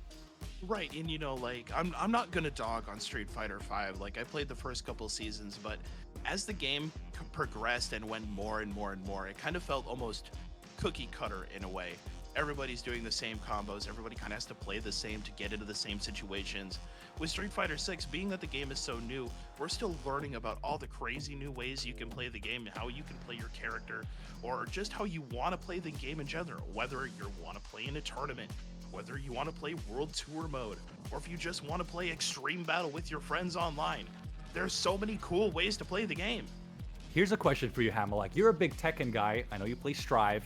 Yeah. You obviously play Street Fighter. You're great at Street Fighter. What did you think of Street Fighter Cross Tekken? Now, that's something that I'm always interested in from a Tekken player's perspective. So, as a Tekken enjoyer and a Street Fighter enjoyer, Street Fighter Cross Tekken, that game was so fun. I don't care what anybody else says. That game is tight. It's super fun to play. I also play Steve in that game. I played Steve Kazuya because I didn't really have a Street Fighter main at the time. Yeah, you're a full Tekken guy. I love it. I was a full Tekken guy, and I was like, you know what, this game's gonna be tight. But we got 2 DJs on the board for you. Oh my goodness, this guy. 2 people as fast as Usain Bolt on screen. Don't blink, because you might miss it. Dude, it's party time. It's party time, baby. Let's go. This is going to be interesting. I mean, we're seeing a few mirror matches here, but I mean, the DeeJay mirror, you got to imagine it's going to be a little bit nuts. Right, you know, you got an extended fireball warrior. I would say one of the best fireballs in the game due to the double strike on it. And you're able to feint the fireball to whiff anything. Okay, they got the same brain cell. They're doing the same thing. Listen, all DeeJay players have the same brain cell, all right? It's all about going in, throw a couple fireballs, and then just drive rush in whenever you get the chance. Oh, drive rush combo here from Edwarding, machine gun up. Crossover right now, pushing Edwarding into the corner. Oh, actually, sorry, the names were flipped. Yeah, you're right. Yep. Edwarding right now, just dealing with a bit of pressure here. Oh my God, both players just trading. That is punishable. Careful. Oh no, the sweep, but no punish. It's weird. DJ's sweep is actually his crouching medium kick. It is, yeah. So the crouching medium kick, and then he's got his slide, which is also a pretty decent move to use out of drive rush as a crouching roundhouse. So, okay. Drive rush, big damage. Holy hell! Side swap combo. That was so cool. What? I love it. It's so good never there seen for that crossover. Oh, the Throw loops, dude. so scary. Oh, the walk up medium. Is this gonna be enough? I think it is. Yeah. That's a lot. Oh, just barely. Not enough to kill, but you found your way out. Edwarding gets the crush. He's a little impact. greedy. He didn't want to burn the beater. So he wanted to save it for the next round. The parry. We're gonna see another crush here, Bear. Oh God. I just react to it though. Oh my God. What is happening? What is going on, Alex? That's crazy. Yo, Ched. Oh, go ahead. Go ahead. no, I'm amazed right now. But also, I'm super interested. You can see what they're doing just in neutral right now. The use of the crouch medium sweep, the stand fierce, obviously one of DJ's biggest convert tools. Just so interesting for me to see how both players are checking DJ's options against him. Nice, gonna use the level 3 right away. I love this option for crossover.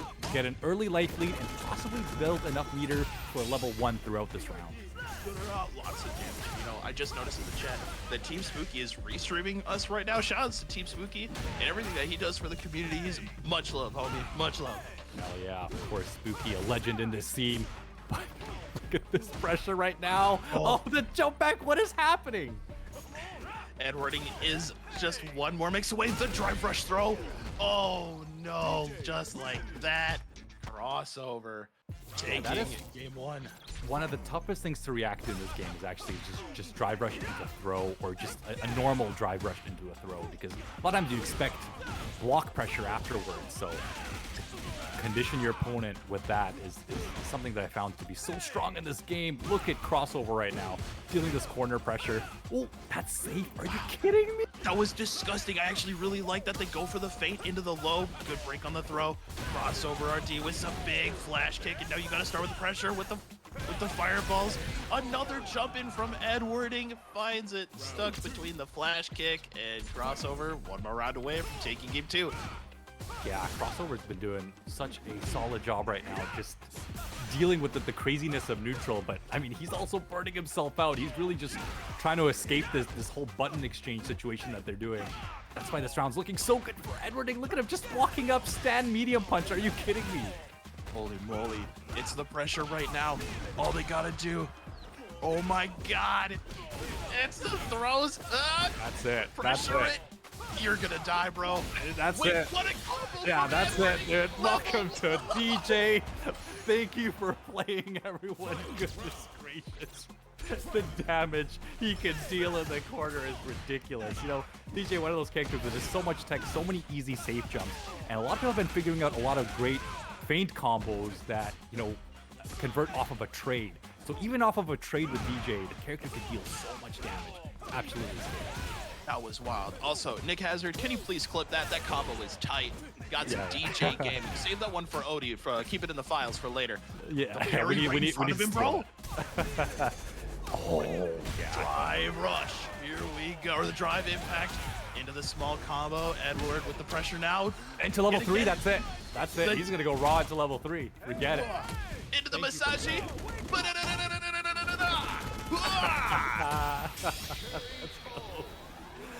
Well done there from Edward Ting. Bringing it back 1-1. Both players, man, just absolutely just slugging each other, dumping each other with normals and neutral. Absolutely crazy.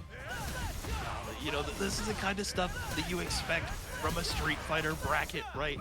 It's all the crazy stuff. You know, people may say, oh, drive impact's so cheap. I can't react to it, blah, blah, blah, blah. But you can see all the crazy stuff you're able to do with it. It is so cool.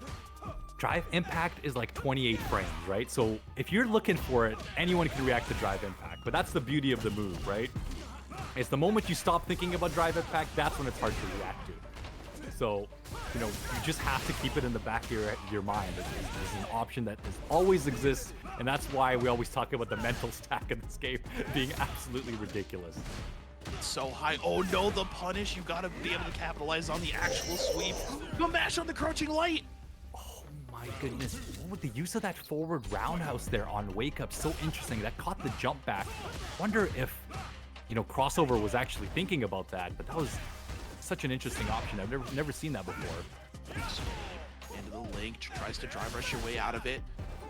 Crossover. I really like the buttons that Crossover is using to end his pressure, to keep themselves at a proper spacing so nothing really gets punished.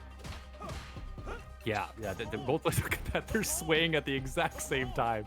DeeJay players are just absolutely on point when it comes to what each of their brains is thinking. I love it. Right. Now, okay, Barry, you're an enjoyer of the boxer, right? Would you consider DeeJay a boxer for this game, for the starting roster? I feel like in this game, DeeJay is a completely different animal. I don't know if he's a boxer, but I would consider him a rushdown character as well as a zoner, if that makes sense. No, I totally agree with you. The jumping medium kick there. Crossover making the pressure. I'm still getting a little bit confused on the colors here. The sway back low. Looking really good. Edward Ting, actually one convert will leave into level 3. Both players are completely stocked on meter right now. So, you know, Crossover does not want to get hit right now by anything too clean, or it's going to be lights out. Oh no, the wall's right there. You're going to get crushed into level 3. Edward's going to go up another round. 2-1. Edward Ting was such a adjustment throughout this set. Just dealing with the craziness. Unfortunate there for Crossover. Had so much meter to work with, but was not able to use it. I feel like in this game particularly, when you end a match without using your bar, it hurts so much. Because we were talking about, you know, all the damage you can dish in this game, and just that level 3, right? That's almost 50%. You know, it's like, yeah. That's the right motion, Howlak. That's the right motion. Yeah, he gets a little wild with it. He gets a little crazy. He's just cool, baby. You already know. Such a crazy. Yeah, you know, I'm super interested to see, you know, how many more people pick up DeeJay. I feel like we've been seeing Fudo, who's been playing a lot of Dhalsim, recently pick up DeeJay, and we've been seeing, I think Momochi was playing a bit of DeeJay. He's just a character that's been in a lot of players' minds recently, just because of everything that he's capable of. Right, I think I might need to do a little bit of lab work with him because I've been inspired these past couple of games. Yeah, he's extremely fun. Can really dish out the pressure, just as Edward Ting is doing exactly what we're talking about. Wake up parry. Yeah, so we're seeing that a lot actually. A lot of players getting perfect parries, and due to the scaling, they'd rather just go for corner position. Look at this walk up stand medium. Are you kidding me, Edward Ting? It's not your turn. It whiffs, bro. Oh god, the side switch now. Crossover RD now has the momentum in the corner. The throw himself a one. It gets stuffed though. Oh my god. The chip damage. The chip damage does it. Goodness gracious. The amount of stand mediums I saw him do, that was crazy. Just such an incredible normal for DeeJay. Dude, it's, you know, DeeJay has been equipped with so many great tools and so many ways to fake out your opponent. Now we're going to see Crossover throwing off a little bit of fireballs. We see Blanca-chan in the background. He's getting a little turn. He's getting a little crazy. Missing the throw. Punish, counter the sway back. Counter hit. Way back, so good here. This is where Crossover wants to be. Of course, Edward Ting's looking for the jump in. Crossover has to be ready for that. A lot of players do not want to deal with corner pressure because it's all a 50-50 pretty much for everyone. Oh, what a use of the fireball, dude. Yeah, so right now, Edward Ting did such a good job using DeeJay's low jump arc and using the jumping light kick. Just so many active frames. Quite a difficult jump into stuff out unless you know what's coming. The drive rush, the drive impact, it's gonna take a Crossover. Not out of it yet. He just needs to take this one more round to bring it into game 5. Edwarding looking to close it out here. Yeah, Edwarding was not ready for that drive impact there. He definitely had the opportunity to press a button because all he was canceling off of was a jab, so he could easily press drive impact. But here comes the level 3 for a big life lead for Edward. Huge damage. The free massage. by the Music Man himself, gonna parry up those fireballs. Edward now has the advantage here. Big drive rush into the flash kick. Double flash kick, good combo. Safe jump. Oh, he got him in the corner. That's not going to be enough to kill. He's going to need one more mix-up after this. What it is? Oh, the stand medium. Great tech there. This is looking bleak for a crossover. Get God. Get a level 3. He's going to do it Gotta now. cash out. You gotta cash out right here. Cash out.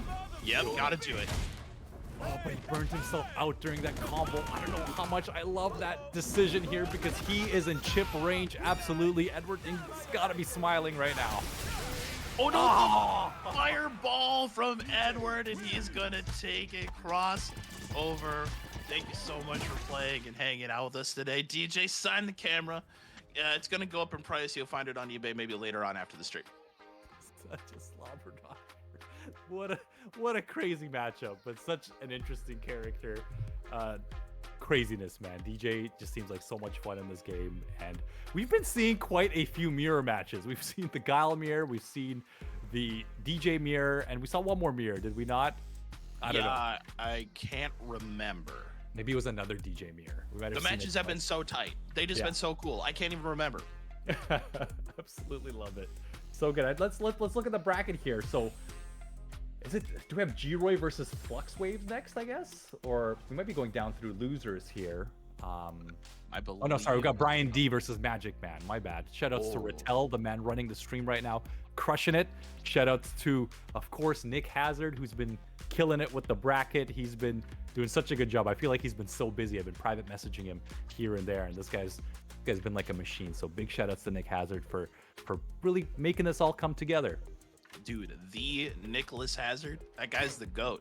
Nicholas, he's so cool. Yeah. He runs the bracket. He does so much for us. You know, that man deserves a smoke break. At least give it to him. He deserves at least one per bracket.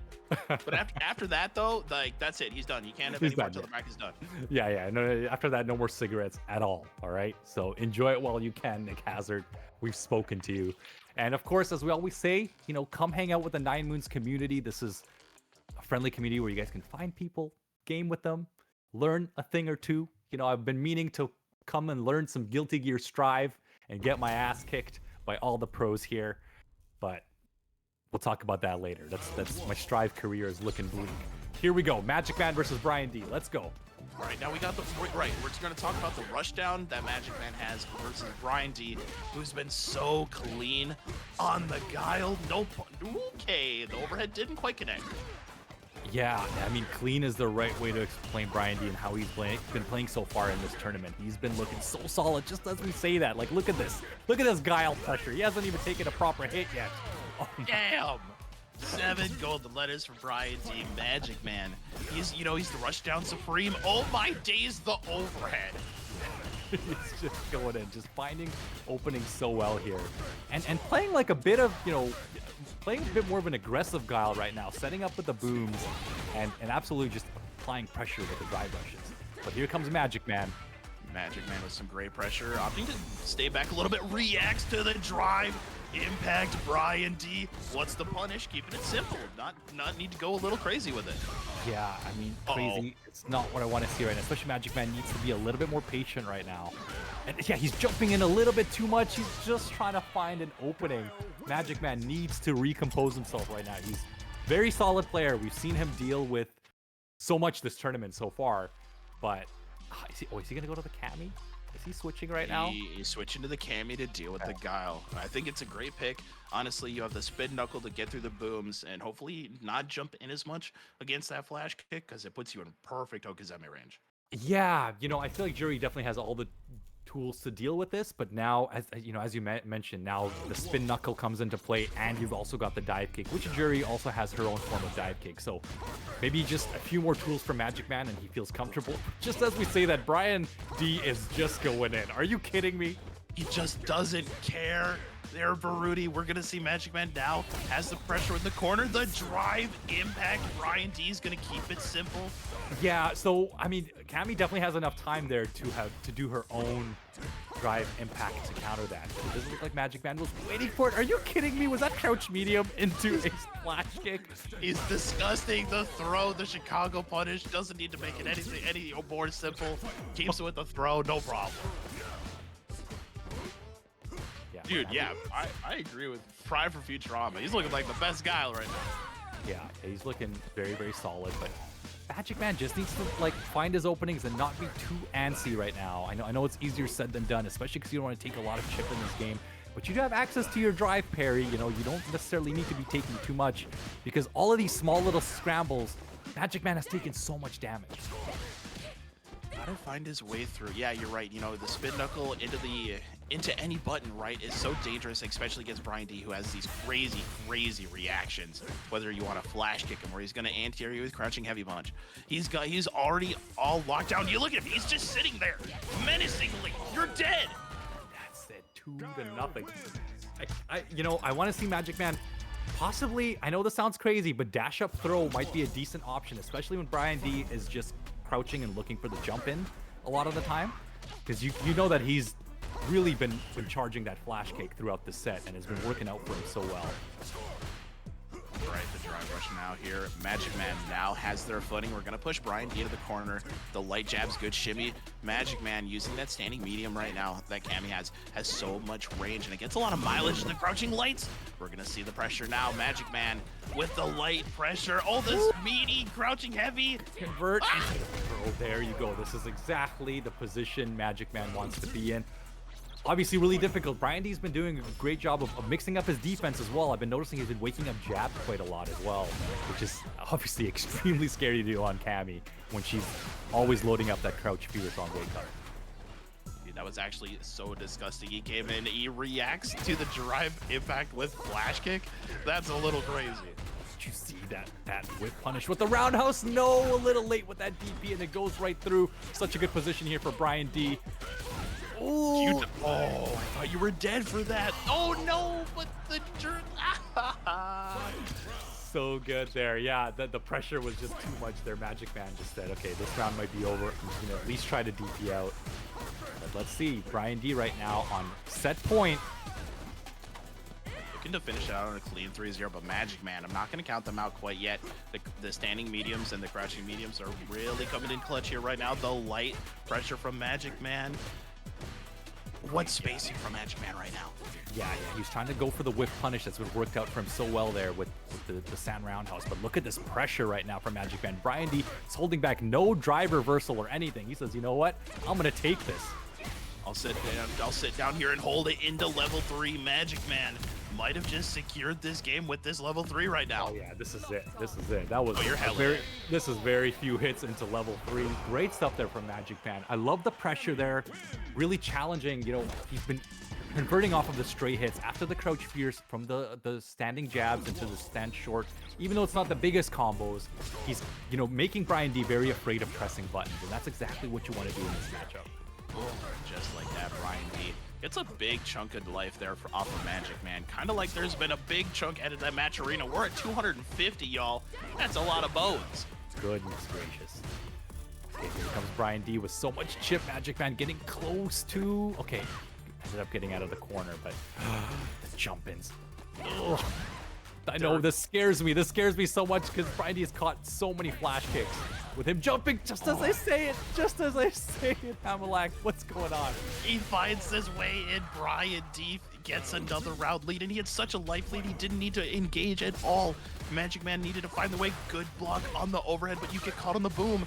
Oh no, Magic Man holding forward. There you go. There's the converts I was talking about. Just catching those jabs. It should be big. Punish counter a lot of combo. damage. Oh, he didn't opt to use any meter, but he gets the drive impact in the corner. Drive rush continues that pressure. Magic Man backing up just a little bit too far, and you lose all that pressure. Just like that. It looked like he was ready for the... It looked like he was looking for the anti-air, but Magic Man just let him jump in. Here comes the super. Let's see what he's got here with the pressure. Spin Knuckle EX burns himself out. This is so good for Brian D, but he just doesn't know.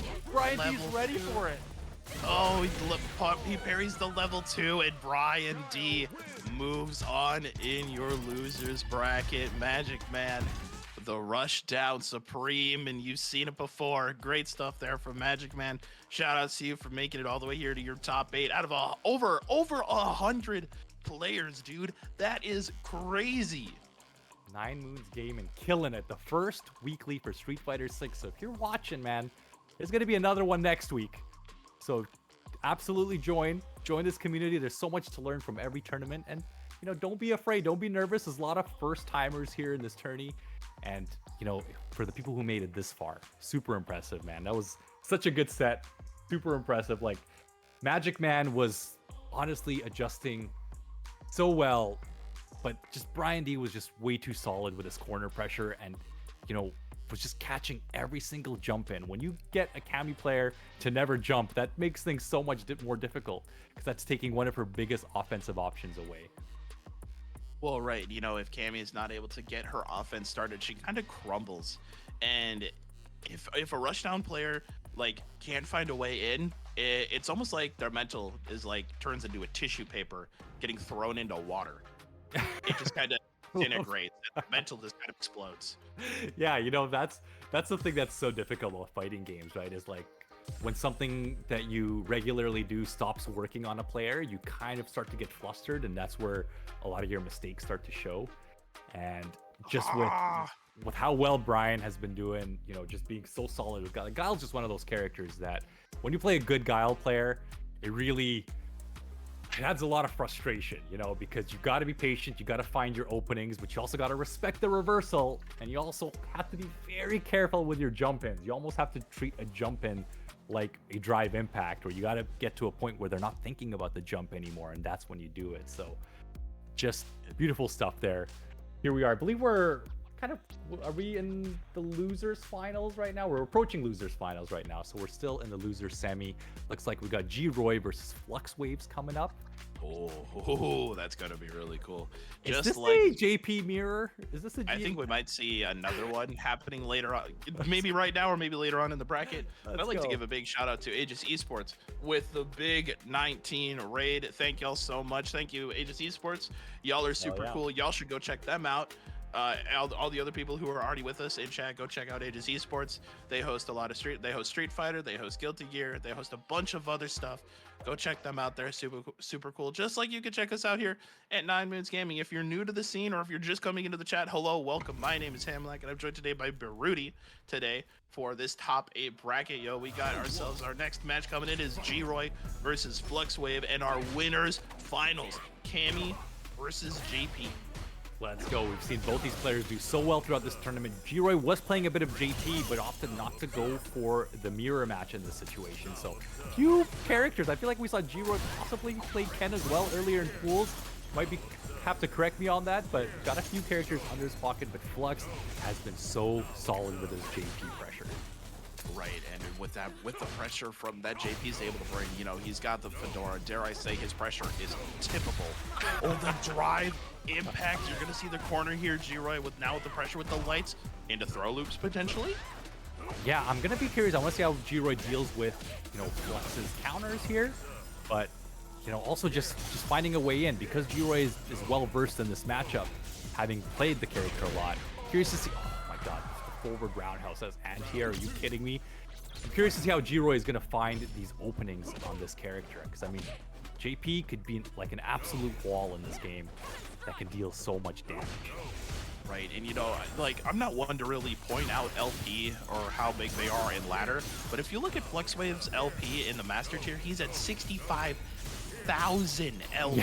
Yeah, that is insane. That's the highest I've ever seen anybody in the game. That's got to be amongst the top 100, right? That's got to be at least there. Yeah, that's got to be up there. Here we go. Here comes G-Roy. Oh no, that was a cross-cut DP, messed up into a cannon drill there. G-Roy was looking for it, but was just messed up the input slightly. This is going to be a decent amount of damage into level 3. That's going to be it, actually. That's going to kill you. You know, you're going to get caught between all of this psycho power. Sorry, I'm going to take your life force away and make you explode. Flux Wave taking game 1 in this winners finals. Now, folks, I'm gonna be really quick on this one. Before Flux Wave played in this match, he won a tournament just before this match. I like to point that out. He's cooking. So he was playing another match before this match. Yeah, he's got like two he's pans on the burner on high. Oh my goodness. Does he have an agent or something? Is there someone like managing his time schedule? Goodness gracious. Who's holding him through? Got a parry. Oh, no drive reversal. Big punish here for G-Roy. We're gonna look for all the damage. Dude, oh my goodness. G-Roy, great punish. Oh, yeah, he's looking for that jump back. Was a little bit late for it. That's going to be another convert here for Juri. Not quite enough, but got Flux exactly where he wants him. Flux gets out of the corner, but look at Juri just jumping out instantly. Has great knowledge of that parry and knows how to get out of just about every situation that Jiri is putting themselves in. And now we got to deal with the goobers. The goobers are coming out. Look at the guys, the homies, y'all. But pay attention to this patience right now that Jiri has. I love the way that he's playing this matchup. Absolutely just dealing with some of that pressure. Just as I say that, though, Flux is getting a lot of stray hits, but I love the use of the drive parry there. Not to eat too much, looking for an opening. Obviously, Jiri is going to need something soon, or that drive gauge is going to go into burnout. Be really careful. 20 seconds left on the clock. Flux has to find the way in to get the jump in. Oh my God, it's Jiri. The patience was so good there. Did you see Jiri just blocking? Just went through the onslaught of JP pressure and finds that one opening as the clock was ticking down. Beautiful stuff there. Holy moly, you know, I gotta give credit to FluxWave for keeping the pressure just about airtight. Nice hooligan flip your way in, but tries to go for the throw. You get countered. What a block in the parries from Jiri. Drive impact. Yeah, you can tell Jiri very well versed in this matchup, but drops the combo. That's a major drop, but Flux does put himself into burnout there. He's gonna pop to level 3, gain a bit of that burnout meter back, but it's still gonna be on burnout when this level 3 is over. Pops, you're mental like a balloon, but what a cross-up for Jiri. He is in CA range here. Gotta look for the drive impact. Careful. Oh, there He's got it is. The dizzy. That's it. At level 3. That's it. Jiri tied it up 1-1. What a beautifully played set for him there. Round, I should say. That's 1-1. Absolutely incredible. Super impressed here with Jiri's composure, which is dealing with some of this pressure. Right, and you know, being able to deal with and have patience against JP. You know, he's a zoner. He's a zoner through and through. If you're able to have that patience versus a player like FluxWave, you might just be able to crack them open. Yeah, you know what, right now, FluxWave has to be thinking about some of these jump-ins right now, too, because it feels like Jiro's been getting away with a lot of jump-ins through this set, and they have not been challenged very much. Good DP, get off of me. Jiri fights their way out of the corner with the EX cannon spike. Good cannon spike to keep the corner now. Yeah, look at this. Oh, was looking for it, too, just a little bit late. Anti-airs from the stand, crouching heavy. Yeah, Flux is just trying to do anything they can to get out of the corner right now. Does not want to deal with any more Cammy pressure, just make it as big of a gap as humanly possible, but the neutral jump, are you kidding me, just barely reaches. Crouching lights, you know. All right, I think FluxWave has been 5 for 5 on those crouching heavies. You're gonna try and cash out here if you're Jiri. It's not gonna kill, but you get another Oki situation. The crouching lights secure the round. That is such great knowledge there. Knew that the crouch jabs would be enough to kill before those little homing seeking missiles come towards you. So he went for the meaty crouch jab to cover multiple options there. So smart there from Jiri. So aware of the matchup and aware of how much health FluxWaves has. Great use of the lights. Jiri is able to make their way all the way to the pressure. Got caught pressing a button. Counter hits on the light. Oh, back drive impact. Big. Oh, he drops the combo. Oh no. Yeah, big drop there. Giving Flux a bit of space to get out of the corner, slowly move away, but Flux does have 3 meters. He's got to respect the level 3. Oh, he countered again, Jiri. Are you kidding me? Jiri with a great cross up on the jumping light kick. Jiri now up 2-1 over Flux. Let's see if they're just gonna. Okay, we're gonna jump it back here a little bit. We're gonna go back into. We're gonna just bring it back to the lobby. Think about our problems a little bit. Maybe a character about swap. our problems. I love that. I love that wording. You know, it's. We see. Okay, I've commentated a lot of Happy Chaos, right? And that character's got a gun, and he has a super that allows to get his concentration back up. Yeah, so he's yeah. thinking about his problems. Yeah, you gotta yeah. take it back. You gotta think about your problems. You know, take your time. It's okay. You got a little time between each set. You know, I mean, instant rematch, right? Is the I'm gonna say it, and people will either disagree with me or not. Instant rematch is the coolest feature in this game, Yeah, hands yeah, down. It is super quick. I mean, yeah, it really all depends on how much of the momentum you want to carry from the last round. So sometimes taking like a quick 10 to 20 second breather can be a big game changer here. But look at Juri just always jumping in. The jumps have been working out so well for him. I'm just shocked at how much he's getting away with it. Moving it through, great pressure now. Juri with the crouching lights have been getting so much mileage and stopping Fluxwave from actually mashing on wake up. You can't mash throw against any light or jab, but the meaties have been so good. Drive rush combo for Flux keeps the pressure going. What a Wow, the forward heavy as an anti-air, that's going to be big damage for JP. Look at this. This is not the position that Juri wants to be in, but Juri's got a lot of meter. Going to be extremely patient. We've seen them do this before. Just has to find the right opening. great use. Oh, good block on the overhead, homie. I like it. I still got to find a name for that move. We'll figure it out with time. Slowly pushing. Oh, the forward roundhouse again. So good for Flux. Really catching Cammy deep into that dive kick. So high up. Such a great normal to use in this matchup. Totally something I would not have thought about. Dude, they're right. You know, like after seeing a lot of these moves, oh my gosh, the whiff drive impact, the way kind of how JP moves in battle, and like versus just how his character model looks, he does everything with such poise, with great. He's so professional with each of his hits. Yeah, this is the classy character. All you Dudley fans, JP's probably the classiest character in this game until Dudley gets added. Please give me Dudley Season 2. That's all I want. Yeah. Oh my god, really wake up with that. Oh, tries to just get out of the corner. Fluxwave's playing a little scrambly here. Oh, not again. He's not ready for the drive impacts. He's gonna go to level 3. Catch it out. That drop. Oh, it dropped. But he still got it. He still got it. Juri just, that looked like it dropped. That's why what I was saying. I was like, it looked a little suspect there. But Juri just clutching it out because Flux was unfortunately pressing a button in that situation. Okay, Fluxwave now in a round. Juri match point, Fluxwave round point or game point. Looking to really close it out right now. I want to see Game 5 go for this winner's finals. Yeah, I love this patience right now. Again, something I'm mentioning a lot about Juri's play here, but this is clearly the experience of him playing JP as well.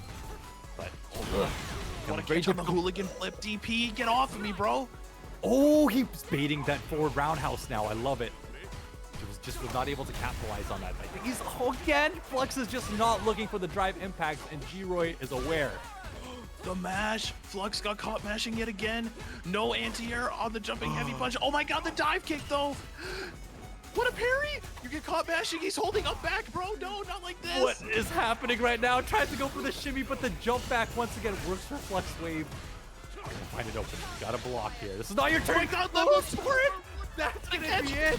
That's gonna be it.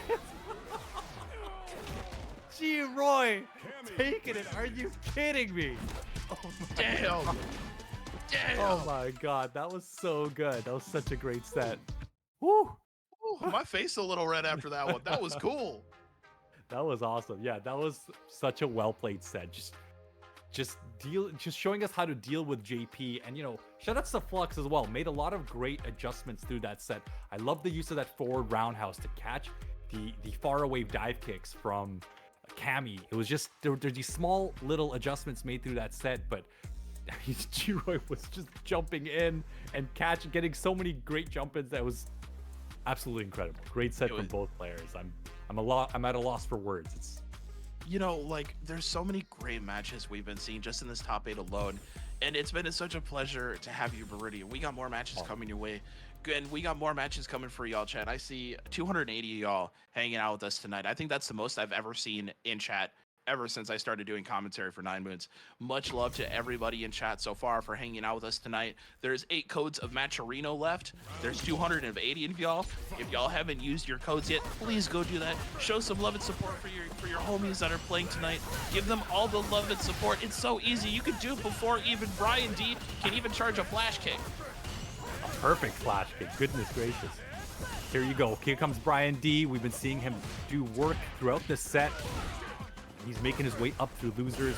He's been extremely solid, and I'm super curious to see how he deals with the pressure from DeeJay, a character that can close the gap so quickly, just as we see him attempt to do so. Good stuff. Here's a great. Now Brian D been able to hold that pressure, sitting in that perfect range right now. Yeah, I love that you mentioned that because look at the range that Brian D likes to be. He doesn't like to be right up in your face in the corner. But a lot of times we're just being kind of that 3/4 of the screen, just wants to throw the booms, wants to get you to jump, and it's so frustrating to deal with. It really is, and it's, you know, if you're dealing with a Guile such as Brian D, who sits in that really like sweet spot range, it's so hard to deal with that. Yeah, no, absolutely, and I love that Brian D does that. Like a lot of Guile players, I feel like in that situation would like to come up close, maybe get him to throw the pressure. Goodness gracious, calls out that neutral jump, so clean for Brian D. But yeah, just the spacing has been absolutely on point, and mixing up between playing very aggressive but also really controlling space with those booms. Great stuff. Now Edwarding moving his way through. Oh no, doesn't catch the float. Now the standing mediums, Brian D caught pressing, and you're gonna eat a lot of damage. Oh no, but the drop!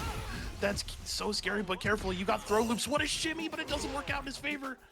Yeah, you saw Edwarding use that standing jab there to just get the cross-up jump through, but no respect from Edwarding. Says, you know what, I'm gonna challenge. I got a huge life lead. I can take a bit of damage.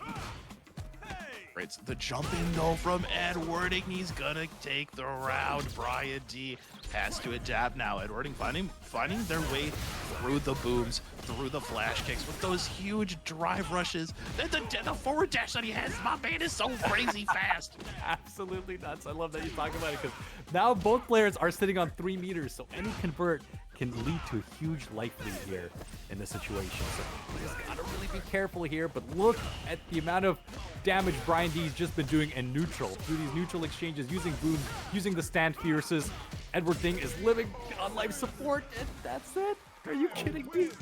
Wow, Brian D fights their way through, taking game number 1. Brian D, you're absolutely out of your mind on. Yeah, he's doing a great job right now, just in those neutral exchanges, getting so much damage. Like, look at that. That all came from a crouch medium kick, just a 3-hit combo, but that puts Brian D in the exact same situation that he wants to be in. Right, in those situations we're gonna see now Brian D sitting in that. Oh, but he jumps forward, losing that pressure, tries to get a jump and he gets it, looking for the flash kick. All right, he got the side switch now. He just jumped over, says I don't want to be close to the corner. But once again, Brian D's gonna, this gets pushes back. Yeah, this is the situation that Brian D loves to be in right now, but it looks like finally Edwarding is answering back with his own fireballs. This is something we didn't see a lot of DeeJay players do earlier in this tournament. Oh, the cross-cut flash kick. It answers it. Brian D, you're stuck on life support here, bro. What are you gonna do? He burns it all out. He doesn't care. He doesn't care. He doesn't Oh need my to god. care. This More might be gas really though for bad. Rudy. Both players. Oh, both players burnt themselves out. Amalek, what is going on right now? Both players are playing absolutely crazy. The drive rush crouch medium straight into flash kick. Come on. They're so clean with it. The cross-cut flash kick. All right, Brian D now has all this pressure. The Sonic Blade. Oh my god, dude, the drive rush meter. You lose so much per blocked boom. It's an investment to block the booms now. Brian D just finding these flash kicks now, getting him back. Yeah, great punish there. Could have gone possibly a little bit more. Yeah, he's waiting for the jump, and Brian D saying, you know what, you got away with a lot of jump-ins throughout the set. I gotta finally challenge them. Great damage here, Edwarding, but he is one more whiff away. It's all it's gonna take in the flash kick from Brian D. Yeah, exactly what we were talking about right now. Edwarding has to be careful with those jump-ins. I know DeeJay's got that low arc jump-in that's very active. He's jumping short, but Brian D has been he's been charging up those flash kicks. He's been waiting for it, especially in those neutral situations when Edwarding just does not want to take any more block pressure from the boom. You can take it all the way. Brian D's pressure with Bazooka. Nice mash light to get out of the pressure. Brian D now in burnout, and the wall is just right behind you. You got to be careful. What a jump in though into level 3. That's going to be a lot of damage. Yeah, not going to be quite enough here. I mean, you never know. I don't think it'll be enough, but it'll be quite an advantageous position here to go back into full screen. But Edwarding, he's got his own 3 meters stocked up, even though they're both in burnout. And there's the jump in once again. Brian D so ready for it as always. I'm gonna say it for y'all in chat if y'all didn't hear it perfectly before. Flash kick! Yeah, I mean, I'm just, DeeJay, I admit he's actually one of the tougher characters to anti-air because, I mean, we were talking about just that low arc. And, right now, Brian D's just been so good at just controlling the neutral, controlling that mid-range, and making it so frustrating for DeeJay to get in. Because DeeJay just wants to go in. DeeJay wants to drive rush in, press that stand medium, and just condition you to either throw or to eat a lot of damage from a counter hit. He wants to be in your face all game long. But you know what, Brian D has been using Guile spacing tools so perfectly, using the boom, bazooka knee to find their way in, the drive rush, crouching forward to get their way into the pressure. Oh, eats the overhead, but no link. Great jump in there. Finally finds a way in from Edwarding. Edwarding, I love the fact that he's starting to use a few more fireballs in this matchup, but it's just that neutral game that he's struggling with so much that Brian D has been controlling. Like this range right here, this has been all Brian D. He's been making it happen all the way through this entire set. He has a huge life lead and he's opting to go in. I respect that a lot, but now you're stuck between the wall and he reacts it with his own impact. You're just dead here, flash kick. Brian D 1 round away from seeing the losers finals. I am so impressed there. That must have been one of the first times that Edwarding has gone for a drive impact. One of the few times throughout the set that he's gone for it. And Brian D was just ready for it. So, I mean, I don't blame Edwarding. I feel like I would have done the same thing. Just test him, see if he's looking out for the drive impact as well as the jump in. But Brian D just absolutely ready for it.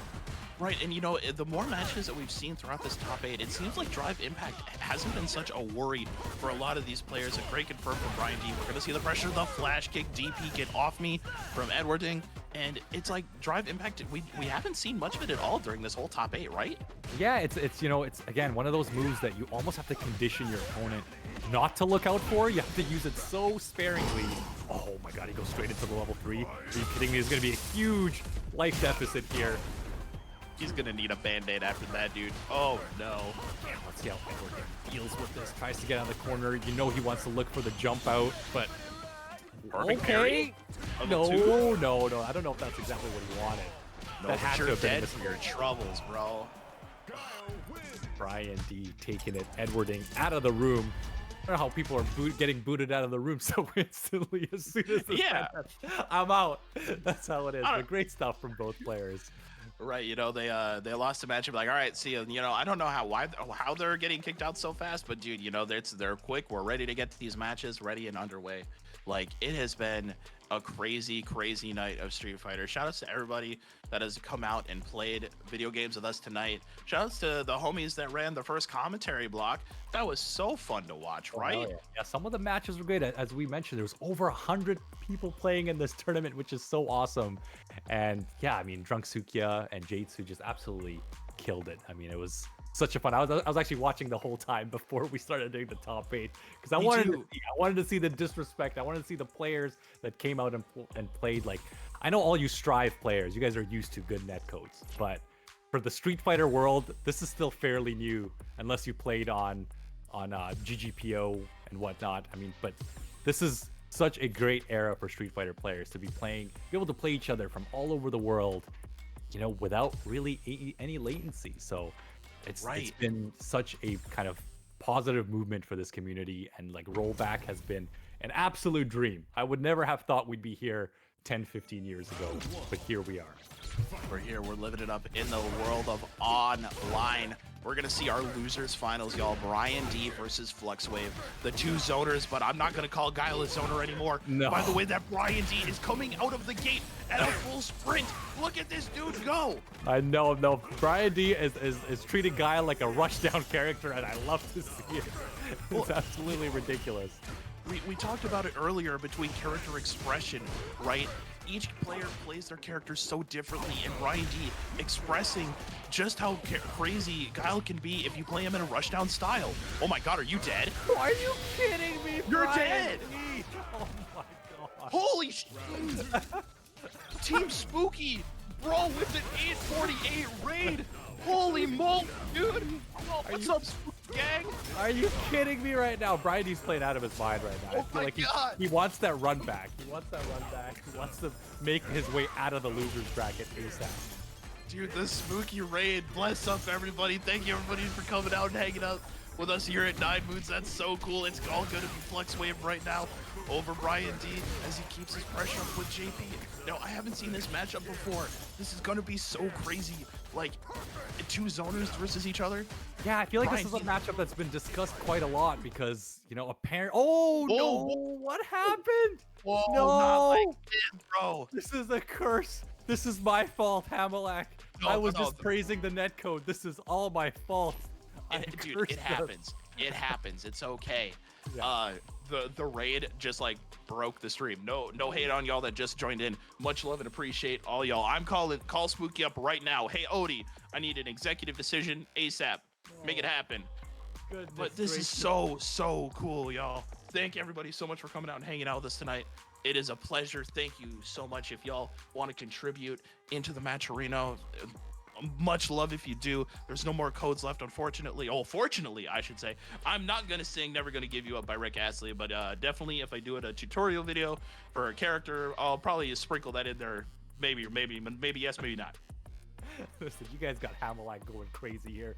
Thank you all for watching from the Team Spooky channel, and of course, you guys can follow the 9Moons channel and join the 9Moons community, man. We've got a Guilty Gear Strive tournament that's this Saturday, so please keep an eye out if you guys want to join. All you Strive players, I know Hamelak's crazy into Strive, and we got Jade-Sue and a few people here, man. They got to teach me the ways of Guilty Gear, but there are a lot, there's a lot of great people in this community that you can learn from, and you can just join these tournaments.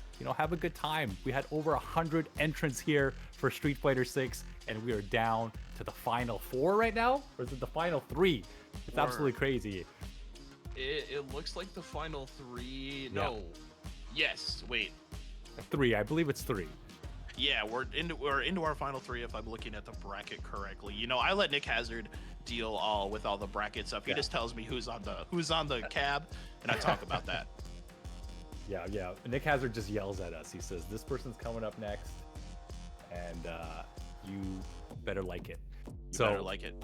So I'm imagining we're trying to get Brian D back into the lobby here, or what's going on. But it was just such a strong. I don't know how it's going to be handled, but it was just such a strong start from Brian D. We saw him play so aggressive with Guile in this JP matchup, and we're talking a little bit earlier. It's a matchup that a few players have been discussing so far, whether or not apparently it's supposed to be in Guile's favor.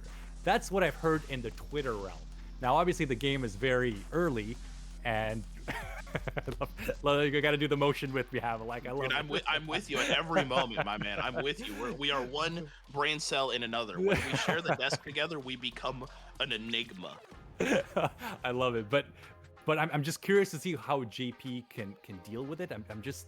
I imagine that because both characters can be absolutely aggressive in this matchup. Obviously, JP, someone who can dish up pressure up close, has great neutral, and also has insane block strengths from full screen. But Guile just might have the tools to be able to just EX boom his way in and then just apply block pressure. So I'm very curious to see how this set goes in particular, because I know so little about this matchup and how it's supposed to be handled on Guile's side. Right. Well, once we get this match underway for y'all, I hope that we can see just how this matchup is really played. Because like JP, you can play from afar, or you can use his really far-ranging normals. He like whips the pip cane at you, like he slaps you up with it a little bit here and there. But you got Guile, who makes their way in with the bazooka knee. Brian D came out that first round so explosive, no pun intended, and it just eradicated Flux Wave's health bar. Yeah. No, I mean, that's the thing. I mean, we've seen Brian D really control space throughout this set, and just as soon as that match started, I mean, I think we're about to get into it here soon. Like you said, he just exploded with momentum and damage and did not want to let JP breathe in this matchup. So I'm curious to know, I mean, we had a disconnect, but if Flux Waves is going to be a little bit more ready for that this time, or is Brian D going to try and slow the pace just to mix it up? So here we go. We're gonna jump right back into it, y'all. We're gonna start out one apiece. No hit, no way either there. But this has to be a button check. This has to be a button check because Brian D just came up and gave him a love tap there. A little bit of a psh, a little bit of a smack. Gave him a little. Give him a little. Give him one of these. Give him a little hello. You know, JP, such a classy character, man. As you were saying, a lot of people have been talking about this character being an NRS character in a Street Fighter game, and I don't know. I feel the same. I feel like he's more of like an Injustice character, which I understand is NRS, but just with how JP controls space in this game, I wonder what Capcom was smoking. Right. Just because it just does not feel like a traditional Street Fighter character. You know what I mean? You know what I'm talking about? I'm definitely with you, and we're definitely rocking the same boat. Nobody summoned Aquaman. I don't want to remember those days at all. That was terrifying, yo. Aquaman was exactly what I was thinking of. I love that you brought that up. That was crazy stuff, you know. Like, but we're gonna work. Judging from what Nick Hazard has said in the chat, where Brian D is up 1-0 in round count, so he's just gonna give him the tap. We're gonna let the round count go down. And just kind of let that rock. And you know, Rudy, I've noticed behind you, just as we're waiting for this timer to count down, you have a Street Fighter 6 cab behind you. That is so cool. We just got Vulix cabs over here. You know, I'm an old man. I play on an arcade stick, as I probably shouldn't be. All the cool kids are now on hitbox or they're on pads. So what the Japanese players call us, we're too, brother. I'm with you. We're fossils now. But here we go. Round number 2, Brian D up 1 round. Let's see how both players do. I mean, it's going to be a bit of a meter deficit compared to what they had before. Oh, wait, what's going on? Are they not? I'm not sure what's going down here. Are they going to try and match the life bars? What's happening here? That is a great question. I'm not really sure. Let me check. I got so hyped, guys. I was so excited to see Brian D just rush in there. But maybe there's a discussion happening about the meter deficit or possibly the life deficit before the disconnect. But I imagine there's a conversation being had on. Imagine this conversation being had on life deficit, or the fact that it was Brian D who disconnected from the session, right? So that's true. So that has to play into the equation here. So maybe Flux Waves is yelling at Nick right now, saying, "Listen." But we're gonna sort this out. So don't go anywhere. We're gonna find out from the comments exactly what's going on. Okay, we're gonna go to 1-1 apiece. Oh, so Flux is taking the round because of the disconnect, possibly, which is absolutely fair. It is fair. It's the same thing like you're at a local. If your controller gets disconnected, you're either the round goes to the opponent, or if things get a little crazy, the game goes to that opponent. Yeah, no, you know what? I think that's absolutely fair because, as I mentioned, disconnect was on the opposing side. Flux might as well just take the match. So Brian D's probably okay with that. Here we go, 3, 2, 1. We're getting right into it. Round number 3 for the first game here in losers finals. Let's get it. All right, here we go. This is good stuff. You know, run that timeout. We got some great Street Fighter here. Moving through. Yo, Flux took no time at all there. Already started the pressure. Look at that drive rush, and right away, Brian D's already got him in the corner. Drive rush, bazooka knee. I love the aggression from Brian, but Flux continues the pressure, using the homies and the guys. The crouching heavy punch yet again from Flux. 1 for 1 right now.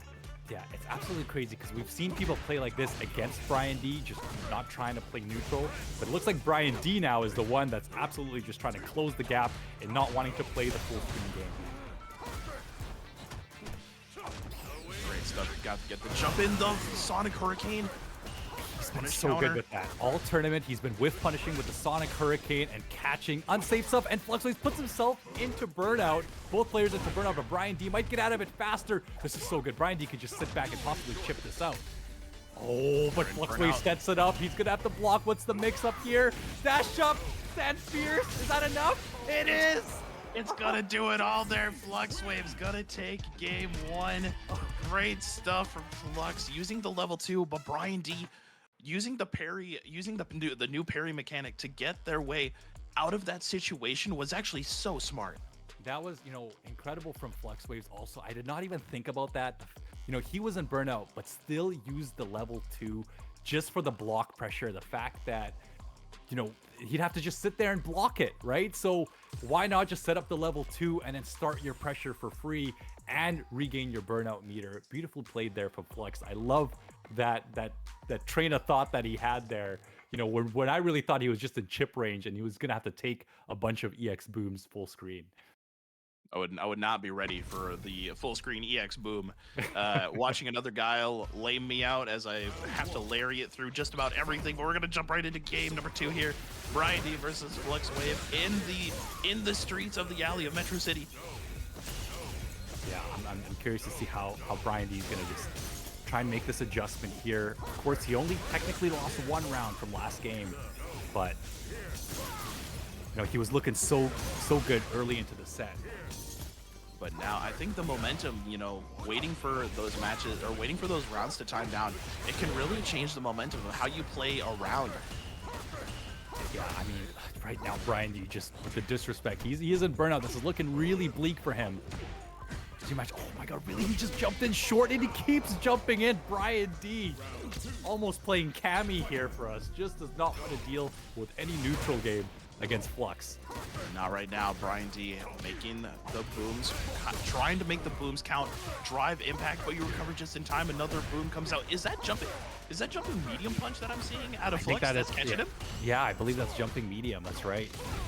Such good range on that. Not a normal that you see very often. He's got so much so much horizontal range on it. Yeah, notice how both players are using so much meter. That's going to be burnout right now for Flux. This is looking really good for Brian D. But once again, using that level 2, just like we saw before. I love this strategy here. He says, give me some room, and there's that jumping medium, just as you said. But now Flux Waves is the one trying to go in. Tries to find anything they have, and you're going to get, oh, no crush against the wall. Looking for the stun. Brian D gets in with the drive rush. Crouching medium punch into the flash kick. Brian D takes the round. Both of them 1 round away from taking a game here. He's been very solid at hit confirming that, actually. Drive rush into crouch medium, like that's just been so good straight into the flash kick. We've seen Brian D do that throughout the whole tournament. I'm super impressed. I didn't know that was a solid hit confirm in this game.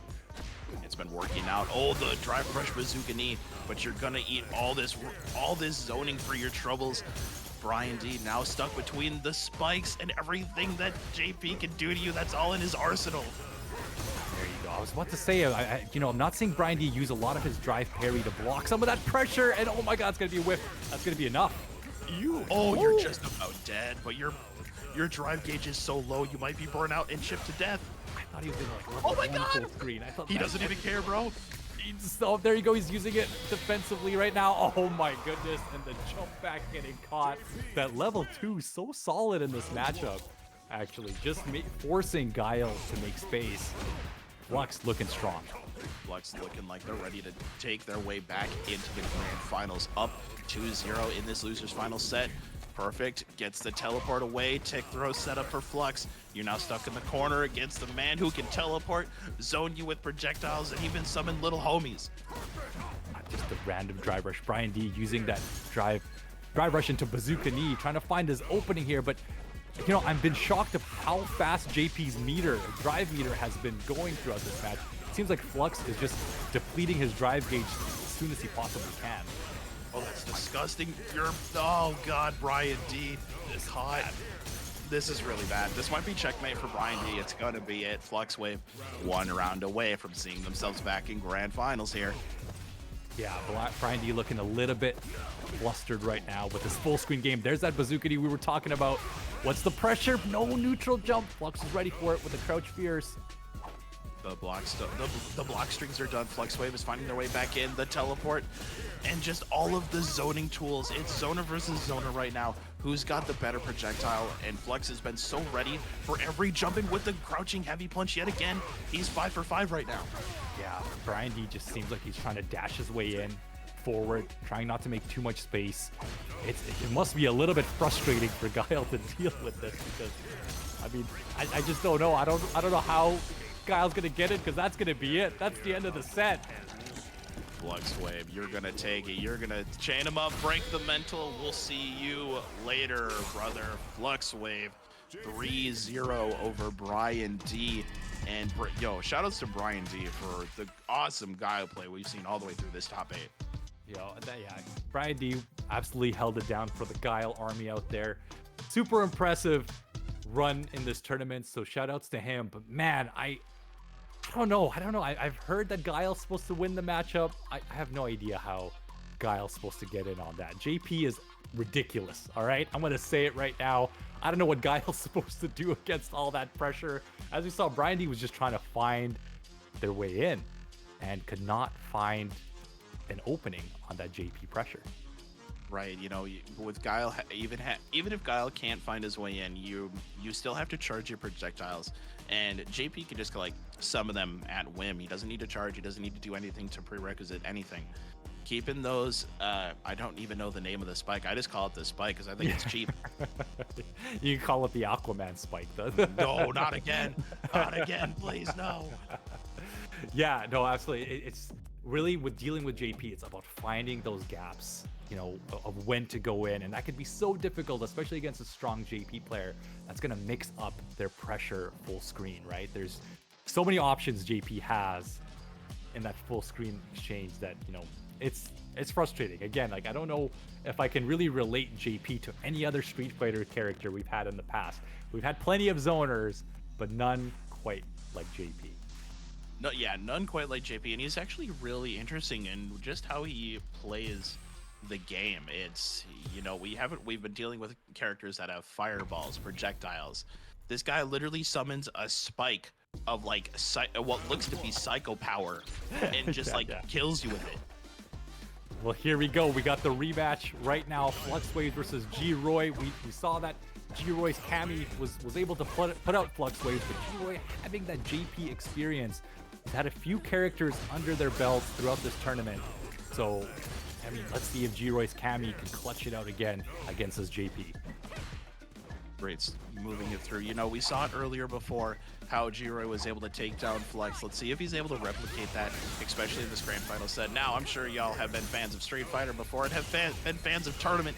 Juri, being on the winner's side, only needs to take one set, while Flux needs to climb a mountain to find their way back out of the loser's side and take 2 sets from Juri.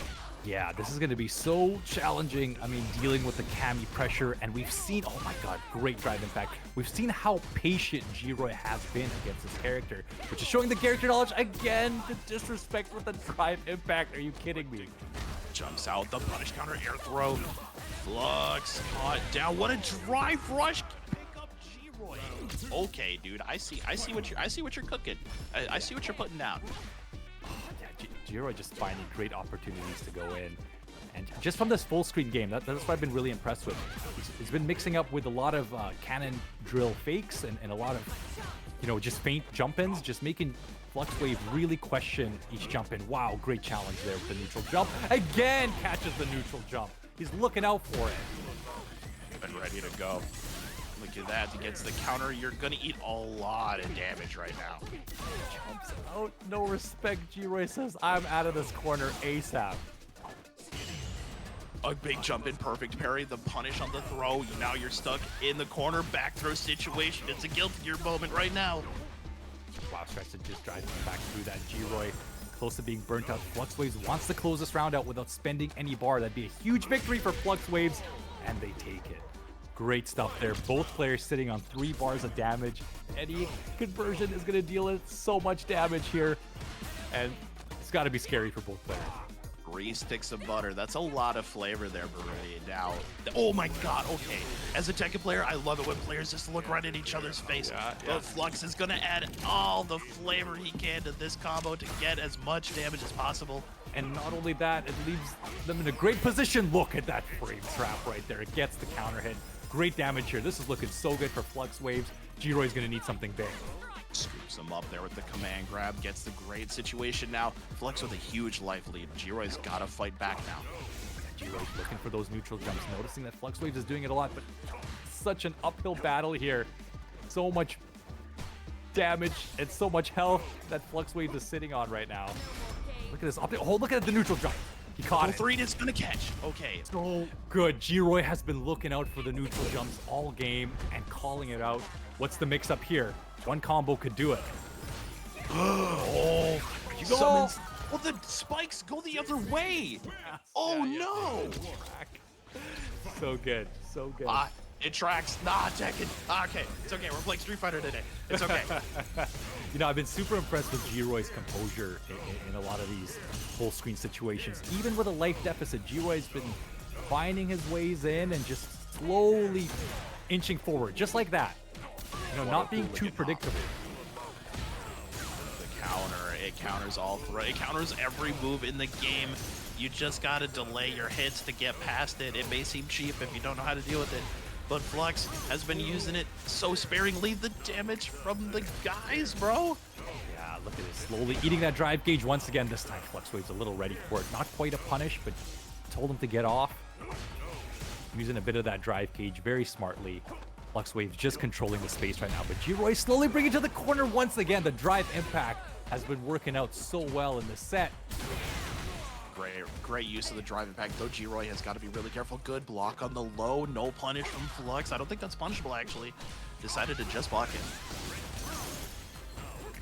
Look at this right now. Look at the spacing right now from Flux. Wow, he just double dashed in fierce. Are you kidding me? He knew that he was going to respect the airborne spike there. He knew that, hey, you got to just sit here and block. No matter what you do, you're going to get hit if you move. So smart there from Flux. Double dash fierce. Are you kidding me? Disgusting, actually. Thank you, chat, for being on my side with that. I was not sure if hooligan low kick is plus. Okay, good. That's good to know. Good to know, chat. Thank you. Nice. Look at that stand. Roundhouse there. Just to catch the neutral jumps. Here comes the pressure from G-Roy. Looking for the jump, but no. Tries to jump in. I'm not sure exactly what G-Roy's looking for there. She totally controlled the neutral game here. Again, the jump. He keeps trying to jump in and it's not working out. Flux has been so clean on the crouching heavy. We see it again. You just can't get in on this guy in the air. Yeah, no, G-Roy's got to chill out with the jump-ins right now in the corner. That's going to be 2 games to nothing for Flux here.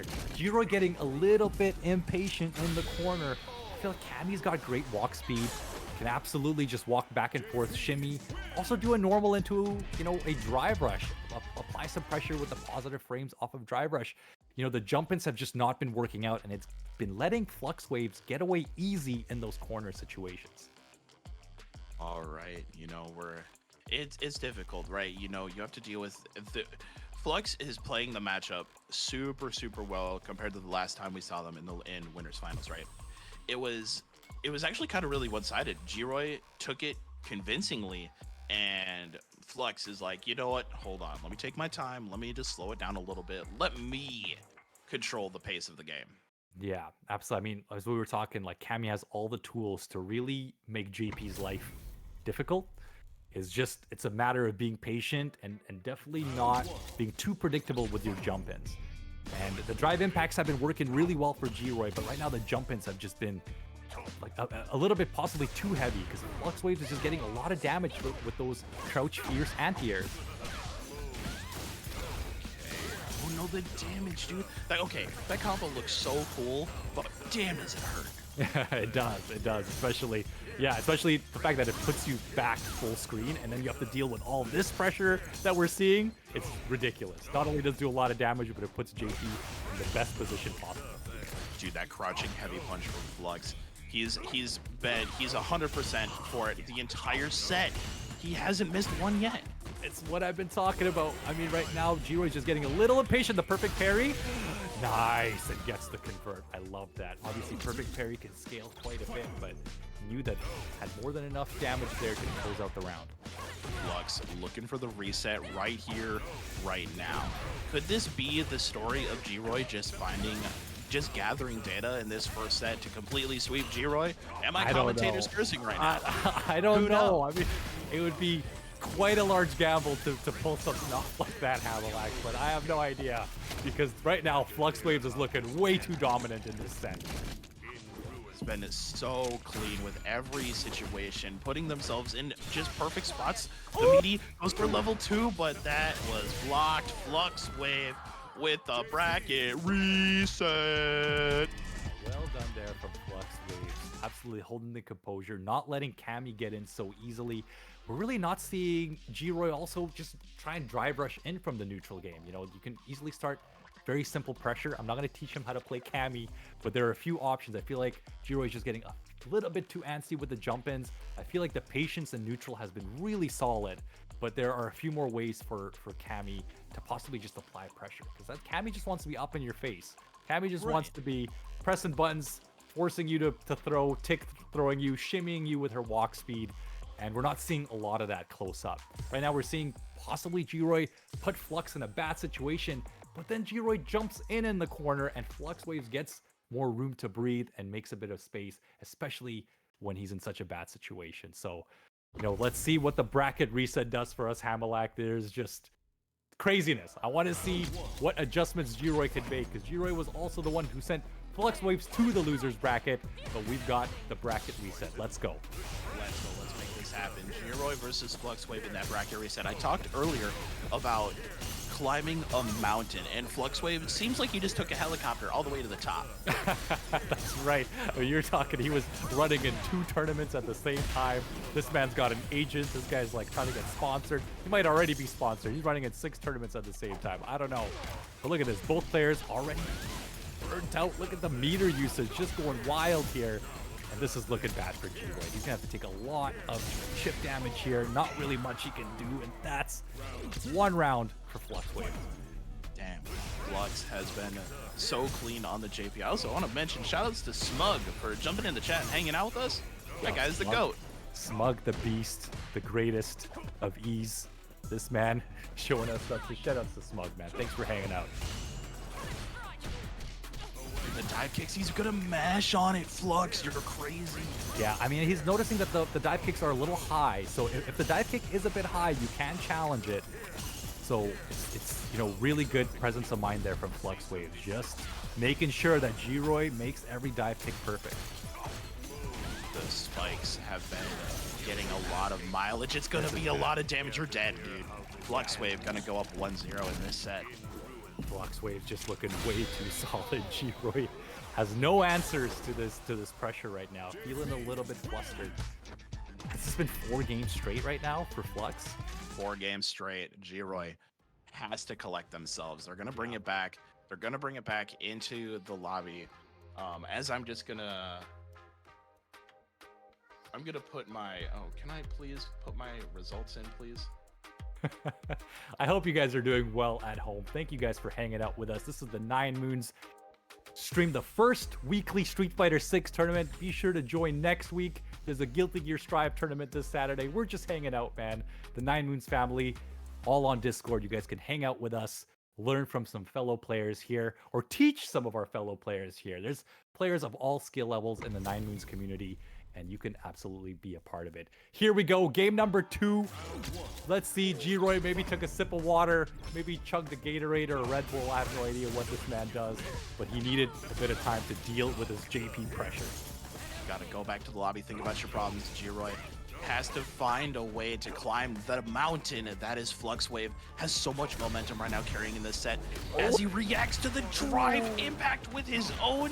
Let's check out the punish. This is bad for G-Roy. Oh, but he finds his way in. Let's go. Let's see what pressure G-Roy has. The dash up throw, so brave. Can he deal with the jump out here? Yeah, just as I said, but deals with it a little late there. Catches it with his own EXDP, but you might be dead for your troubles. Scoops him up. See you later. Yeah, G-Roy was not ready for that command grab there. So tricky. You know, JP players can anti-air, go into command grab, or just go in the middle of a block string, just like we saw there. So very solid stuff there from Flux.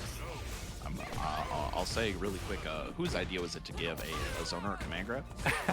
Listen, I have no idea, man. Ed Boon had something to do with this character, man. They brought Ed Boon on board. They said, listen, you design a Street Fighter character for us. And he's like, dude, don't worry, I got you. This guy can teleport. He's got spikes. He's able to hit you from across the map with homies. Don't worry, we got you. I love it. Oh, there you go. There's a successful jump in from G-Roy. What's he got in the corner? Right. This is actually what we were seeing from G-Roy in Winners Finals, right? We were seeing him pressure Flux with the lights in the corner, but he keeps jumping in and nothing happening for his troubles. Crouching feed him from the drive rush. It's all Flux Wave with the shimmy. That's it. You have level 3. It's gonna go to Flux as he takes game number 2. You're gonna get popped just like that. 3, 2, 1, KO.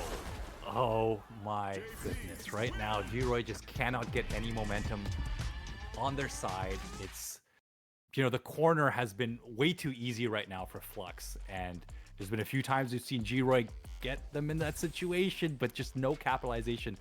I feel like there's a lot of respect for the EX counter on Wake Up. And that's possibly what, you know, G-Roy is looking for. But Flux has not used the counter, I feel like, all set. Last like few sets. Oh hell no! He's bringing. We got it. Ed Boon versus Ed Boon. Let's go. Here we are. The grand finals. 9Moons Gaming. We got 2 JPs. Can G-Roy bring out the mirror and bring the set back? Goodness gracious! I am disgusted right now. This is disgusting, right? You know, who's got the better movement? Who's got the better tech? Who's got the better bank account to keep through? You got 2 great accountants here, able to not just hold. Oh my days, the damage that Flex is gonna be able to do to G-Roy right now. Burns himself out, goes for the Ready for the counter. He was ready for the counter. Yo, all right, Flux, 1 round away from being the typical first place winner of our first 9-Moon Street Fighter 6 bracket. Oh my goodness. So that's the difference right now. G-Roy is a little bit more prone to use the counter, whereas Flux has been very kind of, you know, very rare with using it on their side. So the perfect parry. Oh my god, the convert. Let's see if G-Roy can get out of the situation. That must have been a wrong input. I don't think that's what G-Roy wanted. Neutral jump back. Gets a big convert, but definitely he's gonna get burnt out here. This is not what G-Roy really wanted. A lot of chip damage on Flux Wave's side incoming.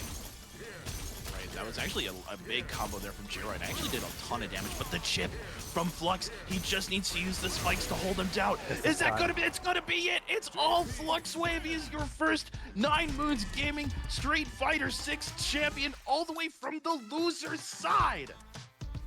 So solid, congratulations for Flux Wave. Such an incredible showing. Made their way up from loser's side, just briefly, and got the run back versus C-Royd. Even won in the mirror match. We saw C-Royd play a few characters throughout this tournament bracket, but incredible stuff from both players. Flux Wave's JP just looked way too solid. I believe won 2 tournaments in one day. That's the report I've been hearing. So super impressive stuff, and showing us what JP is capable of in this game. That was awesome, ladies and gentlemen. What a tournament. Shoutouts to Baruti for coming and hanging out with me during this top 8, dude. What a time it was, dude. This guy's a legend. Go follow him on Twitter. He is so cool. He's so great. Go check him out. Baruti. I'm paying Hamelak to say all this stuff. Thank you for having me. It's been such a pleasure to be here. The 9Moons community has been super kind and friendly, and it's just so welcoming. I've not been part of a community in a while that's been this accepting of my stupidity. So I've been very, very grateful for everything that 9Moons has been doing, and I'm so impressed with the tournament, you know, showcase here, and I'm so impressed with your commentary, Hamelak. It's been such a pleasure. I know you come from the world of Tekken, the world of Strive, but we're all learning about Street Fighter 6, and this game is the start of the new era of fighting games, and I'm so excited to see where the future of this game goes. Dude, I'm definitely with you. And shout outs to everybody in chat. Shout outs to everybody that played. Shout outs to our first commentary block. They killed it. They were super, super awesome. We're figuring out on who we're going to raid, but I'm going to do our sign off here really quick. Take it away. All right, but ladies and gentlemen, y'all already know who I am. My name is Hamelak. You can follow me at Hamelak Games on Twitter. For everybody in chat, thank you everybody so much for watching and hanging out with us here at 9Moons Gaming. We're going to go for a raid. Thank you, everybody. GG's and good night. Take care.